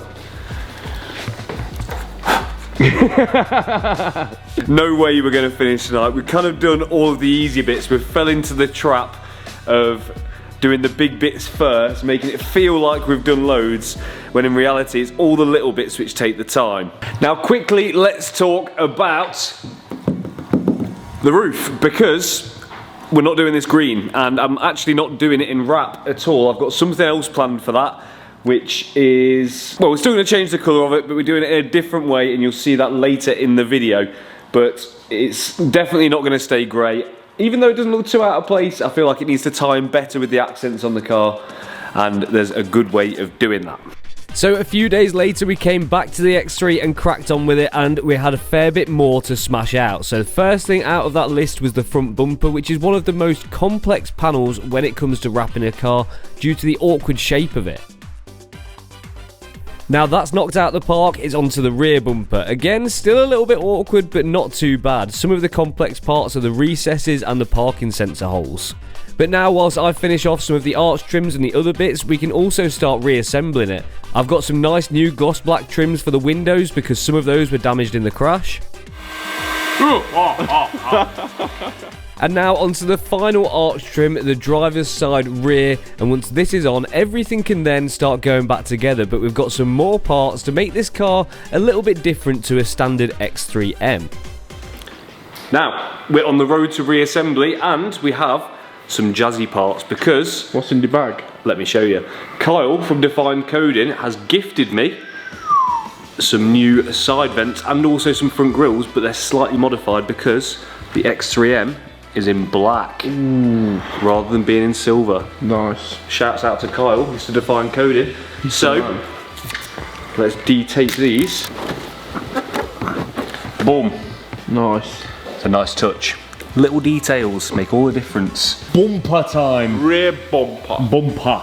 And we've got a new rear diffuser because the old one got damaged. It's not actually for an X3M, it's to make a X3 look like an X3M, and it's slightly different to the X3M one, a little bit more aggressive and also a lot cheaper as well. That's one clipper uni. Nice. 2 clipper. Yep. 3. That colour with the black looks nuts, doesn't it? Yeah, it does look good. Nice. We're in? We're in. So on the old one, this section is grey and the bottom's black, but obviously it's damaged. On this one, it's black where it was grey, black where it was black, and black. Black. Yeah, so it's now more black, so that more black equals more aggressive. Equals black. The rear bumper's going back on. Thank you very much, my friend. Are we going to push his sensors in while we're here? Probably a good idea, yeah. Probably a good idea. So with the parking sensors now actually fitted, we can now fit the rear bumper up for the final time, but we've got some more stuff to do to the front bumper before that can go on, because we've got a new front splitter. Again, I didn't want anything too crazy, and I only wanted it in gloss black because I think it'll tie in with the rest of the car that bit better. But once there's a couple of holes drilled in the bumper to fit this, that is then on.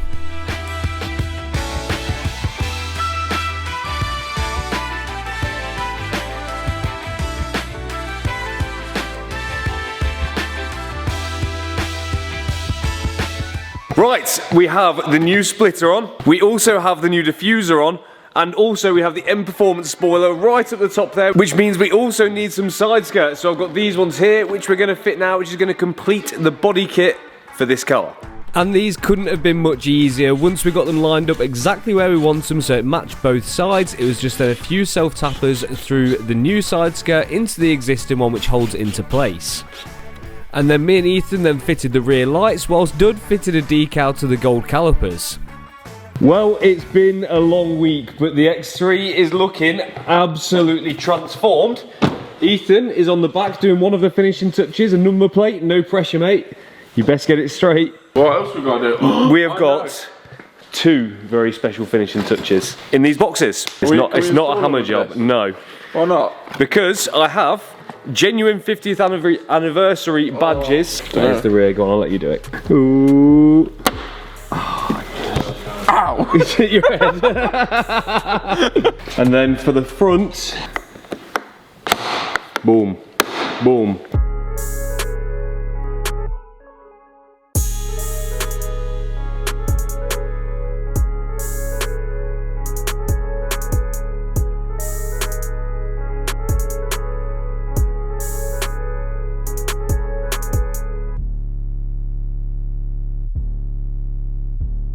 Well, how much better does the X3M look in the Billionaire's Green from APA, and thanks to Dud at Raptor Customs for sorting us out and helping us out through this. Thank you, mate. You've been the star of the show really so far. Pleasure. If you want to get in contact with Dud, I'm going to leave his information in the description. He's also got a YouTube channel. I'll leave a link for that down there as well. He does kind of complete vehicle transformation, so it's not just wrapping, he does tuning, all sorts of things as well. So make sure to go and check him out. But we're not quite done with this yet.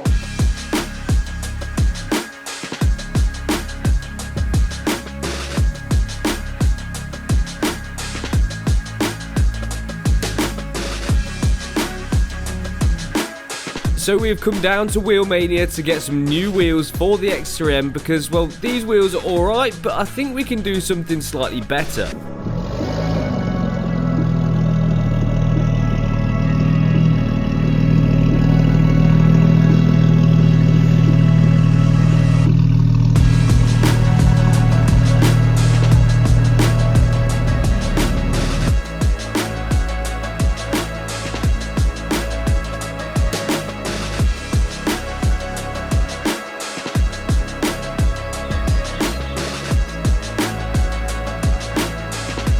So here is the new wheel for the X3M. Are you ready? Boom.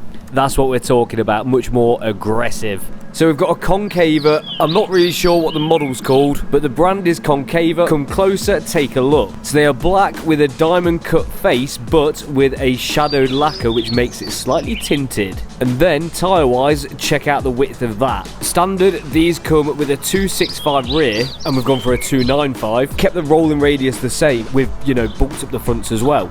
In Michelin Pilot Sport 4S's, which are going to be much better than the standard tyres. And obviously we're going to need as much grip as we can possibly get to put down all the power that we're going to get from those turbos. And these should do that job. Let's see them on. So with the car inside, the guys from Wheelmania can start fitting up those new wheels, and I cannot thank them enough for getting these in for me. But if you're enjoying this video and you're enjoying how this X3M's turning out, don't forget to subscribe, because we've got plenty more planned for other cars.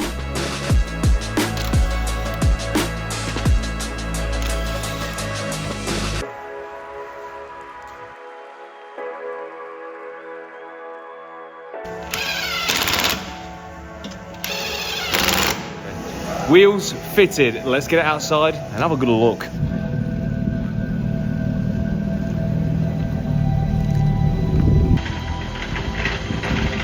Yeah, man. They look cool, wouldn't they? Yeah, and they look mint. Loads better. It makes it look evil now, doesn't it? Proper tyres equals proper traction. So now, when it's tuned, we're going to be... No more burnouts. No more burnouts. So a massive thank you to the guys at Wheelmania for sorting out the perfect wheel and tyre combo for my BMW X3M. If you need wheel refurbs, wheel spacers, wheels, tyres, whatever you need wheel related, they're the ones to go to. Looks mint, don't it? It does, mate, it does, but we've got no time to waste. No, we've got to keep pushing forward, we've got to keep moving on, so I suppose we best get cracking. Let's go, let's go, let's go. Right, next job on the X3M. We said we were going to do something with the roof, and we are. Because at the moment it's grey and we don't want it grey. I want it in black to match the spoiler, the roof trims, the window trims, everything that's on the car. It's all gloss black. So I've got the lads from Protect and Perfect round, and they're going to sort that out. They are cleaning up the roof because I didn't do a very good job cleaning the old rat residue off. You didn't do it, Chris. I didn't do it at all, basically. Sorry about that, guys. And we're going to be applying a gloss black PPF to it, which essentially, correct me if I'm wrong here, it's a wrap with a PPF on top of it, basically. Basically. And what that does then is it gives you the colour change from the wrap, but the clarity of a PPF, because gloss black vinyl normally looks a little bit naff, has loads of orange peels, scratches easily, where PPF negates all of those negative properties. So the guys from Protect and Perfect can get that roof perfectly clean before applying that gloss black PPF. Now this is a bit different from applying a wrap because it's got to be done wet rather than being applied dry, which makes it a little bit trickier. And also it's applied with a template as well, so that means that the film is pre-cut using a plotter before it even goes on the car.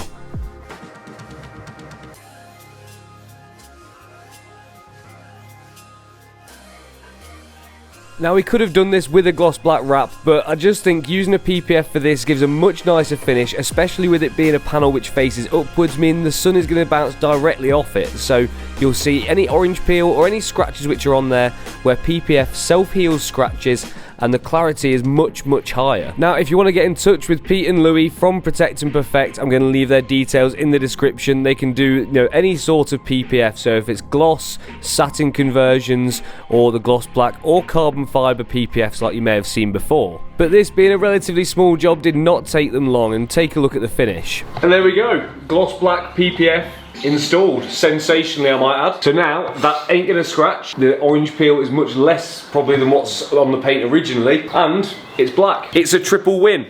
We like it. Right, now we've got the perfect colour, I think, on the car and the perfect wheels to match. There's one thing which we need to finish off on this car. Excited? I am buzzing. So we've brought the X3M down to DRW Performance. Are we in Liverpool? I think so, we're in Liverpool. And there's going to be a few stages to turn this into one of the fastest cars on the road. But we're going to need some help for this. That's why I've enlisted Dave from DRW to help us out on this project. But tuning cars is always risky, especially like this one, as it's a slightly higher mileage example with a questionable past, but time will tell what happens. But let's see what Dave thinks of our repair. You'd never know.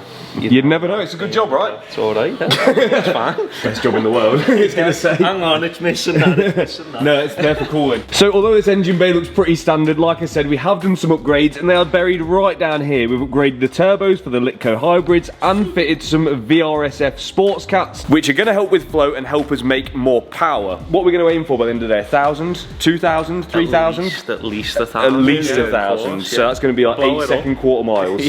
Brilliant. There is some preventive maintenance we need to do on these cars because, well, they do have some flaws from factory. So what do we need to fix before we can go to the moon? So the standard bolt in the diff, they just snap for fun all the time. So this is an upgraded bolt, a collar and an insert. Just won't snap, it's easy. Standard bolts, they just snap all the time, really easy. So that's gonna be the first job. We've got some other bits to do, but let's get that smashed out first. Now the diff bushing and bolts is super important to do because on tuned cars like this one, it can cause that to break, which then in turn can take out other things afterwards, which is the last thing we want. So we've got to get the exhaust off first, which means taking off this underbody brace, and then we can unbolt the exhaust from the car. Right, if you look at that now, it has actually moved. See the gap there? Bigger than the gap there. Ah, so is that on its way to snapping? I'd say so, yeah. You'll probably get that out and it'll be bent. Ah, probably. Go on. Can you move that? Hardly. No, not really. No. What about on the It back? could be that bent that it's not going to move.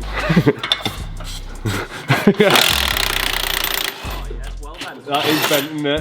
And that's ready for drilling now, yeah? So you're just literally drilling this insert here. Drill it so far, don't completely drill it out, and you'll have a certain percentage of it. Yeah. And then you knock it out with a punch. Nice. And then you're ready for the new insert to go in. But there was one of the DRW team I thought just had a spitting image of someone else. Yes. Hello. Olive Van Halen.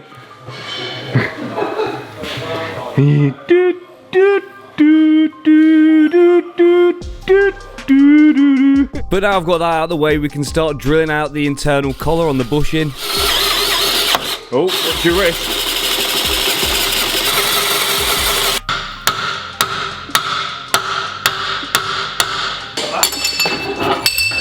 Oh my god, it's done. And with the collar removed, the bushing insert can go into place and we can replace it with a thicker collar and a better quality bolt too. Is that talk to spec now? Yeah. Talk to our spec. Really tight. Tight off. That's it. So with that now done, the exhaust can go back on, along with that underbody brace as well. Okay, so the diff bush is now in, but that's not all we need to make good power on this car. You can't really just put turbos on these and expect them to go crazy. So there is something else we have to do. It is fuel. Flex fuel kit. So this is a sensor that goes on the fuel line, reads into the ECU with how much ethanol is in the fuel, and then from that the map can automatically adjust to turn up the power, turn up the boost. So it's idiot proof. We'll soon find out. So yeah, so basically the max we can probably go up to is like 30% ethanol in the fuel, but anything else than that and the fuel system can't keep up with it anyway. Okay. Up to around 30-40%, we'll see how we go. You could literally just run it on normal fuel with the car. Oh yeah, have to do anything. Yeah, so you'll have one map and it'll just do everything for you. Put ethanol in, and then when you go back to normal 99 run, it'll just be fine. Okay. I like it so I can't get it wrong. Yeah, that's the best way. That's definitely the best way. Chris kit. But it's all well and good making power, but we need to make sure that this car stops. So we've got to do something about the rear brakes because I've been hiding something from you guys all this time. Look, there's had your money's worth. There's a hair of pad left on this. Yeah. We need to replace these pads and these discs. But luckily the guys at Autodoc have very kindly sent us some replacements for the rear. Now Autodoc stock over 4 million parts from 800 different brands, so you can be certain they're going to have something for your car. And the prices are great. And with their easy to use mobile app, you can easily find the right parts for your car, which is exactly how I found the rear brakes for my X3M. And just in the nick of time, because these, they're toast. Not looking good. Brown bread, lad. Now I've got the caliper off the carrier, we can replace these rear pads, but we've also got some fresh discs for it. But we need to get this disc off, so we've got a retaining bolt or two on here. But with AutoDock, you've got the convenience of being able to keep your car on the road at a good price without the skyrocketed prices of dealership items. But now we've got the rear discs off, we can pop the new ones on, which are going to look a hell of a lot better than that. So we've got these new ones here, which we can put on. Slap her on, lad. So it appears to be a genuine disc made by the company who actually make the disc for BMW. So you're saying it is a genuine part for a fraction of the price? Yes, I would agree with that. And even better than that, we can save you 5% off anything you buy on AutoDock using the discount code on screen right now. AutoDock is Europe's leading online car parts supplier, so they're going to be able to help you with whatever you need. And trust me, I needed these. So we can get those lovely new discs fitted. Damn, brand new. Obviously. And then for the rear, we've got these EBC yellow stuff pads from AutoDock too, which should give us an upgrade on braking performance over the standard pads as well. So not only have we managed to upgrade the braking system on the back, we've done it for less money too, because from BMW this would have cost £851.68, and from AutoDock it has cost us £590.48, including my 5% discount. So make sure to go and check them out using the link in the description. So I know nothing about flex fuel. What is this? I'm presuming this is part of fuel line. This is essentially that goes on a fuel line. So does that replace the factory fuel line? Yes, and then we basically have this plugs into that, a fuel sensor, ethanol, a sensor, plugs into that, and then runs into the car to the FEM. Okay. And then basically just links up with the car and then tells the car what ethanol content nice is in it. Easy, really. Yeah, it doesn't seem too bad. Yeah. I'd have thought it would have been a bit more complicated. It sounds faffy.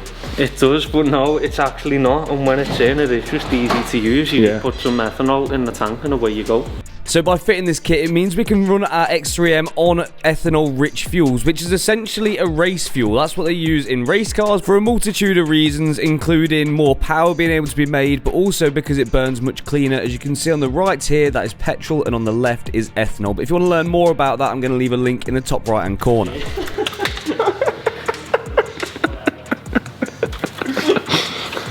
At least if I did that, then I'd go straight through it. Standard fuel line. So that is going to be replaced by... Do you get any customers like this? Oh mate, honestly, we could our job and he just fucking stand there. Yeah, you just wish they do that. So we have to run this new fuel line and ethanol sensor to be able to use a more volatile fuel and also let the car know that we're doing that. So once that's fitted, we can then do the wiring for it too. So we've got all that wired in now, and we've done our first flash with boot mod. Can you just explain for the people that don't know what boot mod is in 17 words? So it's a platform that you can tune on. So you can basically like flash off your phone, but you can like a data log, you can code read.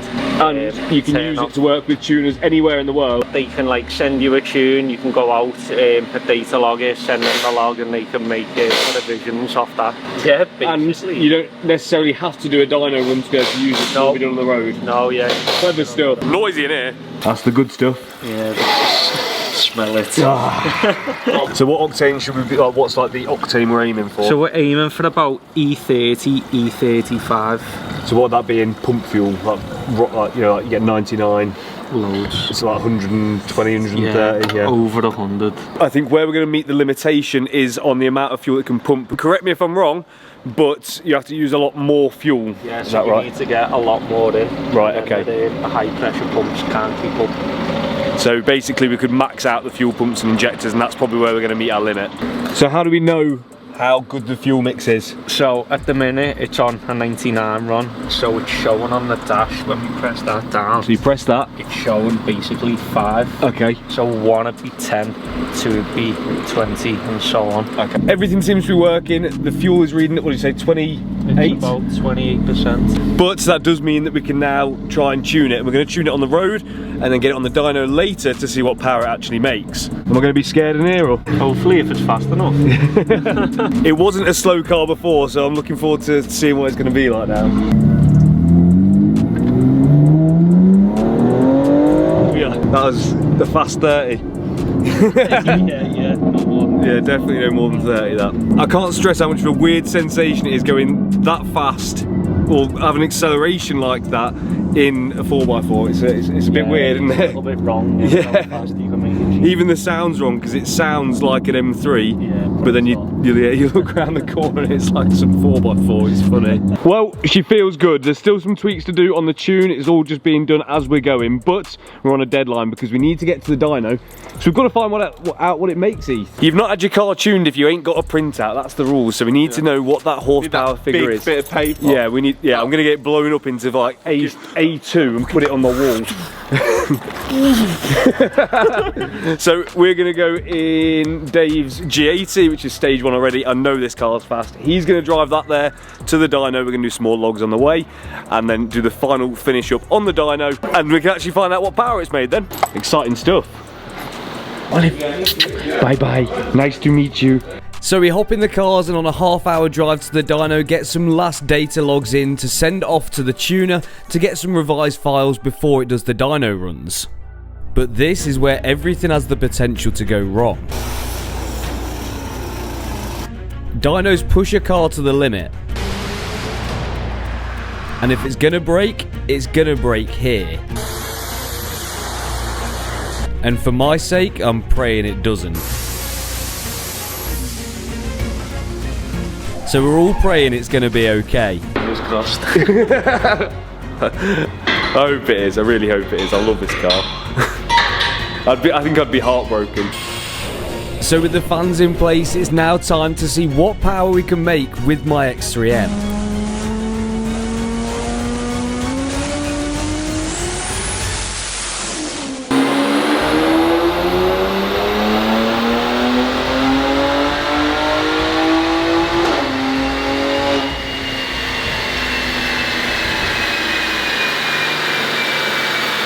But we weren't happy with the power that the car made on that first run. Even though we've done a few logs, we had to send it off again for another revision. Was that a successful run? 729. So with another file loaded on, we went again.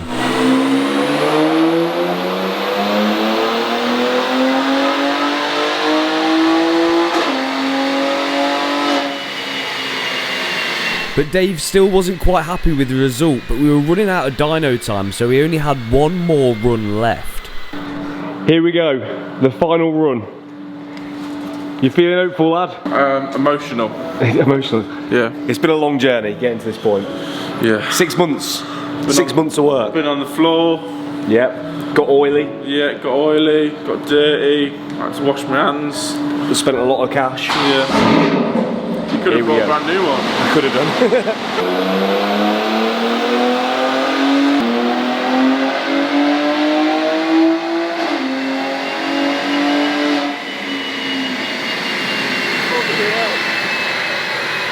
That's loud. That's real loud. My bomber clock ears, man. Oh, what a car. Something's just happened. I don't want to drive this car anymore. Here we go then. You look like a very smug man. Yeah, they've done 801 horse, so... 801? Let's have a look at this graph. We need some proof. We need some proof. So that's 800. Bush, and that's 900... 950 Nm. Newton meters, so that in foot pound, that's... About 700. 700 yeah. Nice. It would have made more, but obviously a fueling was... We need to get, if we wanted to go more, we need a new...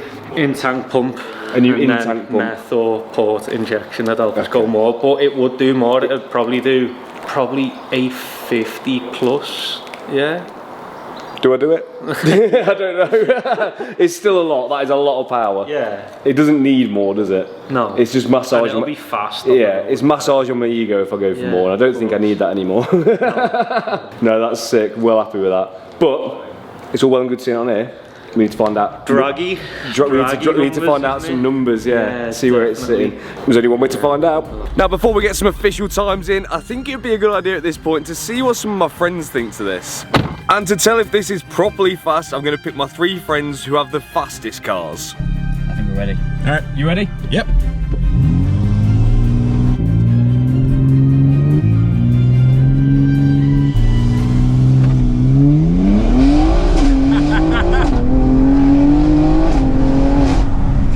That's not bad. It's not bad for a This thing gets it, man. Nah. Nah, nah, nah, nah, nah.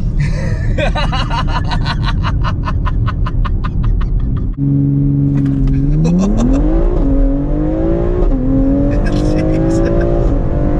Yeah, I literally can't lean forward. Do you know what we should do? What?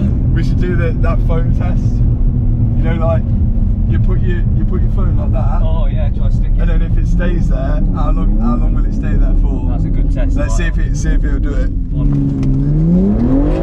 Oh, it's staying there. Oh, I literally feel sick. It's not right, is it? Car's deranged. It's not normal. It's not Dude, good job. Thank you, man. Good job, man. Yeah. Appreciate you. Now my turn, your car. Right, rating out of 10. Oh, that is good. That is a 10 out of 10. That is for something that can carry 4 people, put stuff in the boot, go out on a nice occasion, go across a field and do the school run and just perform like that. That's a 9 out of 10, that. That's from someone that doesn't like BMWs. Oh, I genuinely don't. Oh, I do feel sick though. Right, we've determined it's fast. Now let's see how actual fast it is. Oh, you're doing a race? No, I'm going to do draggy times. Oh. Now it's time to see how fast this car is in terms of numbers, and there's a way which we can do that, which is with a draggy device. This basically uses GPS to detect how fast you're going and can time 0 to 60s, quarter miles, 100 to 200s, and which is a good way of everyone in the world comparing how fast their car actually is. So let's get some numbers down, see if we can get this car below 3 seconds to 60 and see how it compares to other people's cars too. Right, so here we go, the ultimate test which we can do on the road. There's 2 more which we can do off the road, but this is the only one legally that we can do on the street. So I've got me draggy on. Let's see what we can do. Our 0 to 60 in. Here we go. Foot hard on the brake, throttle down. She's ready, go! That is fast. That is stupid fast. Ridiculous. Let's see what she's done. That is stupid. 0 to 100, which is 0 to 60. 3.1 seconds. 3.1, not bad, not bad. I'd love to see if I can get it sub 3. That would be a nice place to be with it. Right, here we go, take 2. Draggy's on. Trying a different style this time. Here we go.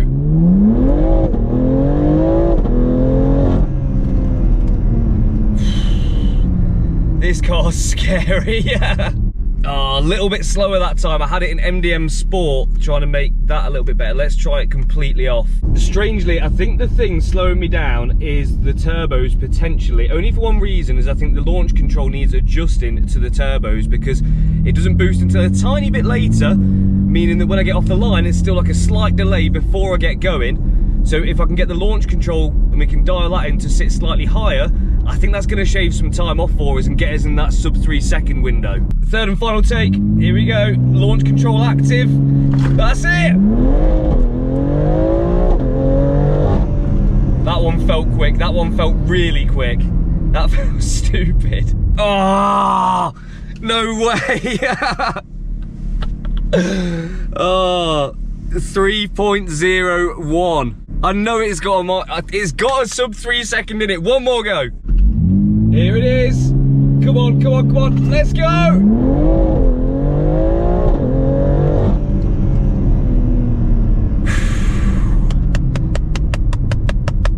Honestly, the way this gets going is ridiculous. Yes!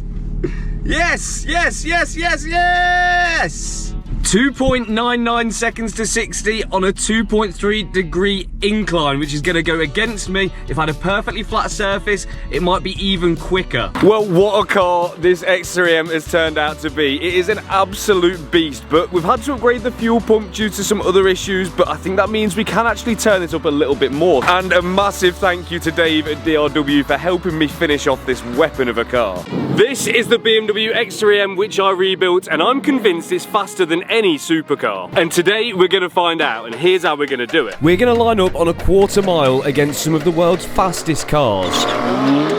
from some legendary manufacturers to see how their purpose-built cars designed purely for going fast can do against my everyday family SUV. So we've come down to Santapod, the UK's most famous quarter-mile drag strip, and today we're going to be finding out how quick my rebuilt BMW X3M is by racing it against your favourite influencers and their fastest cars. Now this car made 800 horsepower on the dyno previously, but to give ourselves the best chance of winning today, there's going to be a few little revisions which we're going to make. And that's because since the last video we've upgraded the low pressure fuel pump, meaning we can now run a richer ethanol content. So that is why we've brought Dave from DRW Performance, who tuned this car and is going to help me make it run as best as it possibly can for today. And also on top of that, we've got some spicy fuel. Do you want to get any more on the floor? So basically by adding a percentage of ethanol to our 99 RON fuel, it enables us to run more power in this car. Because this car's fitted with a flex fuel sensor, we can measure the ethanol content of what the fuel is by pulling down on the cruise control button, and on the rev counter here you can see it jumps to 5, which means at the moment it's running at 50%. So we need that to come down to about 40, which it should do in a second, and then we're good to go. So with the car now retuned to suit the higher ethanol content, we can get everything else ready and get on with our first competitor. So this is level 1, a Gen 1 Audi R8 V8 owned by Mr. Calvin's car diary himself.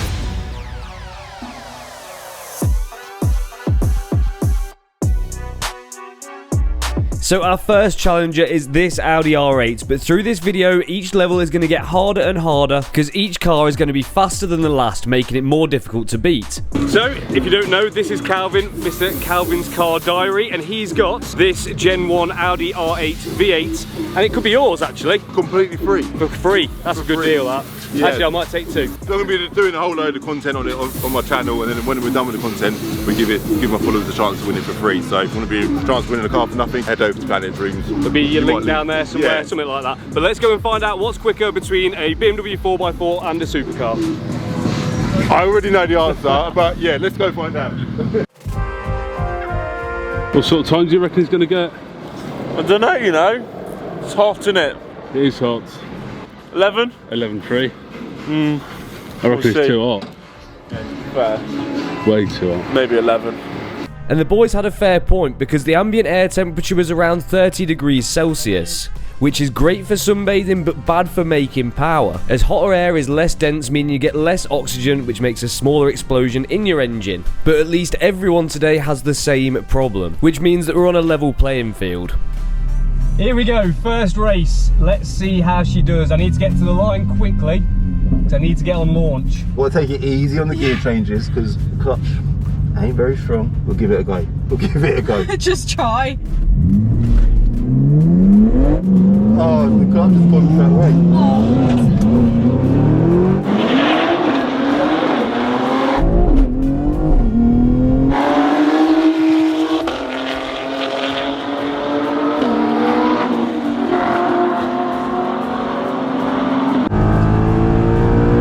I think I beat him. What did I? We're going to call that 1-0 X3. Get in. I feel like it was a bit unfair, but that's level 1. Let's go on to level 2. Well, I didn't expect that. I mean, No. no. Told you it was fast. Here we go. But this is an AMG GT. And this is our level 2 competitor, and these are not a car to be messed with a twin turbocharged V8 and an automatic gearbox. These can definitely be fast cars. It's quite a lot cooler than mine at the moment, but we're going to camera this up and see if my X3M can beat it. Panel gaps are better than mine.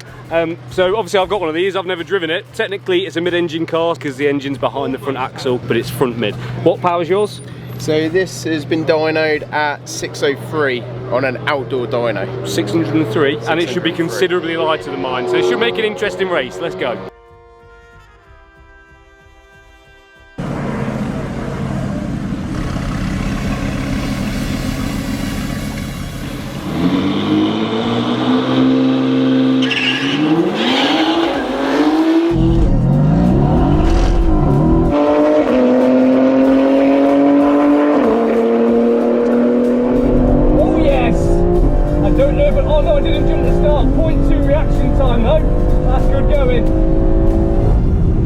Yes! That was loads better. Well, it felt better anyway. Whether it actually was or not, we'll see. You know how fast? Not a clue. I've seen a 0.2 second reaction time though. 10-4. 10-4? 10-4. Woo! Oh, leave me hanging. Sorry, mate. So, the Pista's doing 10-4. 10-4, 10-5s with Ben Collins in. Oh, okay. So, we need to get Fowler in the seat. yeah. Now we've beat an Audi R8. We've beat an AMG GT, but it's time to level up. This is level 3 and we're stepping it up a notch because we have Mr. Ben Fowler and his Lamborghini Huracan Performante.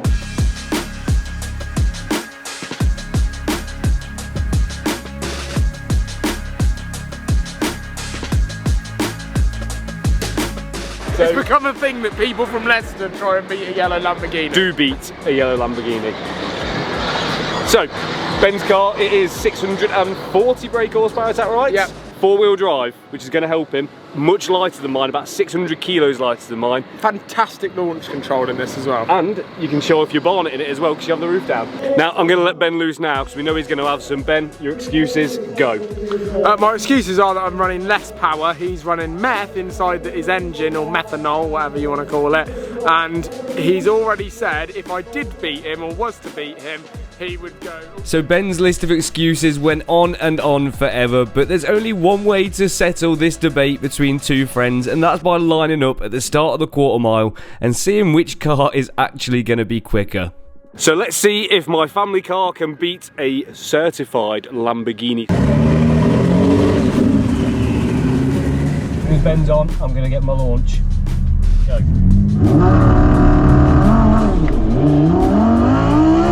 God.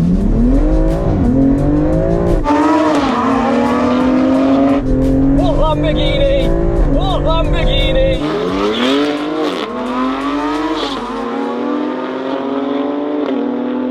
Forget about it. 0.14 second reaction time.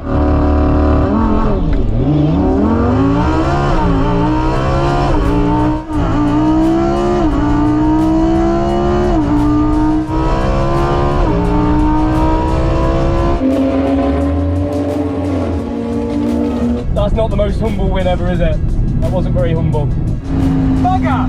Bugger! Look at my reaction time has gone on that. Damn it! Oh, bang! So I have just beaten Ben's Huracan Performante. So now he couldn't take losing, so he wanted to try his other car. So he's got an ambulance. So we've got this Ferrari 488 Pista. Pista? Pista. Pista.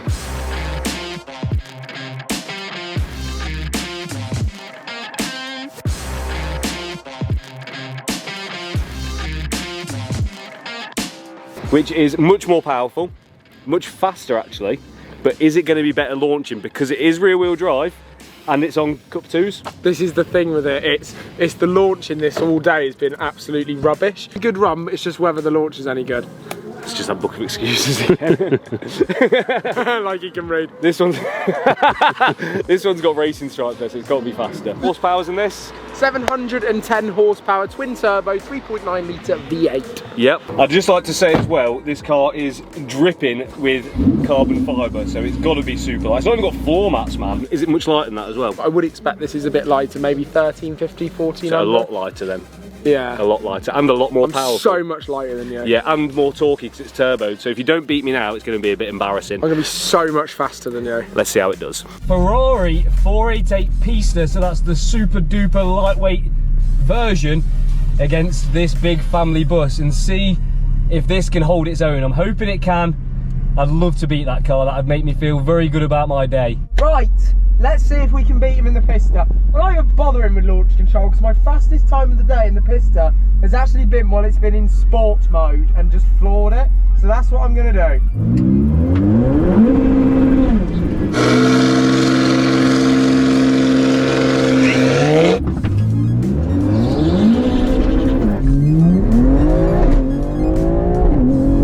I've got him again!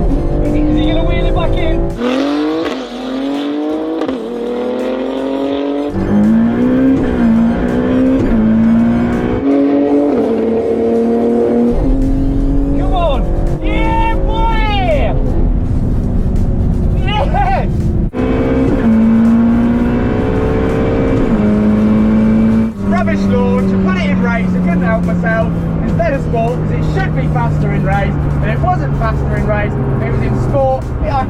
he's horrible, and everything's rubbish. Yes, yes, yes, yes, yes, yes, yes, yes! What a car! He's gonna be so annoyed. Literally, I couldn't help it. I think that race has got to be quicker than Sport, and it's just not. Right, we've shown the Ferraris how it's done, we've shown the Lamborghinis how it's done, but this is next level. This is an aerial atom.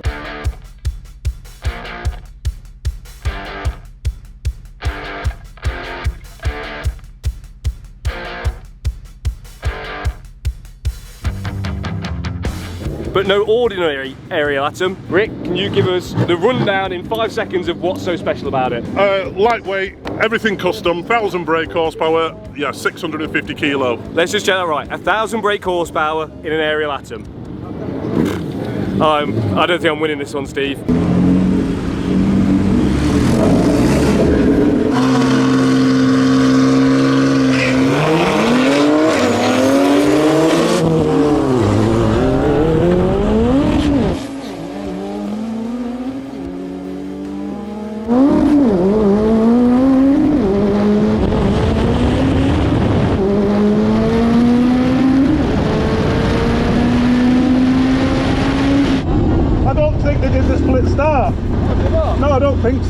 So we had a discrepancy on the start, so decided to go into the office to get our legitimate times and see who won the race.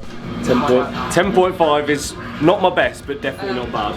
It's a respectable time. Definitely. What's your time? My time was 10.09. 10 dead. 10.09. Yeah. Let's round it up. It's 10.1. 10.1. Wow. Good car, man. Good Yeah. car. So with me doing a time of 10.5 seconds and the Atom doing a time of 10.0, that means that the Atom's won. It's the first loss for the X3. Our next competitor. Your engine off, lad. It's on. Definitely on.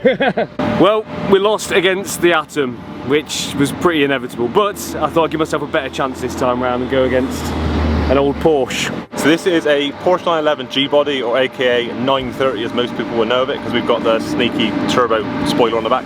It's about 400 brake horsepower with a Tesla large drive unit inside, and it does 0 to 60 in about 3.5-ish seconds on a good day. Hopefully we'll beat you. So basically it looks like a beautiful classic Porsche, but goes like a modern electric car.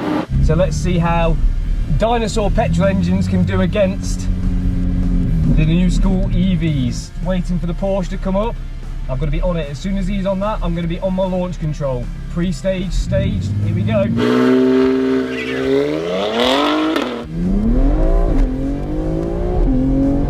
think I've got him. Yeah, boy! That one felt good, that felt nice. Yes. That was good, yeah. I can't believe how fast that thing is. Rapid, isn't it? It's so quick, but not that I managed to get that one under the belt. I think we've got one more challenger today, and this one's going to be tough. BMW's done pretty well so far today. We've took a fair few wins, but now it's time for YouTube royalty in one of the fastest cars that money can buy today.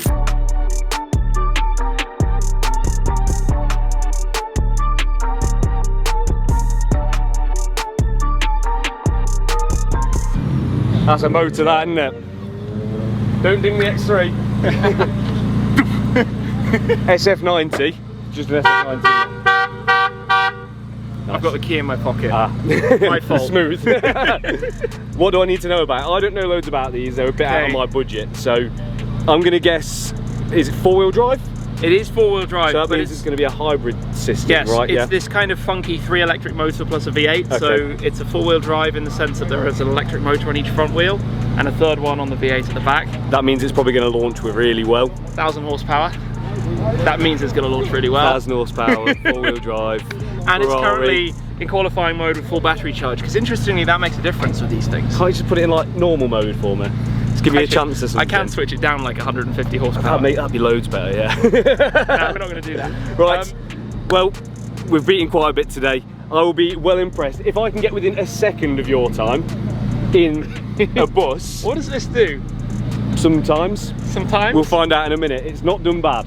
Okay. So if I can be within a second of you, I'm considering that a win. Within a fair? second. Yeah. Yes, the pressure is on then. Yeah. Let's go. May the best man win. Or may the best car win. All right.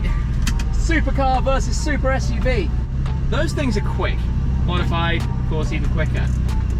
But this is basically Ferrari's fastest straight line supercar. That is a novel colour.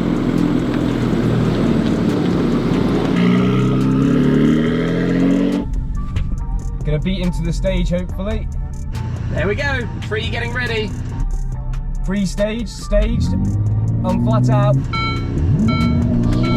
I let him slightly go.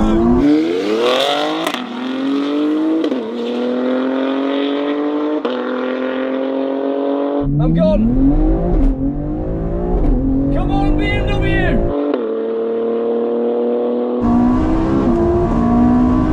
But no chance. Let's go. Let's go. No, no, no, no, no. Oh. Wow. What a race. Fair play. Fair play, Tim. This thing is so fast. You can't mess with 1,000 horsepower.